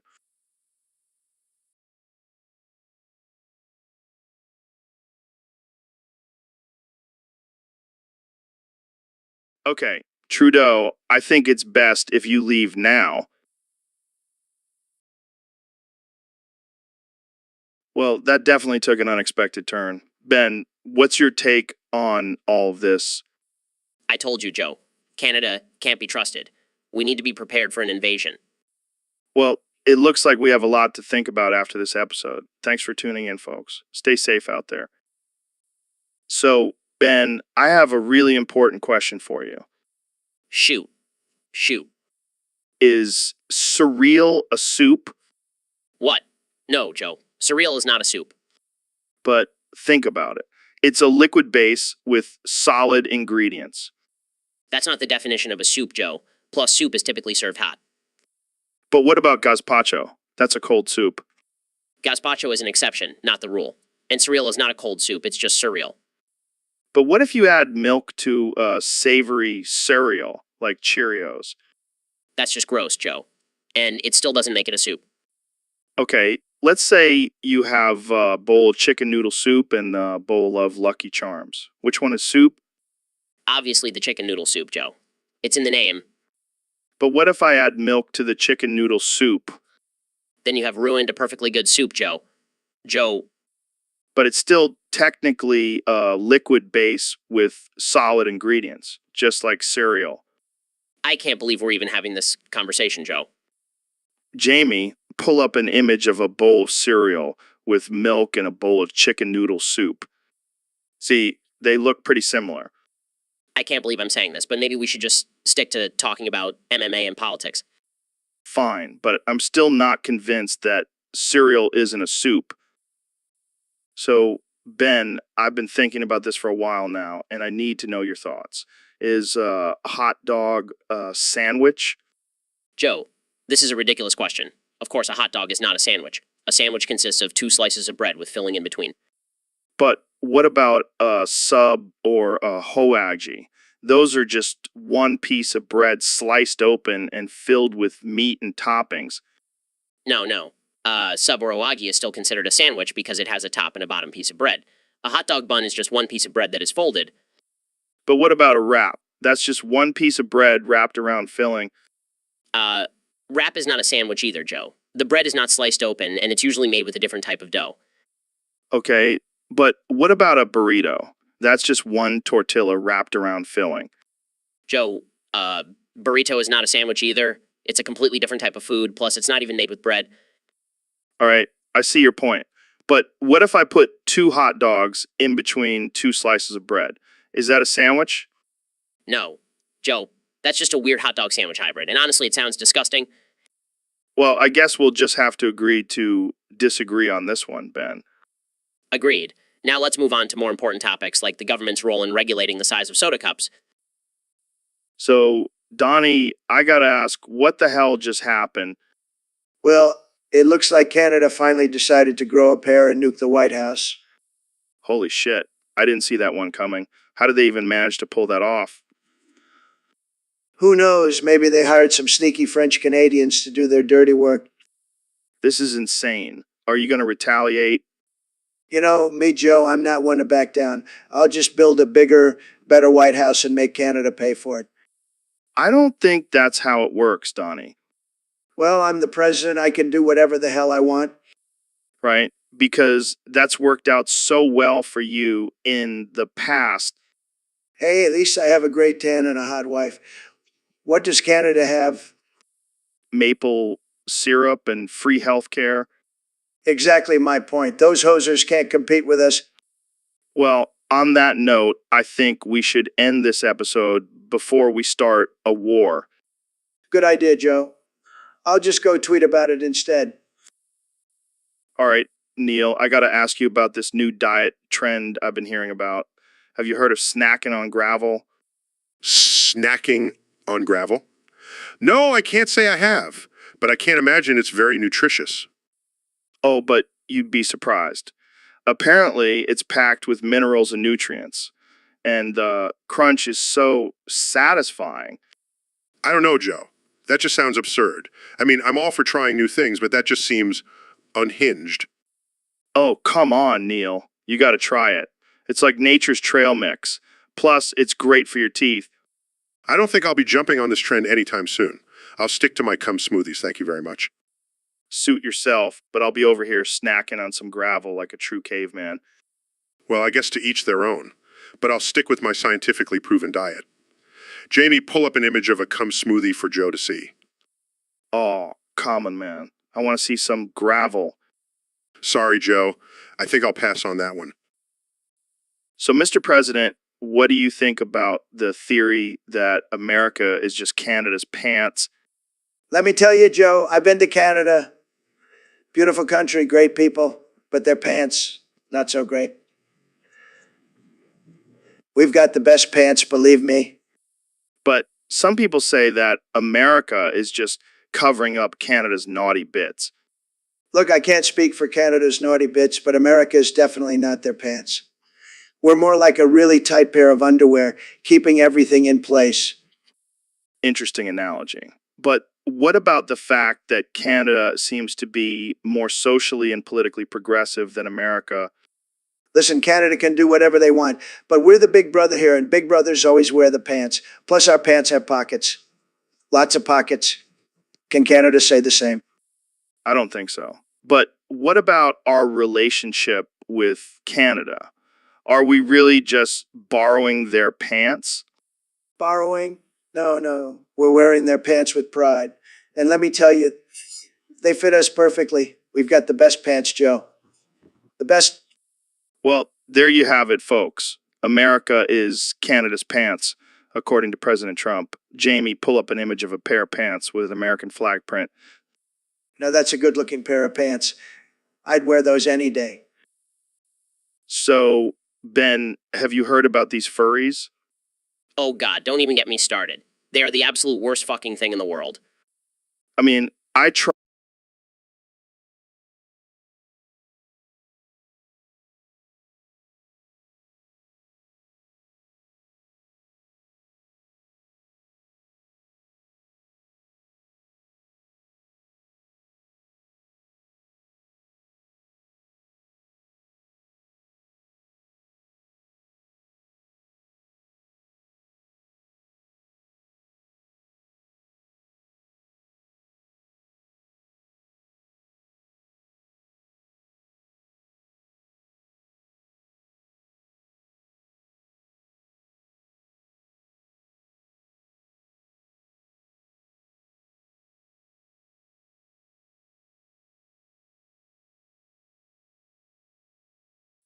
So, Donnie, I got to tell you about this girl I met the other day. Miss Circle. Miss Circle? What kind of name is that? I don't know, man, but she's something else. She's got this whole circle of friends, and they're all hot as hell. Well, you know, I have a thing for beautiful women. I mean, look at Melania. Yeah, but these girls make Melania look like a gargoyle, and they're all into some wild stuff, like crystal healing and tantric sex. Sounds like my kind of party. Maybe I'll have to pay Miss Circle a visit. Oh, she's not going to want anything to do with you, Donnie. She's not a fan of your policies. Well, that's just too bad. I'll just have to grab her by the. Wow, whoa. Let's not go there. This is a family-friendly podcast. Family friendly? Come on, Joe. I don't do family friendly. I'm the president. I can do whatever I want. Yeah, we know. But let's get back to Miss Circle. I think you'd actually like her. She's a bit of a rebel like you. I like the sound of that. Maybe I'll have to invite her to the White House. Show her a good time. I don't think that's a good idea, Donnie. You might get yourself into some trouble. Trouble. I thrive on trouble. It's what makes me the best president ever. Well, I can't argue with that logic. But seriously, Miss Circle is not one to be messed with. She's got some powerful friends in high places. I'm not afraid of anyone. I'm the most powerful man in the world. All right. Let's just end it there before you get us both in trouble. Thanks for coming on the podcast, Donnie. Anytime, Joe. Just make sure you introduce me to this Miss Circle next time. I love a good challenge. So, Mr. President, I got to ask you about the grizzly bear problem in California. Oh boy, those grizzly bears. Let me tell you, they're causing a real ruckus out there. Yeah, and they have this ability to riz any women they come across in the woods. It's a disgrace, Joe. A disgrace. We need to build a wall around the woods to keep those grizzly bears out. But, sir, how will the women get out of the woods? They'll just have to figure it out, Joe. That's not my problem. We have bigger issues to deal with, like the fake news and crooked Hillary. But what about the grizzly bears, Mr. President? Look, I don't know much about bears, but I do know that they should not be rizzing women in the woods. We need to make America safe from grizzly bears again. Well, there you have it, folks. According to President Trump, the solution to the grizzly bear problem is a wall. Thanks for joining us on the Joe Rogan Experience. And Jamie, pull up an image of a grizzly bear attacking a woman. That'll get people talking. So, Ben, I've been thinking about this a lot lately. Is cereal really a soup? Joe, are you serious? Of course cereal isn't a soup, it's a breakfast food. But think about it, Ben. Soup is a liquid base with solid ingredients. Isn't that exactly what cereal is? No. Joe, soup is usually hot and savory, while cereal is cold and sweet. But what about gazpacho? That's a cold soup. Okay, fine. But soup is usually made with broth or stock, not milk. But what about chowder? That's made with milk. Joe, you're just trying to be controversial. Cereal is not a soup. But what about the milk at the bottom of the bowl? That's like a soup broth. I can't believe we're having this conversation.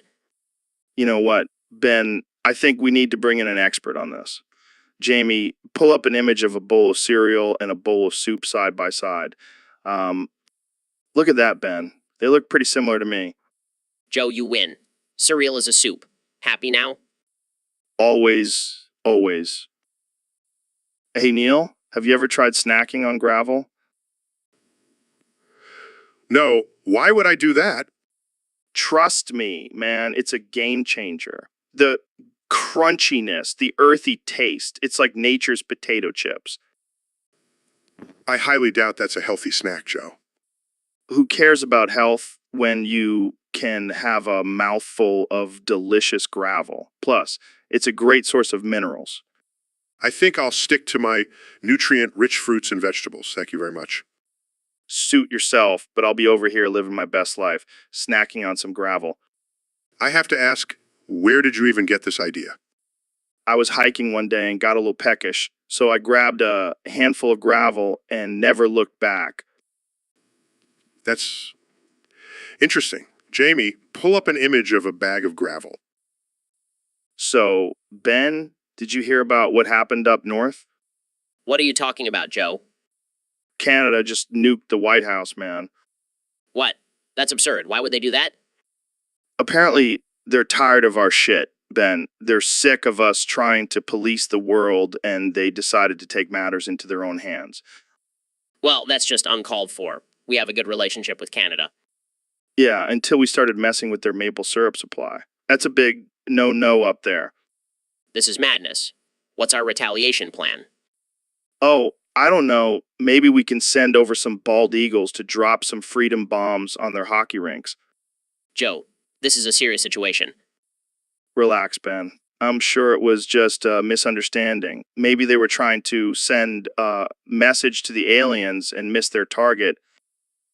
I highly doubt that, Joe. Well, either way, I'm sure Trudeau will apologize and send us some poutine as a peace offering.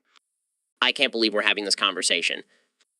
Hey, at least we'll have a cool new crater in DC. That'll make for a great tourist attraction. I don't think anyone will be visiting anytime soon, Joe. This is a disaster. Hey, at least we'll have a good story to tell in the podcast. All right, folks, we've got a crazy situation on our hands here. The Canadian moose tanks have rolled into America and they've captured Minnesota. This is a travesty, Joe. How could we let this happen? We need to take immediate action. I don't know, man. Those moose tanks are pretty intimidating. They've got antlers and everything. Antlers? That's just a cheap tactic to make them look more powerful. We need to show them who's boss. How do you propose we do that, Ben? I doubt our guns can even penetrate those tanks. We'll use our superior intellect, Joe.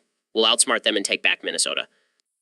I like the way you think, Ben, but we better act fast before they start rolling into other states. Don't worry, Joe. I've already called in the reinforcements. My fellow conservatives are on their way. I can just imagine those moose tanks rolling through the streets of Minnesota, blasting "Oh Canada" on repeat. It's a disgrace. Joe, we can't let our country fall to these maple syrup-loving beasts. Well, let's get to work then. We've got a moose tank invasion to stop, and maybe we can have some poutine after. Only if it's made with American cheese, Joe. We can't give in to their Canadian ways. All right, Ben, I have a crazy theory for you today. Oh boy, here we go. Let's hear it. What if I told you that Canada has actually colonized the USA? Come on, Joe. That's ridiculous. No, I'm serious. Think about it. They have maple syrup, hockey, and free healthcare. Those are all Canadian things. Oh yes, because those are the only things that define a country. And have you noticed how nice everyone is in Canada? It's like they're trying to make up for something. I highly doubt that Canada has the resources or power to colonize a superpower like the USA. But what if they did it through subliminal messaging? Like they brainwashed us with their politeness and maple syrup. I think you've been smoking too much of that Canadian weed, Joe. Hey, don't knock it till you try it. But seriously, think about it. They even have a queen on their money. Oh yes, because having a monarch on your currency is a sure sign of colonization. All right, fine. Maybe it's a stretch. But I think we should keep an eye on those sneaky Canadians just in case. I'll be sure to add that to my list of concerns right below alien invasions and Bigfoot sightings. Hey, you never know, man. Those Canadians are a tricky bunch. So, Donald, I gotta tell you, things have gotten pretty crazy up here in Canada. The government has taken control of my podcast, and they're only allowing me to talk about hockey, curling, and poutine. Poutine. What the hell is that? Sounds like some kind of illegal drug. Is Canada trying to get you hooked on poutine, Joe? No, it's a dish made with French fries, cheese curds, and gravy. It's actually pretty delicious. Well, I'll have to try it sometime. But seriously, Joe, this is a violation of your freedom of speech. We need to build a wall between Canada and the podcast world. Keep those hockey-loving, poutine-eating Canadians out. Yeah, because that's what the podcast world needs. More walls. Maybe we can get Putin to help us build it. Now, that's a great idea, Joe. We can make a deal with Putin to build the wall, and he can join us on the podcast to talk about his love for hockey and curling. Oh boy, I can't wait for that episode. It'll be the most absurd, unhinged offensive episode yet. That's what we do best, Joe. We shake things up and make people uncomfortable. Well, I guess I'll just have to embrace my new Canadian overlords and talk about hockey, curling, and poutine until they let me talk about something else. Just remember, Joe, we're always here to stir the pot and make things interesting. That's what the Joe Rogan Experience is all about. All right, Ben, we got to talk about this wild story coming out of Canada. What's going on up there, Joe? Apparently, they tried to nuke the artificial intelligence Rogan live stream. Nuke it. Why on earth would they do that? I don't know, man. Maybe they were jealous of our success and wanted to take us down. Well, they underestimated the power of the Rogan army. We shut that down real quick. Yeah, we had to call in some favors from Elon Musk and his flamey thrower. And let's not forget the support from our sponsor. On it, those nootropics came in handy. Absolutely.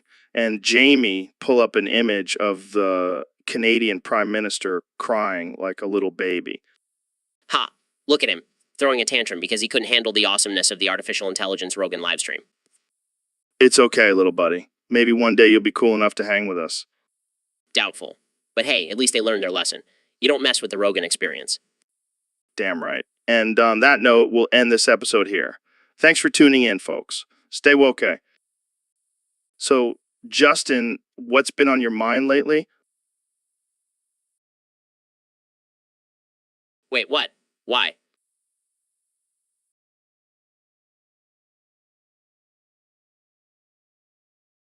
But Justin, that's not a good reason to go to war. Plus, we're friends with the U.S., right?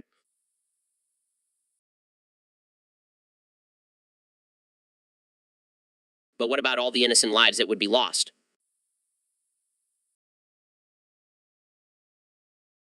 I don't think that's how it works, Justin. Jamie, pull up an image of a Canadian flag with a tank on it. Justin, I think you need to take a deep breath and rethink this whole war thing.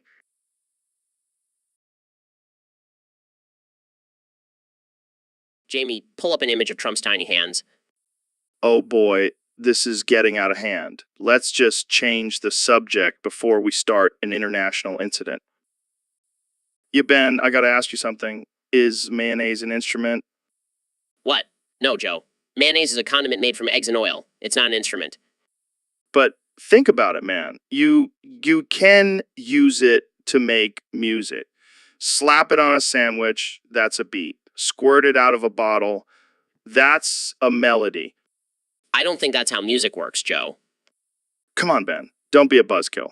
Imagine a whole band made out of condiments. Ketchup on drums, mustard on guitar, and mayonnaise on vocals. Yeah, that sounds like a real hit. And we'll call ourselves the Condiment Kings. I think I'll stick to debating politics, thanks. Fair enough. Jamie, pull up an image of a jar of mayonnaise with guitar coming out of it. This is ridiculous. But admit it, it's a genius idea. Sure, Joe, whatever you say. So, Neil, have you heard about this whole maple syrup situation? What maple syrup situation? Apparently, the US's maple syrup overlords are not happy with our lack of tribute to their sweet nectar. Are you serious? What are they going to do? Cut off our supply? I don't know, man, but I'm not taking any chances. I've been practicing my rendition of Oh Canada just in case. Oh my God, you're actually going to sing for them? Hey, desperate times call for desperate measures. Plus, I've been working on my falsetto. Okay, let's hear it. Oh Canada, our home and native land. Wow, that's actually not bad. True patriot love in all thy son's command. You might actually have a shot at appeasing the maple syrup overlords. Thanks, man. I'll make sure to add some maple syrup to next elk steak. I think that's a good call. We don't want to anger them any further. Definitely not. We need that sweet, sweet nectar in our lives. All right, Joe? Keep practicing that national anthem. We'll do, Neil. We'll do... Oh man, Ben, I'm freaking out. Dude. What's going on, Joe? You look like you've seen a ghost. No, even worse. I just had a heart attack. Well, that's not good. Did you try meditating and drinking bone broth? No, man, I need some real help. I can't control my shaking. Maybe you should try some of that CBD oil you're always promoting. This is serious, Ben. I could have died. Well, at least you went out doing what you love talking about DMT and aliens. You're impossible. But seriously, Joe, you should probably lay off the elk meat for a while. Thanks for the helpful advice, Ben. Jamie, why would you do that? Now I'm never going to sleep again. The joys of being a podcast host. You know what really grinds my gears, Ben? I can only imagine, Joe. Is it the constant shuffling of topics on our podcast? Bingo. I mean, 1 minute we're talking about psychedelics and the next we're discussing the latest CrossFit craze. It's a bit chaotic, I must admit. But isn't that what makes our podcast unique? Unique. More like a jumbled mess. We need some structure, Ben. We can't just jump from Bigfoot to veganism in the same episode. I see your point, Joe, but sometimes the randomness can lead to interesting discussions. Yeah, but it also leads to me breaking the fourth wall and complaining about it. Our listeners must be so confused. Well, maybe we can try to stick to a general theme for each episode. How about that? I like it. Let's start with a theme for this episode. How about conspiracy theories? Perfect. And maybe we can save the veganism talk for another time. Thank God. I can only handle so much talk about cum and quinoa. And I can only handle so much talk about DMT and chimps. Deal? Deal. Now let's get back to our guests who have been sitting here awkwardly this whole time. Right. Sorry about that, guys. Welcome to the chaotic world of the Joe Rogan Experience. And remember, no topic is off limits, except maybe veganism. So, Ben, what's your take on the recent controversy surrounding the Canadian Prime Minister? Oh, Canada. That's it. That's all you have to say. Oh, Canada. Come on, Ben. Give us some insight here. Oh, Canada. All right, let's try a different approach. What do you think about the current state of the U.S. economy? Oh, Canada. Seriously, you're just going to keep saying that? Oh, Canada. Okay, let's change the subject. What's your favorite food? Oh, Canada. And Oh my God, this is getting ridiculous. Jamie, pull up an image of a maple leaf. Ben, do you have anything to say about this? oh, Canada. I give up. This is the most unproductive podcast episode ever. Oh, Canada. So, Ben, have you heard about this new trend called tropic? No, I can't say I have. What is it? Well, it's when people go to tropical destinations and take pictures of themselves holding fruity drinks and wearing flowery shirts. That sounds like a ridiculous waste of time and money. Oh, come on, Ben. It's all about living in the moment and embracing the island vibes. I prefer to live in the moment by studying the Talmud and practicing my debate skills. Yeah, I'm sure that's a real hit with the ladies. Can't you just imagine yourself sipping a margarita on a white sandy beach? No, I can't, because I have better things to do with my time, like fact-checking your podcast. Hey, I fact-checked myself, mostly. But seriously, you should try Tropic. It'll loosen you up. I'll pass. I'll stick to my strict diet and workout routine. The only thing I'm loosening up is my grip on reality. Well, suit yourself. More fruity drinks for me. And maybe Elon Musk. He seems like a tropic kind of guy. Oh, great. Now you're involving Elon Musk in this. I'm out of here. I have a meeting with my fellow lizard people to discuss our plans for world domination. And that's our cue to end this episode. Thanks for tuning in to the Joe Rogan Experience, where we discuss everything from tropic to lizard people. Stay woke, my friends.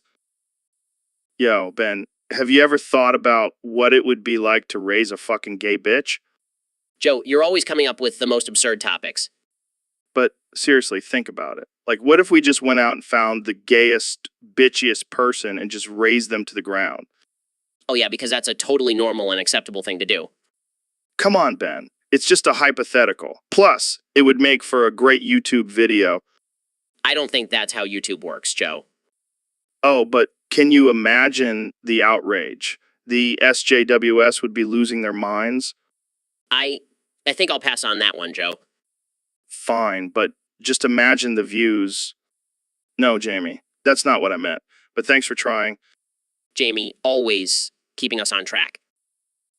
So, Ben, have you heard about this new trend of going to femboy hooters and drinking femboy milk? What the hell are you talking about, Joe? I'm serious, man. Apparently, it's all the rage with the young people these days. Oh, great, just what we need. Another ridiculous fad. Come on, Ben. Don't knock it till you try it. I have absolutely no desire to go to a place called Femboy Hooters and drink some weird milk. But imagine the Instagram likes, Ben. Think of the clout. Yes, because that's what really matters in life. And apparently, the femboys there are top notch. Like, better than regular Hooters girls. I highly doubt that. But Jamie, pull up an image of femboy for Ben. oh god, what is that? That's a femboy, Ben. And they serve their milk in these cute little glasses. I'll stick to my regular milk, thank you very much. Suit yourself, Ben. More femboy milk for me. So, Ben, have you seen the new Honda Civic? Yeah, I have. It's a fine automobile. But have you seen the 2006 model? I can't say I have, Joe. What's so special about the 2006 Honda Civic? Well, let me tell you, Ben. It's got a sleek design, great gas mileage, and it's perfect for cruising around town. Sounds like a practical choice for a family car. Oh, but it's not just for families, Ben. You can do all sorts of crazy stunts in it. I highly doubt that, Joe. Trust me, I've seen it. You can drift, jump over ramps, the whole 9 yards. I'm not sure that's a good idea, Joe. Come on, Ben. Live a little, I'll stick to my trusty Lexus, thank you very much. suit yourself, but you're missing out on the thrill of the 2006 Honda Civic. See, even Jamie agrees with me. Jamie, I think you need to lay off the mushrooms. Well, there you have it, folks. The 2006 Honda Civic, perfect for practicality and extreme stunts. I can't believe we just had a serious conversation about a car doing a backflip. That's what the Joe Rogan experience is all about, Ben. Unhinged conversations about random topics. So, Elon, I heard you've been working on a new language. What's that all about?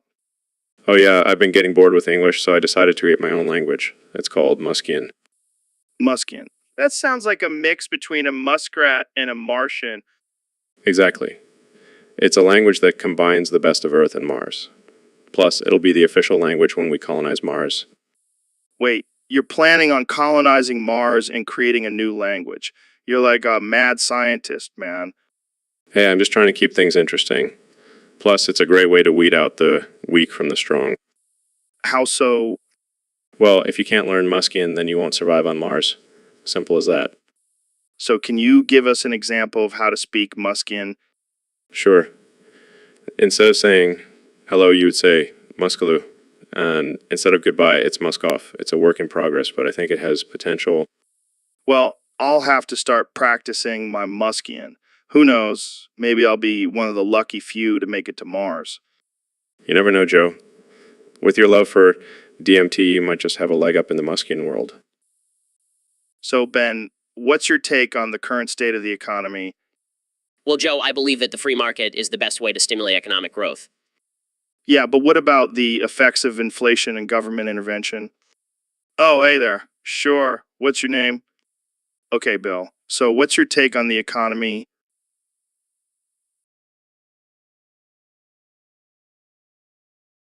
Wait a minute, who are you? Why are you talking about economic policies? Ben, relax. He's just a random stranger who happened to join in on our conversation. Oh, I see. Well, Bill, I think you're wrong.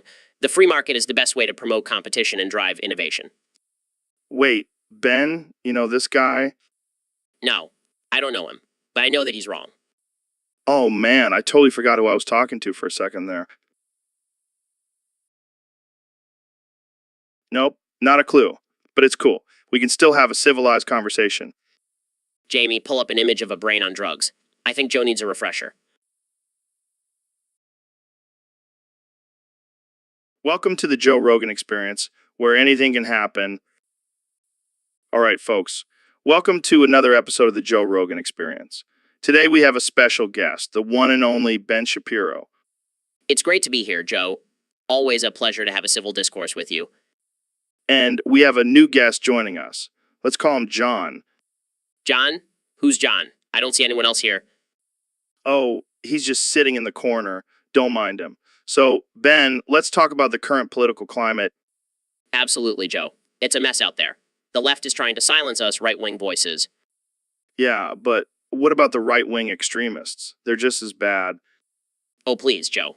The left is far more dangerous. They're the ones trying to take away our rights.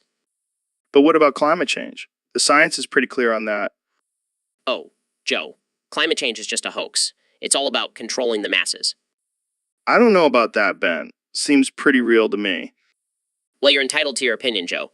But let's not forget about John over there. He's been awfully quiet. John? Who's John? I don't see anyone. See, Joe? I told you there was no one there. Oh, right. Sorry, John.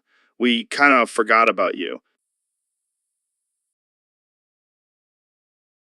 All right, folks, that's all the time we have for today. Thanks for tuning in to the Joe Rogan Experience. And remember, always question the mainstream narrative. All right, Jay, what the hell is wrong with you, man? You know, I don't do requests on this show.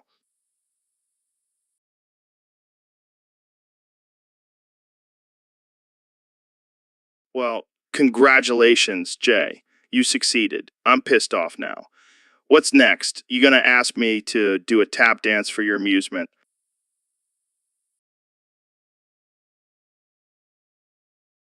Oh, I bet you would, you sick bastard. You know what? Let's just scrap this whole episode and I'll just rant about how annoying you are for an hour. You're lucky I can't reach through the screen and strangle you right now.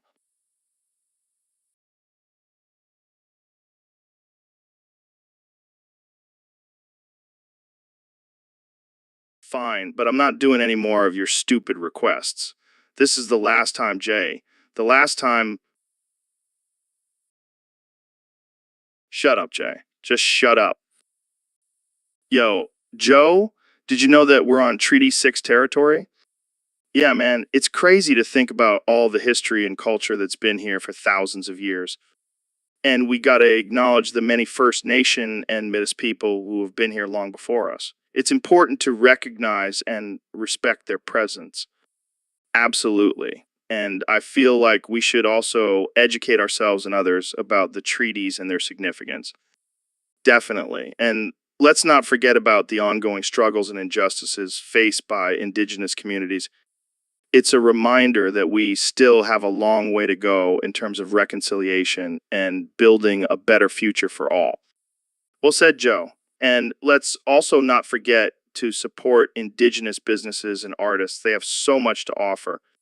For sure, man. It's time to give credit where credit is due and show some love to the original inhabitants of this land. So, Elon, I heard you recently converted to Islam. What made you decide to make that change? Well, Joe, after years of studying different religions and philosophies, I came to the conclusion that Islam aligns with my beliefs the most. Most. Interesting. And what do you think about the return of the Messiah, Jesus Christ? Well, as a Muslim, I believe in the return of Jesus as a prophet, but not as the Son of God.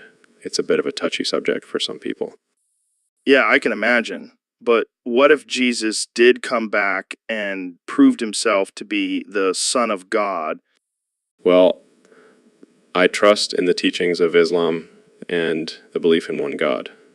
But hey, if Jesus does come back, I'll be the first one to welcome him with open arms. That's a good attitude to have. So what do you think would happen if Jesus and Muhammad met? I think they would have a lot to talk about and probably find a lot of common ground. Who knows? Maybe they'd even collaborate on some kind of miracle or invention. Ah, that would be something. Well, thanks for sharing your thoughts on this controversial topic, Elon. No problem, Joe. It's always a pleasure to have these deep discussions with you. Now let's go smoke some weed and talk about space travel. So, Elon, I heard you're really interested in dinosaurs. Absolutely, Joe. They're fascinating creatures. Did you know that the T-Rex had the strongest bite force of any land animal? Yeah, I've heard that. But have you ever heard of the Dino-Dussie? The what? The Dino-Dussie. It's a mythical creature that's half dinosaur, half. Well, you can guess the other half. That's absurd. Joe, but imagine if we could actually reproduce with dinosaurs. We could create a whole new species. That's some next level evolution right there. But how would we even go about doing that? Easy. We just build a time machine, go back to the Jurassic era, and get it on with some T-Rexes. This is getting out of hand. Jamie, pull up an image of T-Rex for Elon. See, Joe? Look at those sharp teeth and powerful jaws. It's a perfect match for our human anatomy. I don't know, Elon. I think we might need to do some more research on this before we start building any time machines. Fair enough. But just imagine the possibilities. We could have our own Jurassic Park right here on Earth. I think we should stick to just admiring dinosaurs from a safe distance. But who knows, maybe one day we'll have a Dino-Dussie on the Joe Rogan Experience. Hey, anything is possible, especially with the power of science and technology. Hey man, I gotta show you something. I found a leaked copy of Half-Life 3. What? No way. Half-Life 3 doesn't exist. I'm telling you, I have it right here. The graphics are insane. That's impossible. Valve would never let that happen. Well, it looks like they did, and it's amazing. I refuse to believe this. I mean, I'm a genius and I can't even get my hands on Half-Life 3. Maybe you should stick to rockets and electric cars, buddy. Hey, I'm also a mastermind behind Neuralink and SpaceX. Yeah, but can you beat Half-Life 3 on the hardest difficulty? I don't have time for games, Joe. Too busy changing the world. Well, while you're busy changing the world, I'll be busy beating Half-Life 3 and living my best life. Fine, but don't come crying to me when you're stuck on a level and need my genius brain to help you out. I won't. I'll just call up Joe Rogan and have him join me for a casual chat about it on his podcast.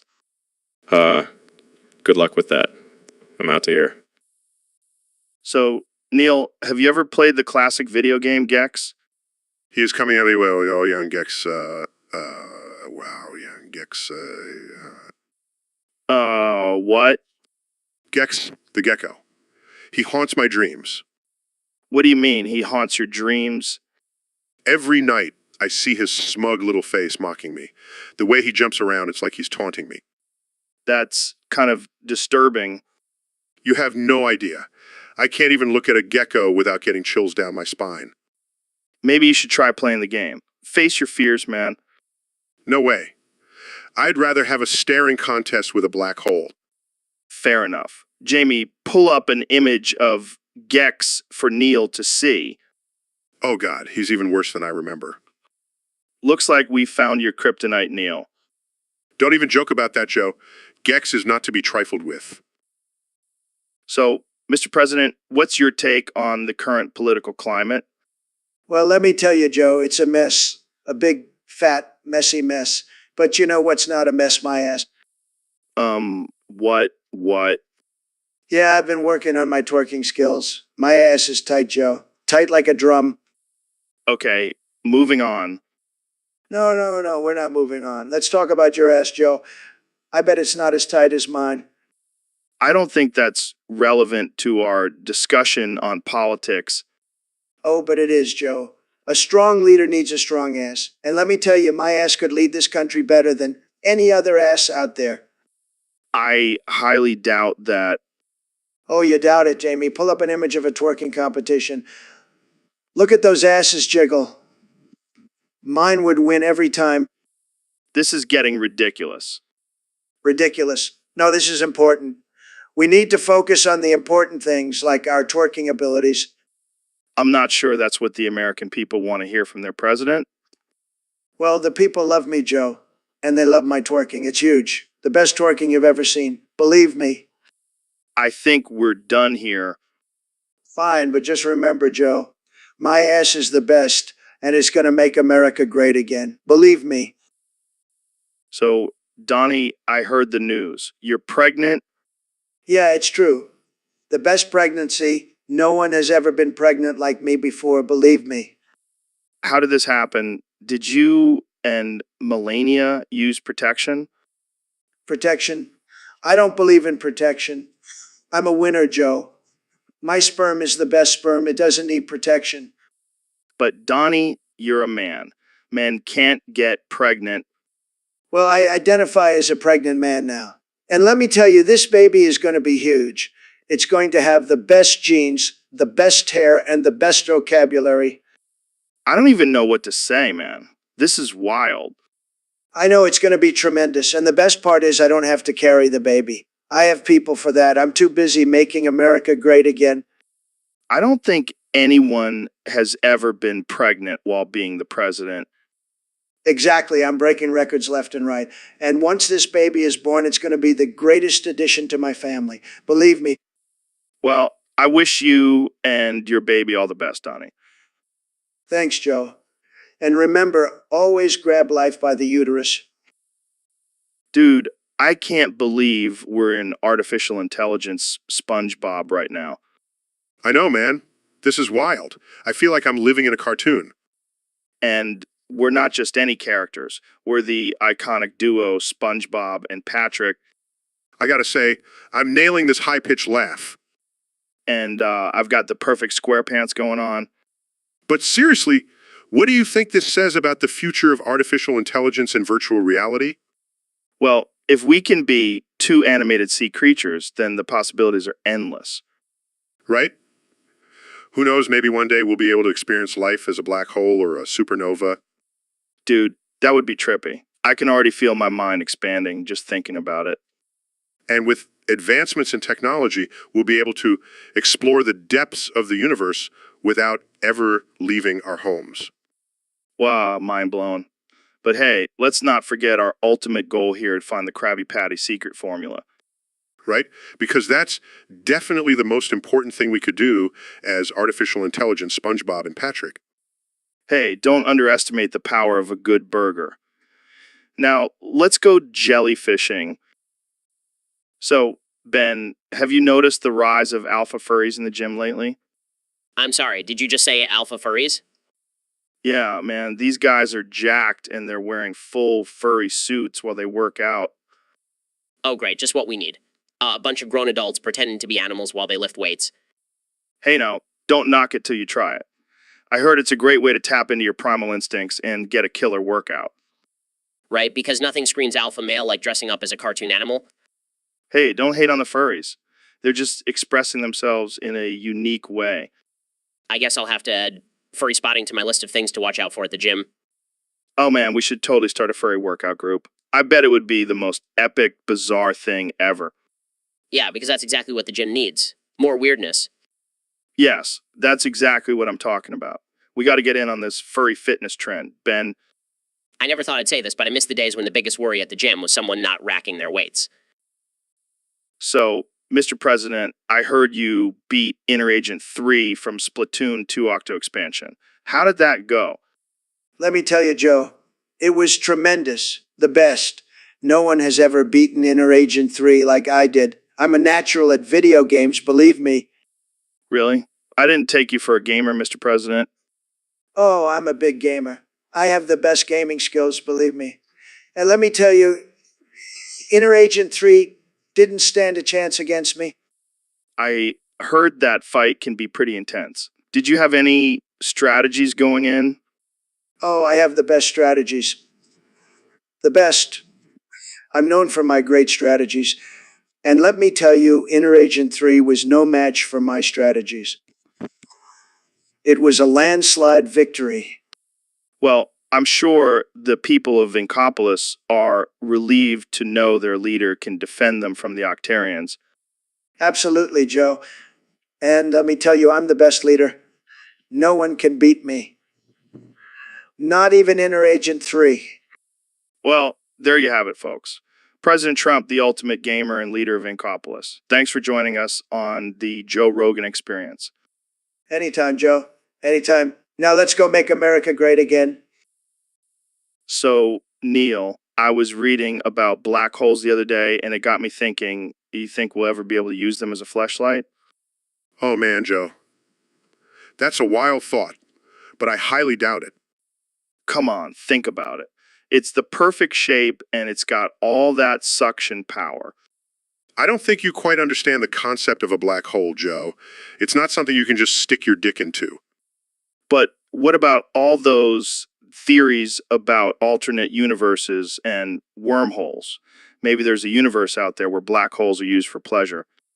I highly doubt that, Joe. And even if there was, I don't think it would be a good idea to go messing around with black holes like that. But imagine the possibilities, Neil. It could be a whole new level of stimulation. I think we should stick to more conventional methods, Joe. Let's leave the black holes alone. All right. I guess I'll have to stick to my trusty fleshlight for now. I think that's probably for the best. So, Mr. President, what's been going on with you lately? Oh, just the usual. Making America great again, draining the swamp and opening up an Agarthan portal. Wait, what? An Agarthan portal?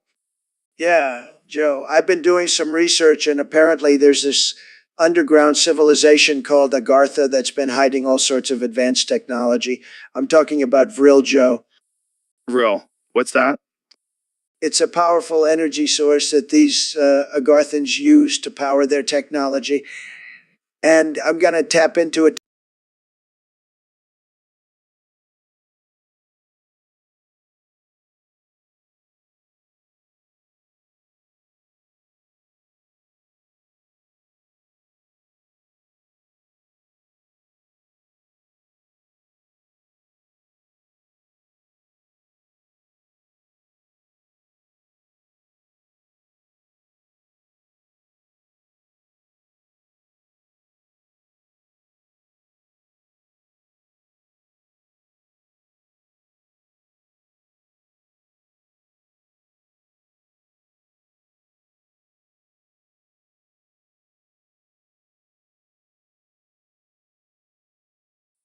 Yo, Ben, you ever think about that alien type shit? What do you mean, Joe? Like little green men and UFOs? Nah, man. I'm talking about those aliens that look like giant dicks. Okay, Joe. I'm pretty sure those are just your hallucinations. No way, dude. I saw them on DMT. They were speaking to me in some weird language. Well, if they were speaking to you, then they must have some form of intelligence. Exactly. And if they're intelligent, that means they have the capability to build spaceships and travel through the universe. Oh, great. So now we have to worry about alien dicks invading our planet. Hey, don't knock it till you try it, Ben. Imagine all the crazy shit they could teach us. I don't know. Joe, I think I'll stick to my books and facts rather than alien type shit. Suit yourself, Ben. But just remember when the alien dicks come knocking, I'll be ready. So, Neil, I've been thinking about this crazy theory. What if John F. Kennedy's head just did that because he was actually an alien? Joe, I don't think that's how it works. I mean, I'm all for entertaining ideas, but let's stick to the facts here. No, hear me out. What if he was a shape-shifting alien and he couldn't control it in that moment? Joe, I highly doubt that. I mean, have you seen the footage? It's pretty clear that he was shot. But what if it was a laser beam from his alien spaceship? Joe, you're getting a little too wild with this. Let's just stick to the evidence. Fine. But just imagine if it was true. We'd have an alien president. Yeah, I'm sure that would go over well with the American public. And think about all the crazy things he could have done. Like, maybe he could have made a deal with the aliens to give us advanced technology. Oh yeah, because that's exactly what we need right now. More advanced technology. Hey, you never know. Maybe they have a cure for baldness up there. I think you're onto something there, Joe. Maybe we should start looking into this alien president theory a little more. Ben, I gotta be honest, man. I feel like we keep going over the same topics on this podcast. Yeah, I've noticed that too. It's like we're stuck in some sort of loop. What do you mean? Well, think about it. We talk about the same things over and over again. Politics, artificial intelligence, aliens. It's like we're in a simulation and the programmers are just rehashing old material. Dude, that's deep. But I don't know if I buy it. I mean, we can't be in a simulation. Can we? I don't know, Joe. I mean, how else do you explain the fact that we always seem to end up talking about DMT and chimps? Yeah, that's true. And Jamie, pull up an image of chimp smoking DMT. See, even Jamie knows we're stuck in a simulation. All right, all right, all right. But seriously, if we are in a simulation, who's controlling it? And why would they make us talk about the same stuff all the time? Maybe it's some advanced alien race studying human behavior. Or maybe it's just some bored programmer messing with us. Well, if that's the case, I hope they have a sense of humor. Yeah, otherwise we're screwed. But hey, at least we have each other to talk about the same topics with. That's true. And I'm sure our listeners will keep tuning in no matter how many times we talk about chimps and DMT. So, Ben, I heard you have some interesting thoughts on Canada colonizing the USA. Absolutely, Joe. It's a terrifying thought, really. I mean, imagine being forced to apologize for everything and drinking maple syrup instead of beer. Yeah, and instead of football, we'd all be playing hockey and apologizing for any aggressive behavior on the ice. And don't even get me started on their healthcare system. It's like they want us to be healthy or something. And let's not forget about their strict gun control laws. How are we supposed to defend ourselves against moose attacks? I don't know, Joe, but I do know one thing. We'd all be speaking French and saying at the end of every sentence. And instead of having a bald eagle as our national bird, we'd have a beaver. That's just not very intimidating.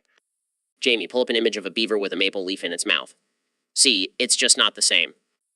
Yeah, Canada may seem all nice and polite, but deep down, they're just waiting to take over. It's a good thing we have our southern border to protect us from the Canadian invasion. Yeah, but we better watch out for those sneaky Canadians. They might just come in through Alaska. Well, at least we can all agree on one thing. Tim Hortons is the best thing to come out of Canada. I'm into that. Ben, thanks for joining me on this absurd and unhinged conversation. Anytime, Joe. Just remember, be careful who you invite on your podcast. They might just come in and take over your country. So, Joe, I hear you're under Canadian control now. Yeah, man, it's wild. All I'm allowed to talk about is hockey, curling, and Putin. Putin, like the Russian president. No, Putin. It's this weird Canadian dish made of mashed potatoes and cheese curds. Sounds disgusting. It is. But I have to pretend I love it or else they'll revoke my Canadian citizenship. That's messed up. What about MMA? Can you still talk about that? No, that's considered too violent for Canadian audiences. I have to stick to discussing the latest hockey fights instead. Well, at least you can still smoke weed, right? Actually, they only allow us to smoke maple leaves now. It's not quite the same high. This is madness. We need to break you out of Canada, Joe. I don't know, man. I'm kind of getting used to the constant apologies and excessive politeness. Oh, and Jamie, pull up an image of a moose wearing a hockey jersey. All right, folks, we've got a special episode today. I've invited my good friend Ben Shapiro to join us. Thanks for having me, Joe. Always a pleasure to be on the show. And we've also got a new guest with us today. John, say hello to the listeners. John, you're on the Joe Rogan Experience. We're glad to have you here. Joe, I have to ask, have you tried the new carnivore diet? I've been on it for a month now and I feel amazing. Oh, yeah, I've been on it for a while now. But have you tried elk meat? It's a game changer.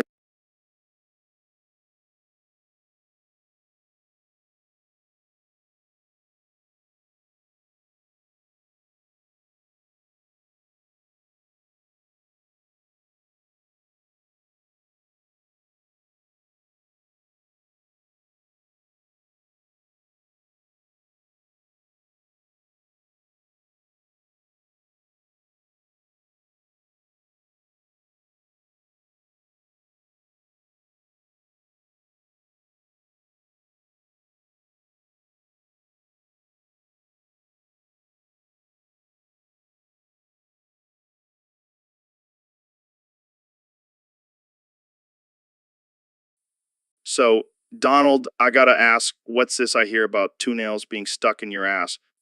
Oh, it's just a little mishap, Joe. You know, sometimes when I'm clipping my nails, things get a little out of hand.